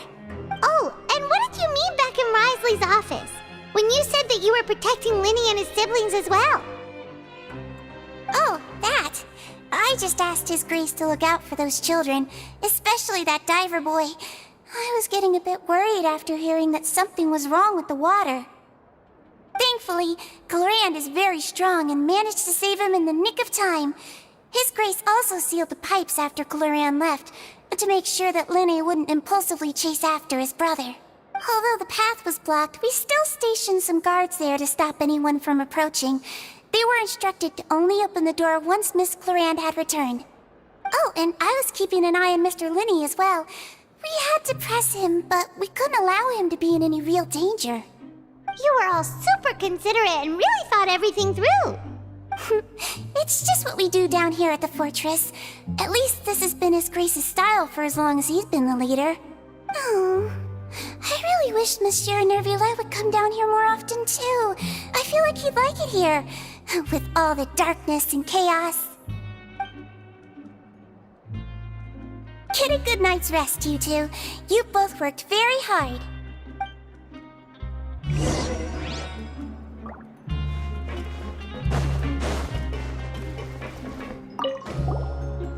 Glorand! Ah, it's you two. How's dinner? It's all right. Miss Sigewinne really put in a lot of effort. So we heard that Risley invited you to come down to help, and you saved Fremonade too! You sure work super fast! Oh, it was child's play. Still, Paimon didn't know even champion duelists could take on side jobs. Oh, and why aren't you eating with Sigewinne and the Duke? Won't you get bored eating by yourself? Miss Sigewinne was with you, and the Duke has business of his own. Actually, didn't Navia say that you went out for dinner with her as well? Yeah. First time in a long time. First time in a long time? So you mean you've gone out to dinner with her in the past? In the past, yes. You seem to be enjoying yourselves here. Things will be getting messy at the fortress soon. Don't run around unnecessarily.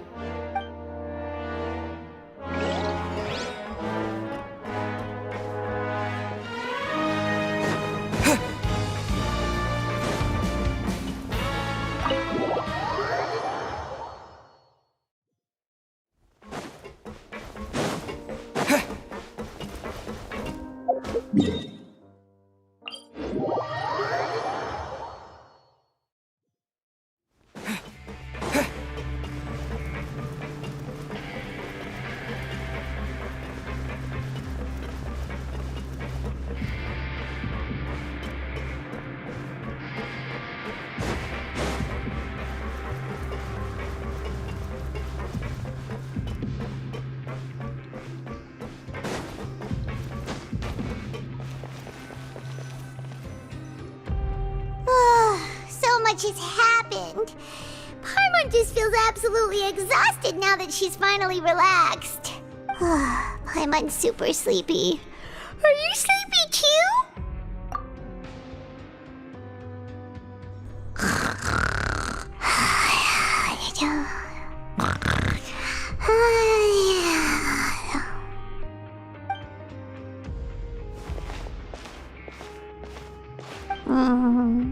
Delicious. Paimon wants seconds for free.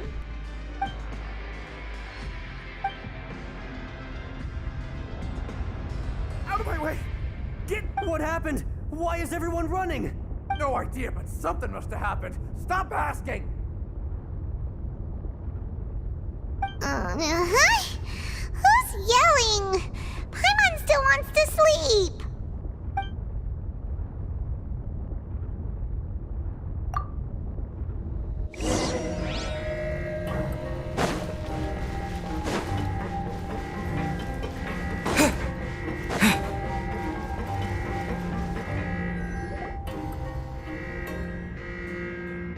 What happened? Why is everyone running around?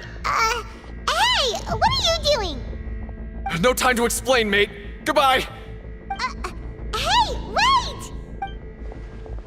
What's wrong with these people? They won't even talk to us. They're here! Yeah, there you are! Oh, thank goodness! Quisto and Lavaroon, do you know what happened here? We came here especially to inform you. Something seems to have gone terribly wrong just now. His Grace is telling everyone to evacuate and get out of here. Lavaroon was saying you two are new here and you don't have many friends, so you might slip through the cracks. Haven't you heard all the stories like that? An evacuation is successfully completed, yet you only find out once you do a head count that 1 or 2 people are missing. Wait, weren't you the one who brought that up? Why is it suddenly my idea? Hey, shut up! Okay, whatever. The point is, you should come with us. Yeah, he said to get as far away as possible, upwards and outwards. Oh no, it can't be that thing! Whoa, wait, what? What? Hey, where are you going? We have to go find the Duke! You two just go and get out! Go on without us! Hey! Be careful! Attention! Please evacuate upwards and outwards, upwards and outwards. If you're already at the topmost layer, then try to move as far outwards as possible.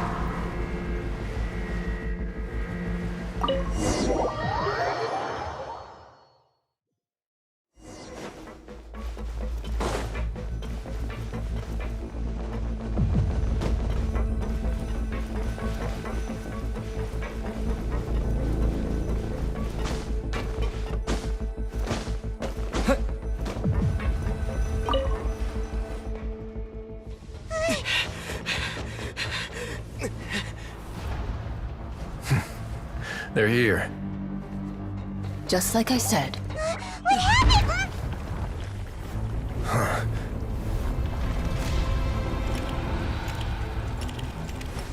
You're just in time. But be ready to run.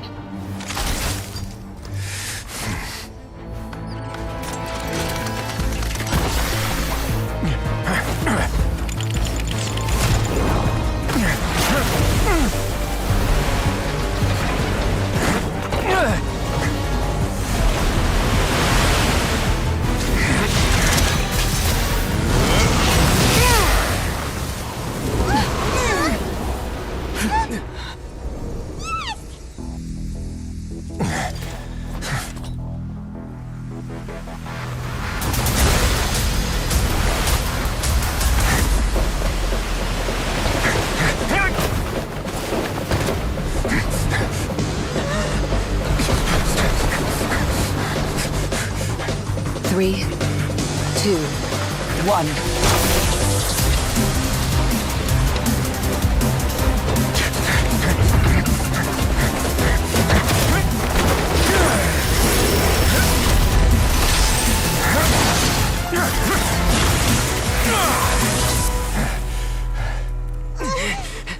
This won't hold it for long. Find Neuvillette. Tell him the defenses are about to collapse. Then what will happen to you? Until he arrives, we're the last line of defense.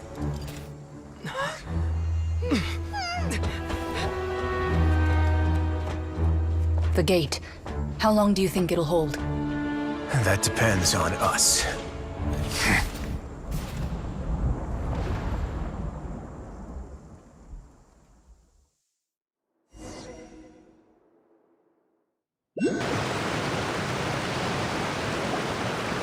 Neuvillette? Why are you here? Traveler, I need you to head to the Opera House immediately. Farina will soon be meeting with the knave there. You must protect Farina, and make sure she doesn't spend too much time alone with her. Will do. You have my sincerest gratitude.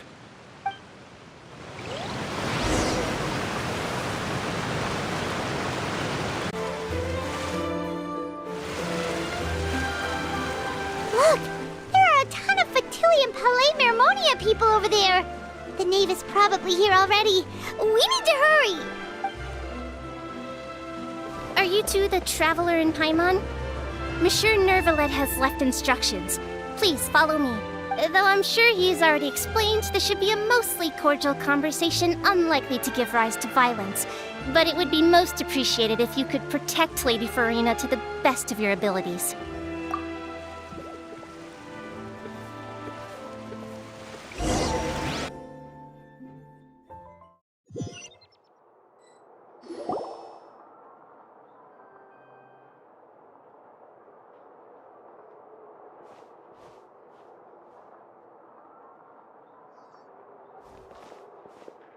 Oh, so you two are the honored guests Miss Farina mentioned. Of course, of course! How could they not attend a meeting such as this? I must always have 2 or more guests at my dessert table. Otherwise, the occasion would be too lonely and unbecoming of my station. It is my pleasure to make your acquaintance, traveler. I have heard much of your accomplishments. I am the knave. One of the 11 Fatui Harbingers.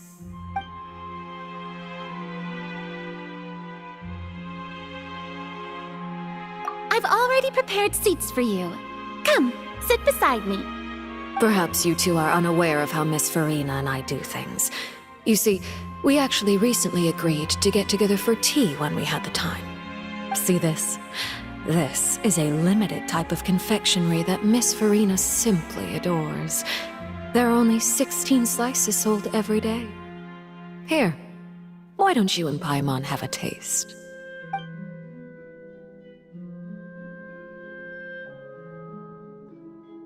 Traveler, what do you think of this cake? That's good to hear. So what Child said was on the mark after all. You do share a taste in desserts with Farina and I. I wonder how he's doing nowadays. You must have heard, right? He's suddenly gone missing. I'm really worried about his safety, you know. Here's to hope. Since we're talking about him, I feel like I should add something. His martial prowess really looked certainly pretty impressive, yeah. Oh, so you're also familiar with his aptitude for fighting, Miss Farina. Oh, right. I almost forgot. Child was subdued by Iudex Neuvillette right in front of you. Against ordinary people, my colleague would never be on the back foot. But alas, he just never imagined he'd run into such a person. I must express my admiration for Monsieur Neuvillette. Coming from you, that's not surprising at all. But I thought you would be happier to hear the news. Of course, but it's still a bit of a shame.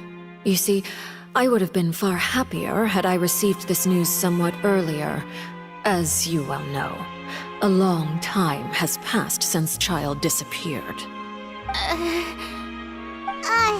Well, in any case, there's no need to worry. We know for sure that Child is still alive. Oh, and just how do you know that? Because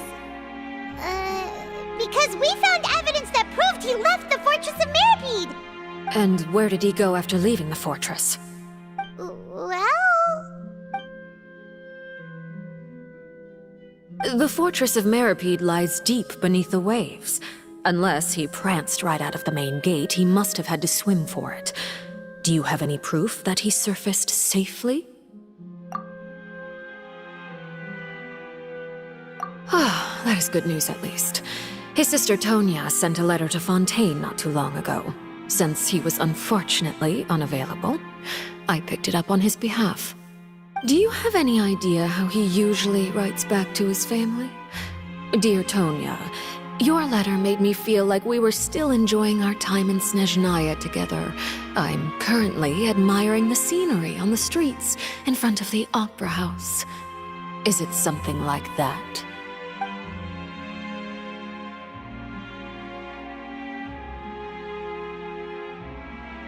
All letters tend to follow the same few formats anyway, right? As long as the contents are accurate, it doesn't matter so much how it's written or how it's worded. Hold on. The water in the teacup is shaking. I suppose this is also a sign of things to come, Miss Farina. Huh? I don't quite understand what you're trying to say. Have we entered into the next stage of the prophecy?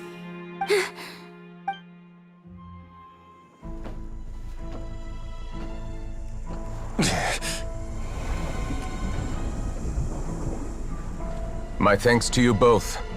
I will take it from here.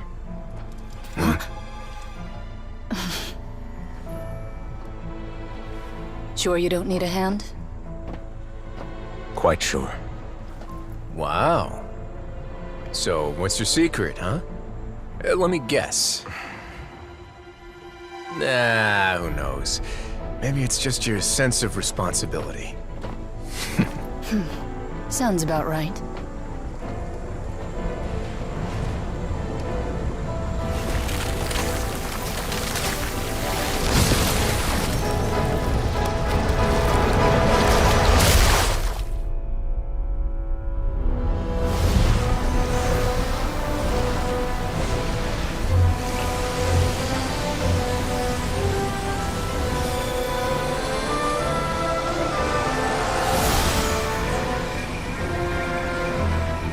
Day may come when the prophecy is fulfilled, and the waters burst forth.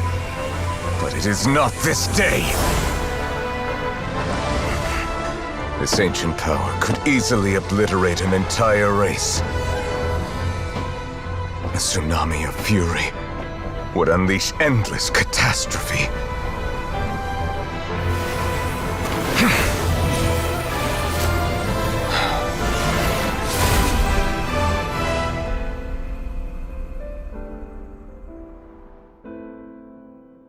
This sentence is too severe. Forgive me for overruling it.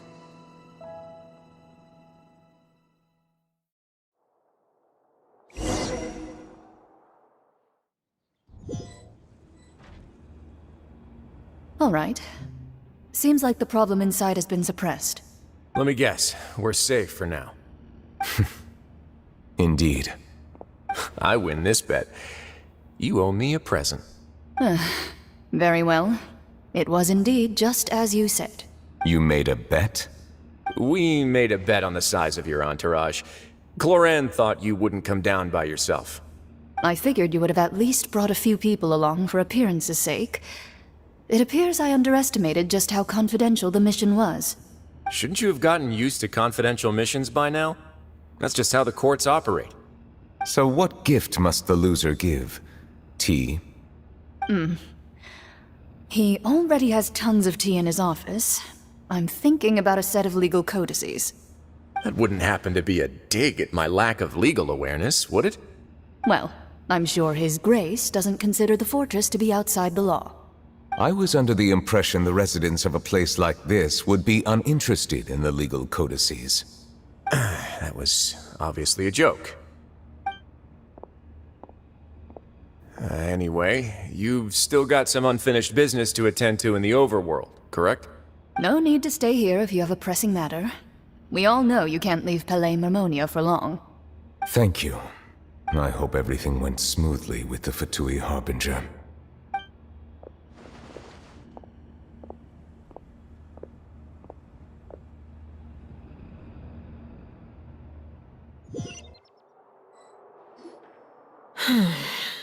I must say, we've spent long enough playing house. Miss Farina, as the Hydro Archon, I am sure you understand the exact meaning of the phenomenon we just witnessed. Or should I say, that's what I originally thought. But looking at your expression, was I wrong? What are you trying to say? At this point, I don't think there's any more need to speak as diplomatic representatives. Allow me to speak to you now as just a Fontanian. You know the prophecy by heart, and also that every part of it is being proven true. Yet, here you are, relaxing, drinking tea, and eating desserts as if it's all nothing more than a few stray bugs in your garden. Do you really think that's acceptable? The prophecy's hanging above our necks like a guillotine. Every faction is looking for a way to either avert the disaster or save their own. Even the orphans of the House of the Heart have devoted everything to saving their homeland. But you? It beggars belief just how nonchalant and carefree you have been. From the very beginning, you, the god Focalor, you have utterly failed to take action. You're wrong. I've never ignored the prophecy, nor have I just been passing the time in self-indulgence. Retract your accusation and stop doubting the wisdom of the gods with such absurd conjectures. I am not alone in my doubts, you know. All the children of Fontaine may be harboring the exact same thoughts right now. Oh, great Hydro Archon. How are you going to save them? Save us? How are the people you've sworn to protect supposed to survive in a land that will soon disappear beneath the waves? I have my ways, and I've been working on them for all this time.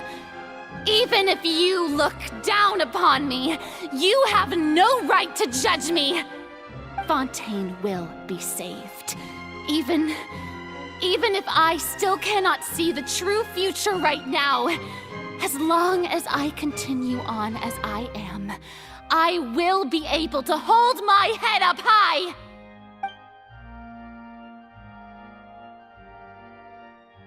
Then I ask you, Miss Farina, just what have you been working on? Where can we see it, and what is it doing to help?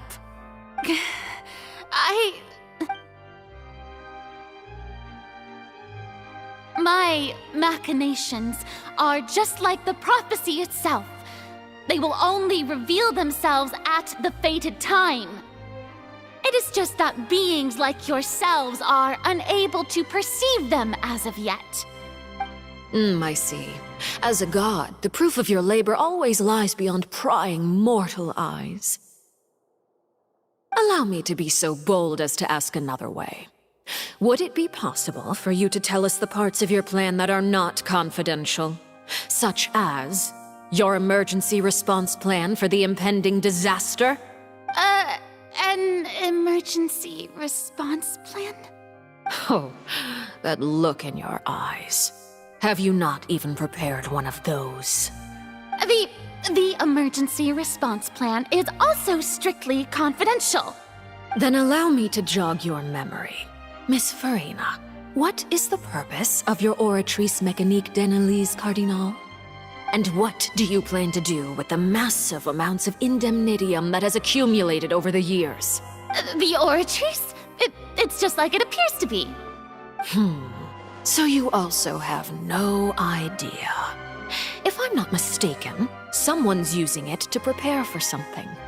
But unfortunately, it would seem that someone is not you, Miss Farina.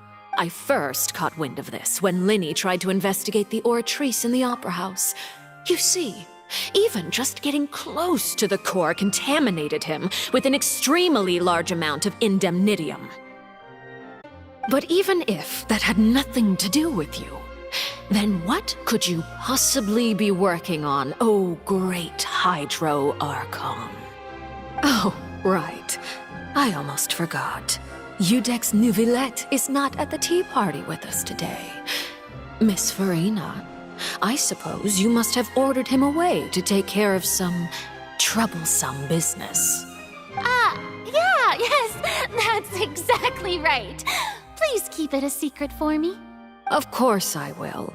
Although, I must say, Miss Farina, you seem quite insecure without the Udex by your side. Oh, very well. Let's stop that conversation here. There are still a few slices of cake left, so please, help yourselves, everyone.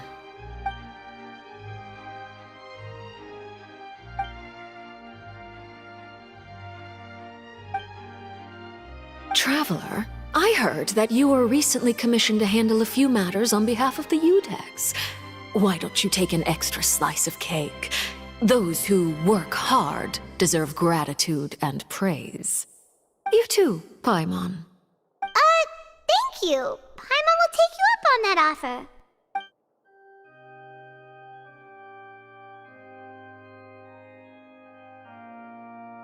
Oh, Paimon's super full. That cake was great.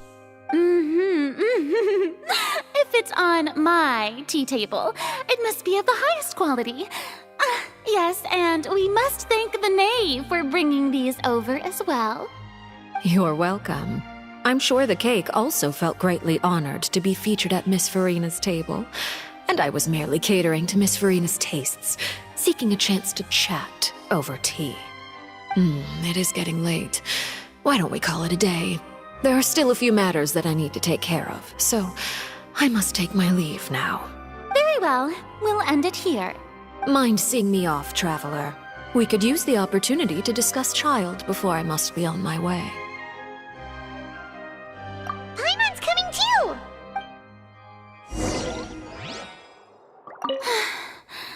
The tea party turned out to be even more difficult than I'd imagined.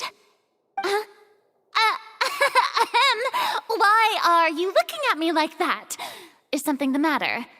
If there's nothing urgent, then I shall be retiring for now.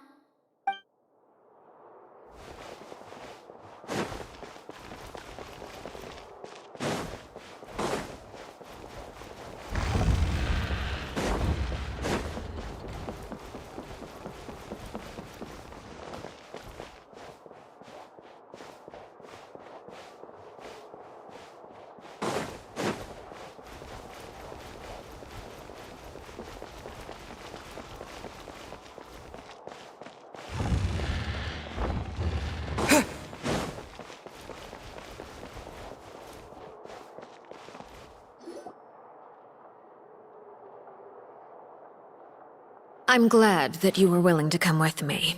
Of course, Child was just an excuse. I have no interest in your dealings with him. That's what Paimon thought. You lent your aid to the children of the House of the Hearth.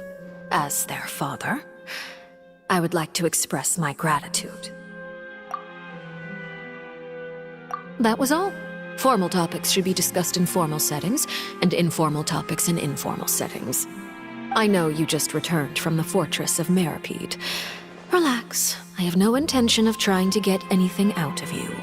Linny, Lynette, and Fremine are still there, and I trust their judgment and abilities. They've all been working very hard and have always done all they can to fight back against anyone who tried to stop them, especially Linny. You mean Wriothesley. He's a tricky one to deal with. It's unfortunate that Linny's so eager to prove himself that he can't learn to rely on others, including me. By the way, and you can just consider this a bit of idle gossip, but what's your impression of Farina? You are outside of our disputes, and the freest person in all of Fontaine, able to move around most easily. Allow me to share my perspective with you. And that's everything that happened during the trial. Master Child was declared guilty and immediately transported to the Fortress of Meripede. Didn't he say he was coming here on vacation? Does he not feel an ounce of shame for all the trouble he has caused? Forget it. He did give us an opportunity. I will be meeting someone shortly. Do you require help with any preparations? No need. I will take care of it myself. I need to meet with Farina, the Hydro Archon. She is at the heart of Fontaine. But what's fascinating about her is that she often seems more like a celebrity than a working Archon. Oh? Come over here, you little critter, you! You dare to run from me? Stop right this instant! My goal is just to discover the location of the Gnosis. But I didn't expect the chance to approach Farina to be handed to me on a silver platter. This is so easy, it's actually making me a bit suspicious. Anything left unguarded is usually just bait. But no one will blame someone for taking the bait. After all, from the moment it was attached to the hook, the bait is meant to be sacrificed. It's just as I guessed in the second before I struck. The hydronosis is not currently held by the Archon. In fact, this Archon doesn't seem like a god at all. And I sense that she's under some kind of curse. Who are you? And what are you trying to do? Please don't kill me! I'm begging you, please! The fear in her pupils is genuine, so perhaps she's not bait after all. Either way, targeting her has lost all meaning. I left the scene with ease. Nobody came looking for me, and nobody could serve as a witness to my near assassination of Focalor. I suspect even Farina dares not mention this incident to anyone. Not long after, my informants confirmed what I had guessed. After returning to her quarters, Farina quietly cried alone. She was so scared that she could not sleep that night, nor could she even bring herself to eat her cake. There's no doubt that there's something wrong with her. I began to entertain the possibility that she is not the true Hydro Archon. Perhaps Iudex Neuvillette is I have to find the Gnosis. If the Neuvillette hypothesis is correct, he is probably in possession of it. Alternatively, it might have been hidden in a place that's hard for ordinary people to access. Yes, Father. My dear children, please— News from the fortress of Meripede. Master Child has gone missing. On top of that, the contacts and guards we bribed at the fortress have all gone quiet as well. Probably the handiwork of that Ridesley. I'm afraid so. This is a good opportunity. The value of a Harbinger is much higher than most would imagine. We now have an excuse to exert diplomatic pressure on the Fontaine authorities. Set up a meeting for me. I would like to meet the Hydro Archon and Iudex Neuvillette. Oh, and I have an additional mission for you three. Yes, Father. Tartaglia's disappearance was not a part of my plan, but I can use it to make a breakthrough. With this as my excuse, I can ask for an official audience and continue my investigation of Farina and Iudex Neuvillette. The initiative belongs to the House of the Hearth. My wish to investigate the fortress of Meripede will be a front. Linny and his group will be responsible for the actual intelligence gathering.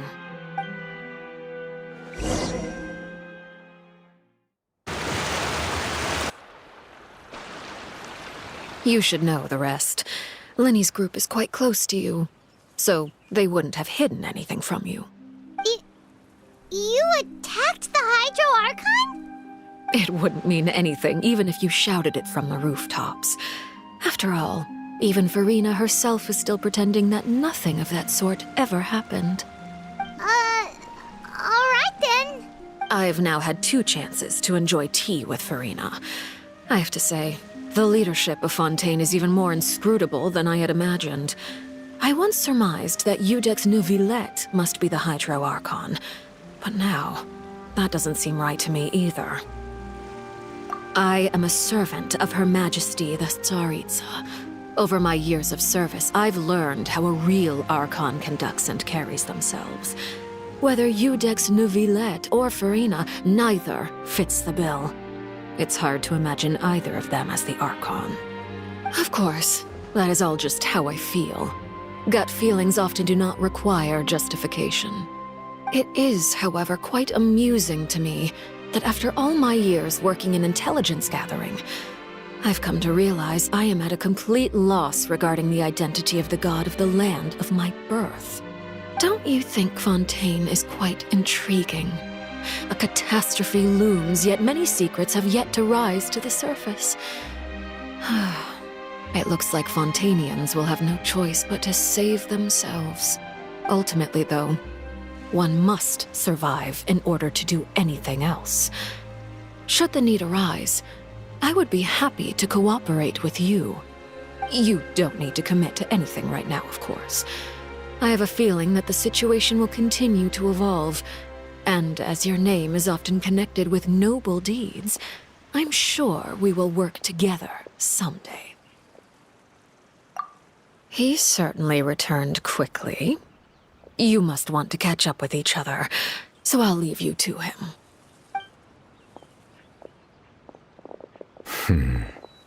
Neuvillette, is it over? For now, yes. But this issue will prove quite thorny in the long term. I'm concerned that sooner or later the prophesized events will occur. Thank you for protecting Farina. To put it simply, I used my power to force back the primordial sea and reseal the sluice gate.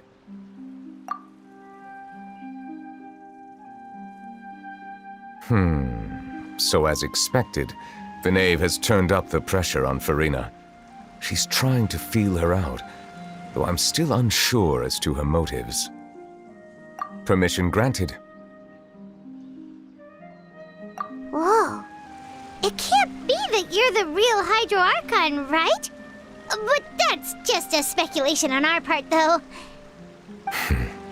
You can't tell us? Then that's okay. We can talk about something else. We won't try to force you. If by the phrase, you guys, you are referring to Farina and I, then although I'm not sure just what you are trying to imply, I must clarify that I do not share her positions on a multitude of topics. I believe so. The fortress has a long and complex history. It has seen much grief and suffering. And now, another catastrophe will soon be upon us. I mourn this turn of events. Huh? Why is it raining all of a sudden?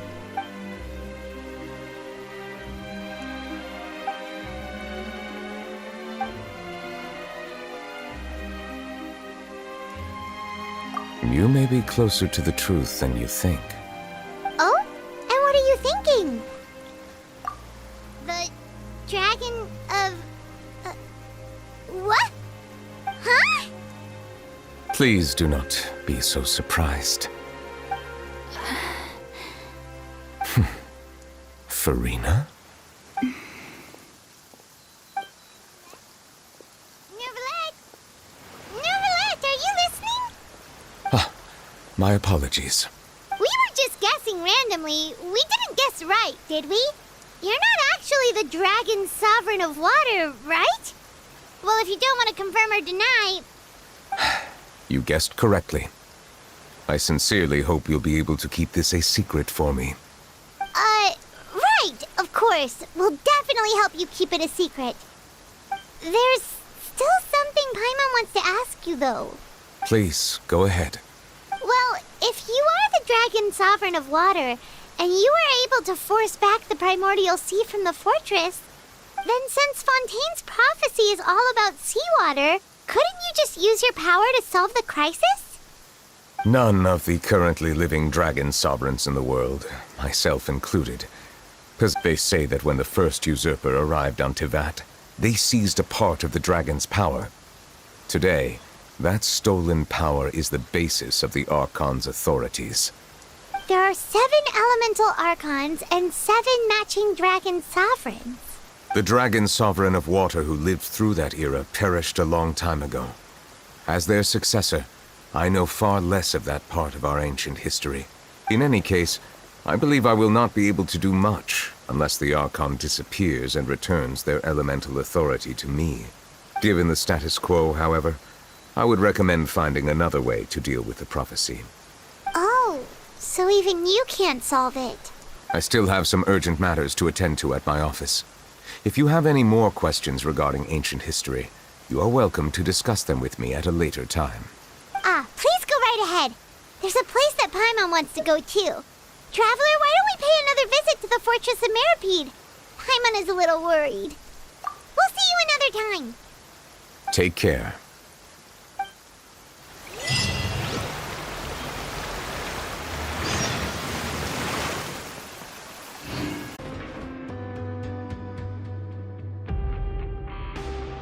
Now guess, what suit will this next card be? A bare-teeth cat? Well, well, look who it is. Traveler, Paimon. Hello, everyone. Looks like you're recovering nicely from it, eh? Mm-hmm. Thanks to everyone's support. Oh, right. I managed to work up the courage to thank Miss Clorand in person. Whoa, how did she react? She told me that it was nothing. It was as if saving a life wasn't a big deal to her at all. She also told me not to worry about it. She didn't want to stress you out, that's all. She's right, and it's best not to dwell on it. Yeah. Okay, but check this out. We went back to the opera house and we met the knave. You met Father? Did she say anything to you? She said a few things that were, a bit hard to understand. And also that she's looking forward to working with us in the future. Her attitude towards you is even better than what we'd imagined. That's fantastic. You should believe her. She has her own way of doing things, and she'll do everything in her power to help those she considers close, which now might also include you. Mm-hmm. Father is very capable, and also trustworthy. Oh, Paimon just remembered that she thought Lenny was a bit too proud as well. She said that you should learn how to rely on others sometimes. Got it. That does sound like something that Father would say.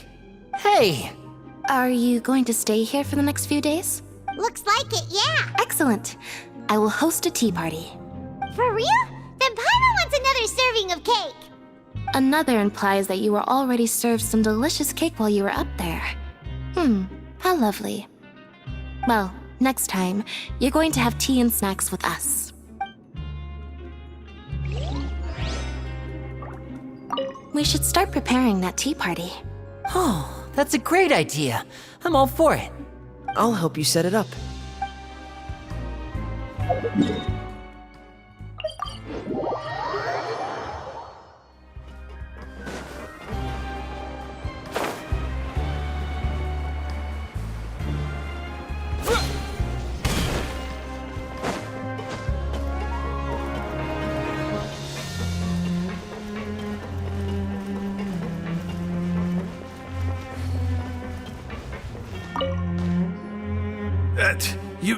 You guys are back? Quisto! Macaroon! You guys didn't get caught and thrown back down here, right? Huh? No, not at all. And here I thought you'd managed to escape from jail during all the commotion. I'd held you up as legendary jailbreakers, but now you're telling me you just never left? We're sorry, but we just had some business to take care of. All right. There's no need to get caught up in the details. We're just relieved to see you. He was super worried about you, you know. Hey, it wasn't just me. Weren't you super worried as well? Something like that, yeah. I was also transferred to work in the kitchen a few days ago.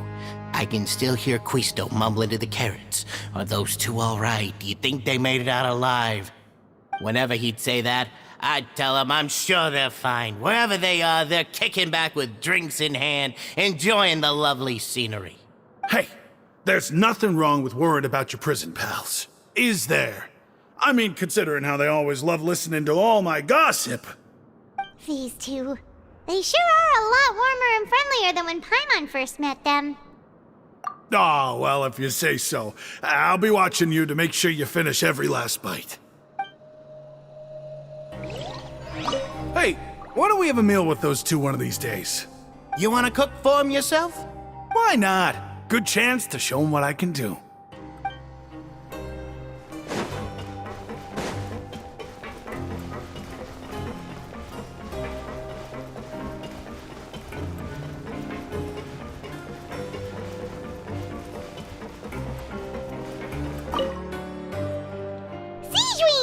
Traveler, Paimon, you're back! Are you still doing alright? Did either of you get hurt? We're fine, but what about you guys? It was such a huge mess. How bad was it? A few people sustained superficial injuries, but that's about the extent of the damage. Monsieur Nervulet paid us a visit. It was all thanks to him that we managed to suppress the crisis for the time being. Oh, of course, we must also thank you for the help you provided. How did Nervalet know that he was needed here? Well, Monsieur Nervalet has strong resonance with the hydro element. When the water level rises, he can feel the waves produced. I ran into the bombshell bros while bandaging the injuries of the wounded. They were mumbling the whole time about how you just ran down without a word. I'm so relieved to see that you're both alright. If you're not too pressed for time, please stay with us a few more days. Just let me know if you get a craving for any particular dish, so I can have Mr. Walsey get your meals prepared. Oh, and please feel free to visit the infirmary for a break at any time. I'd like to take the opportunity to spend some more time observing your facial muscles as well. Your happy smiles are quite contagious, you know. They're so memorable, and I've missed them immensely while you were gone. If you can find the time, please stay at the fortress for just a while longer.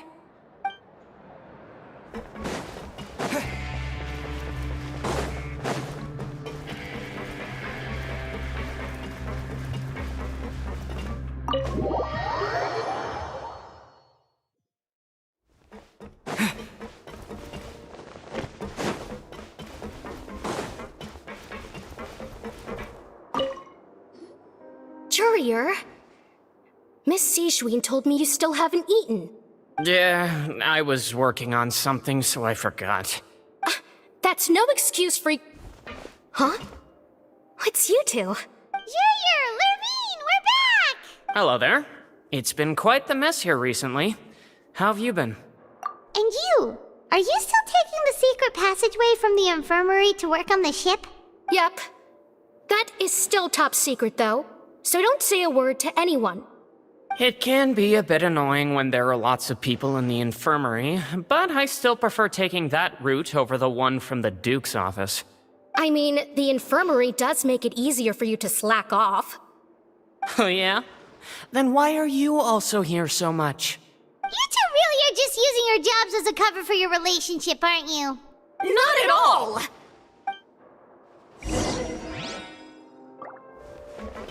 Courier, the rumors about us are literally everywhere now. Please do something about it.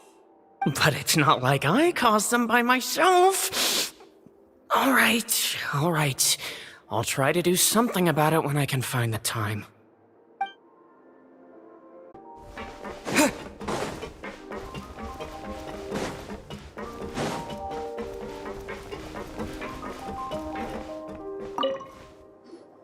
Do my eyes deceive me, or did I just see two inmates come back after making it to the surface? Some strange winds blowing of late. We wanted to see how the fortress is doing. Is everything still alright? We're fine, for the most part. Nervalet came down and took care of the worst of it. If that's the case, why don't you just ask him to stay here? Oh, yeah, what a brilliant plan. Let's go convince the Udex himself to exchange the Courts of Fontaine for a puddle of water in the middle of nowhere. He came here in a hurry and left without even stopping for a cup of tea.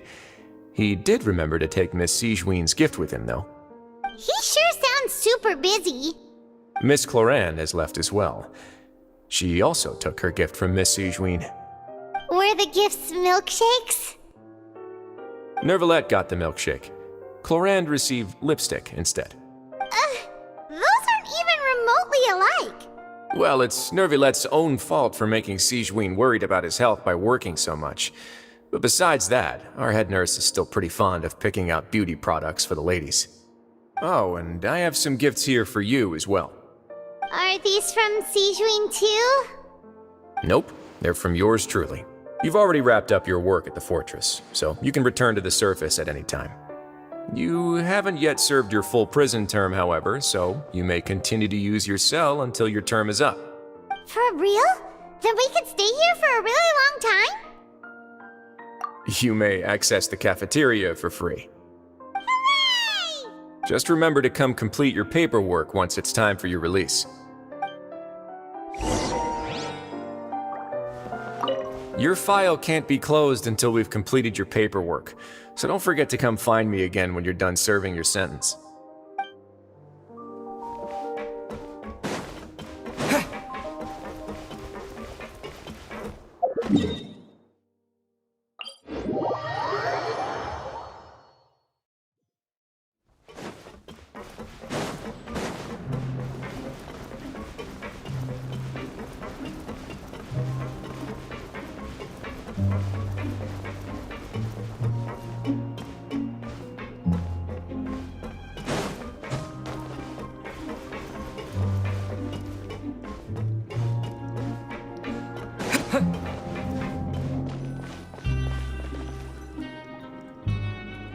We're back in our cell again.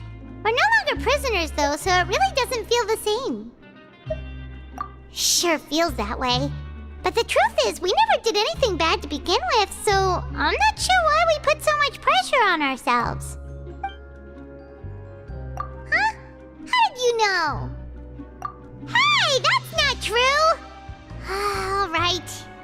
Okay, Paimon just wanted to say that we really are an amazing duo after all. It's like we've now gone to so many places together and become friends with so many people. We've never stopped traveling or stopped meeting new friends.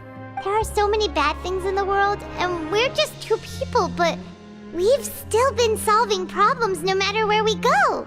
Isn't that pretty cool? You're counting Paimon today? Aren't you the only adventurer here? Then let's ask Catherine to give Paimon an adventurer handbook as well. Paimon will also be an adventurer from today forward. Just our thoughts making Paimon giddy. Paimon's gonna crash, so you sleep soon too. The last time we fell asleep here, we woke up to a whole mess outside our cell. The primordial seawater nearly rose up. That was so scary. We should be safe now, right? All right then. Good night to you, traveler.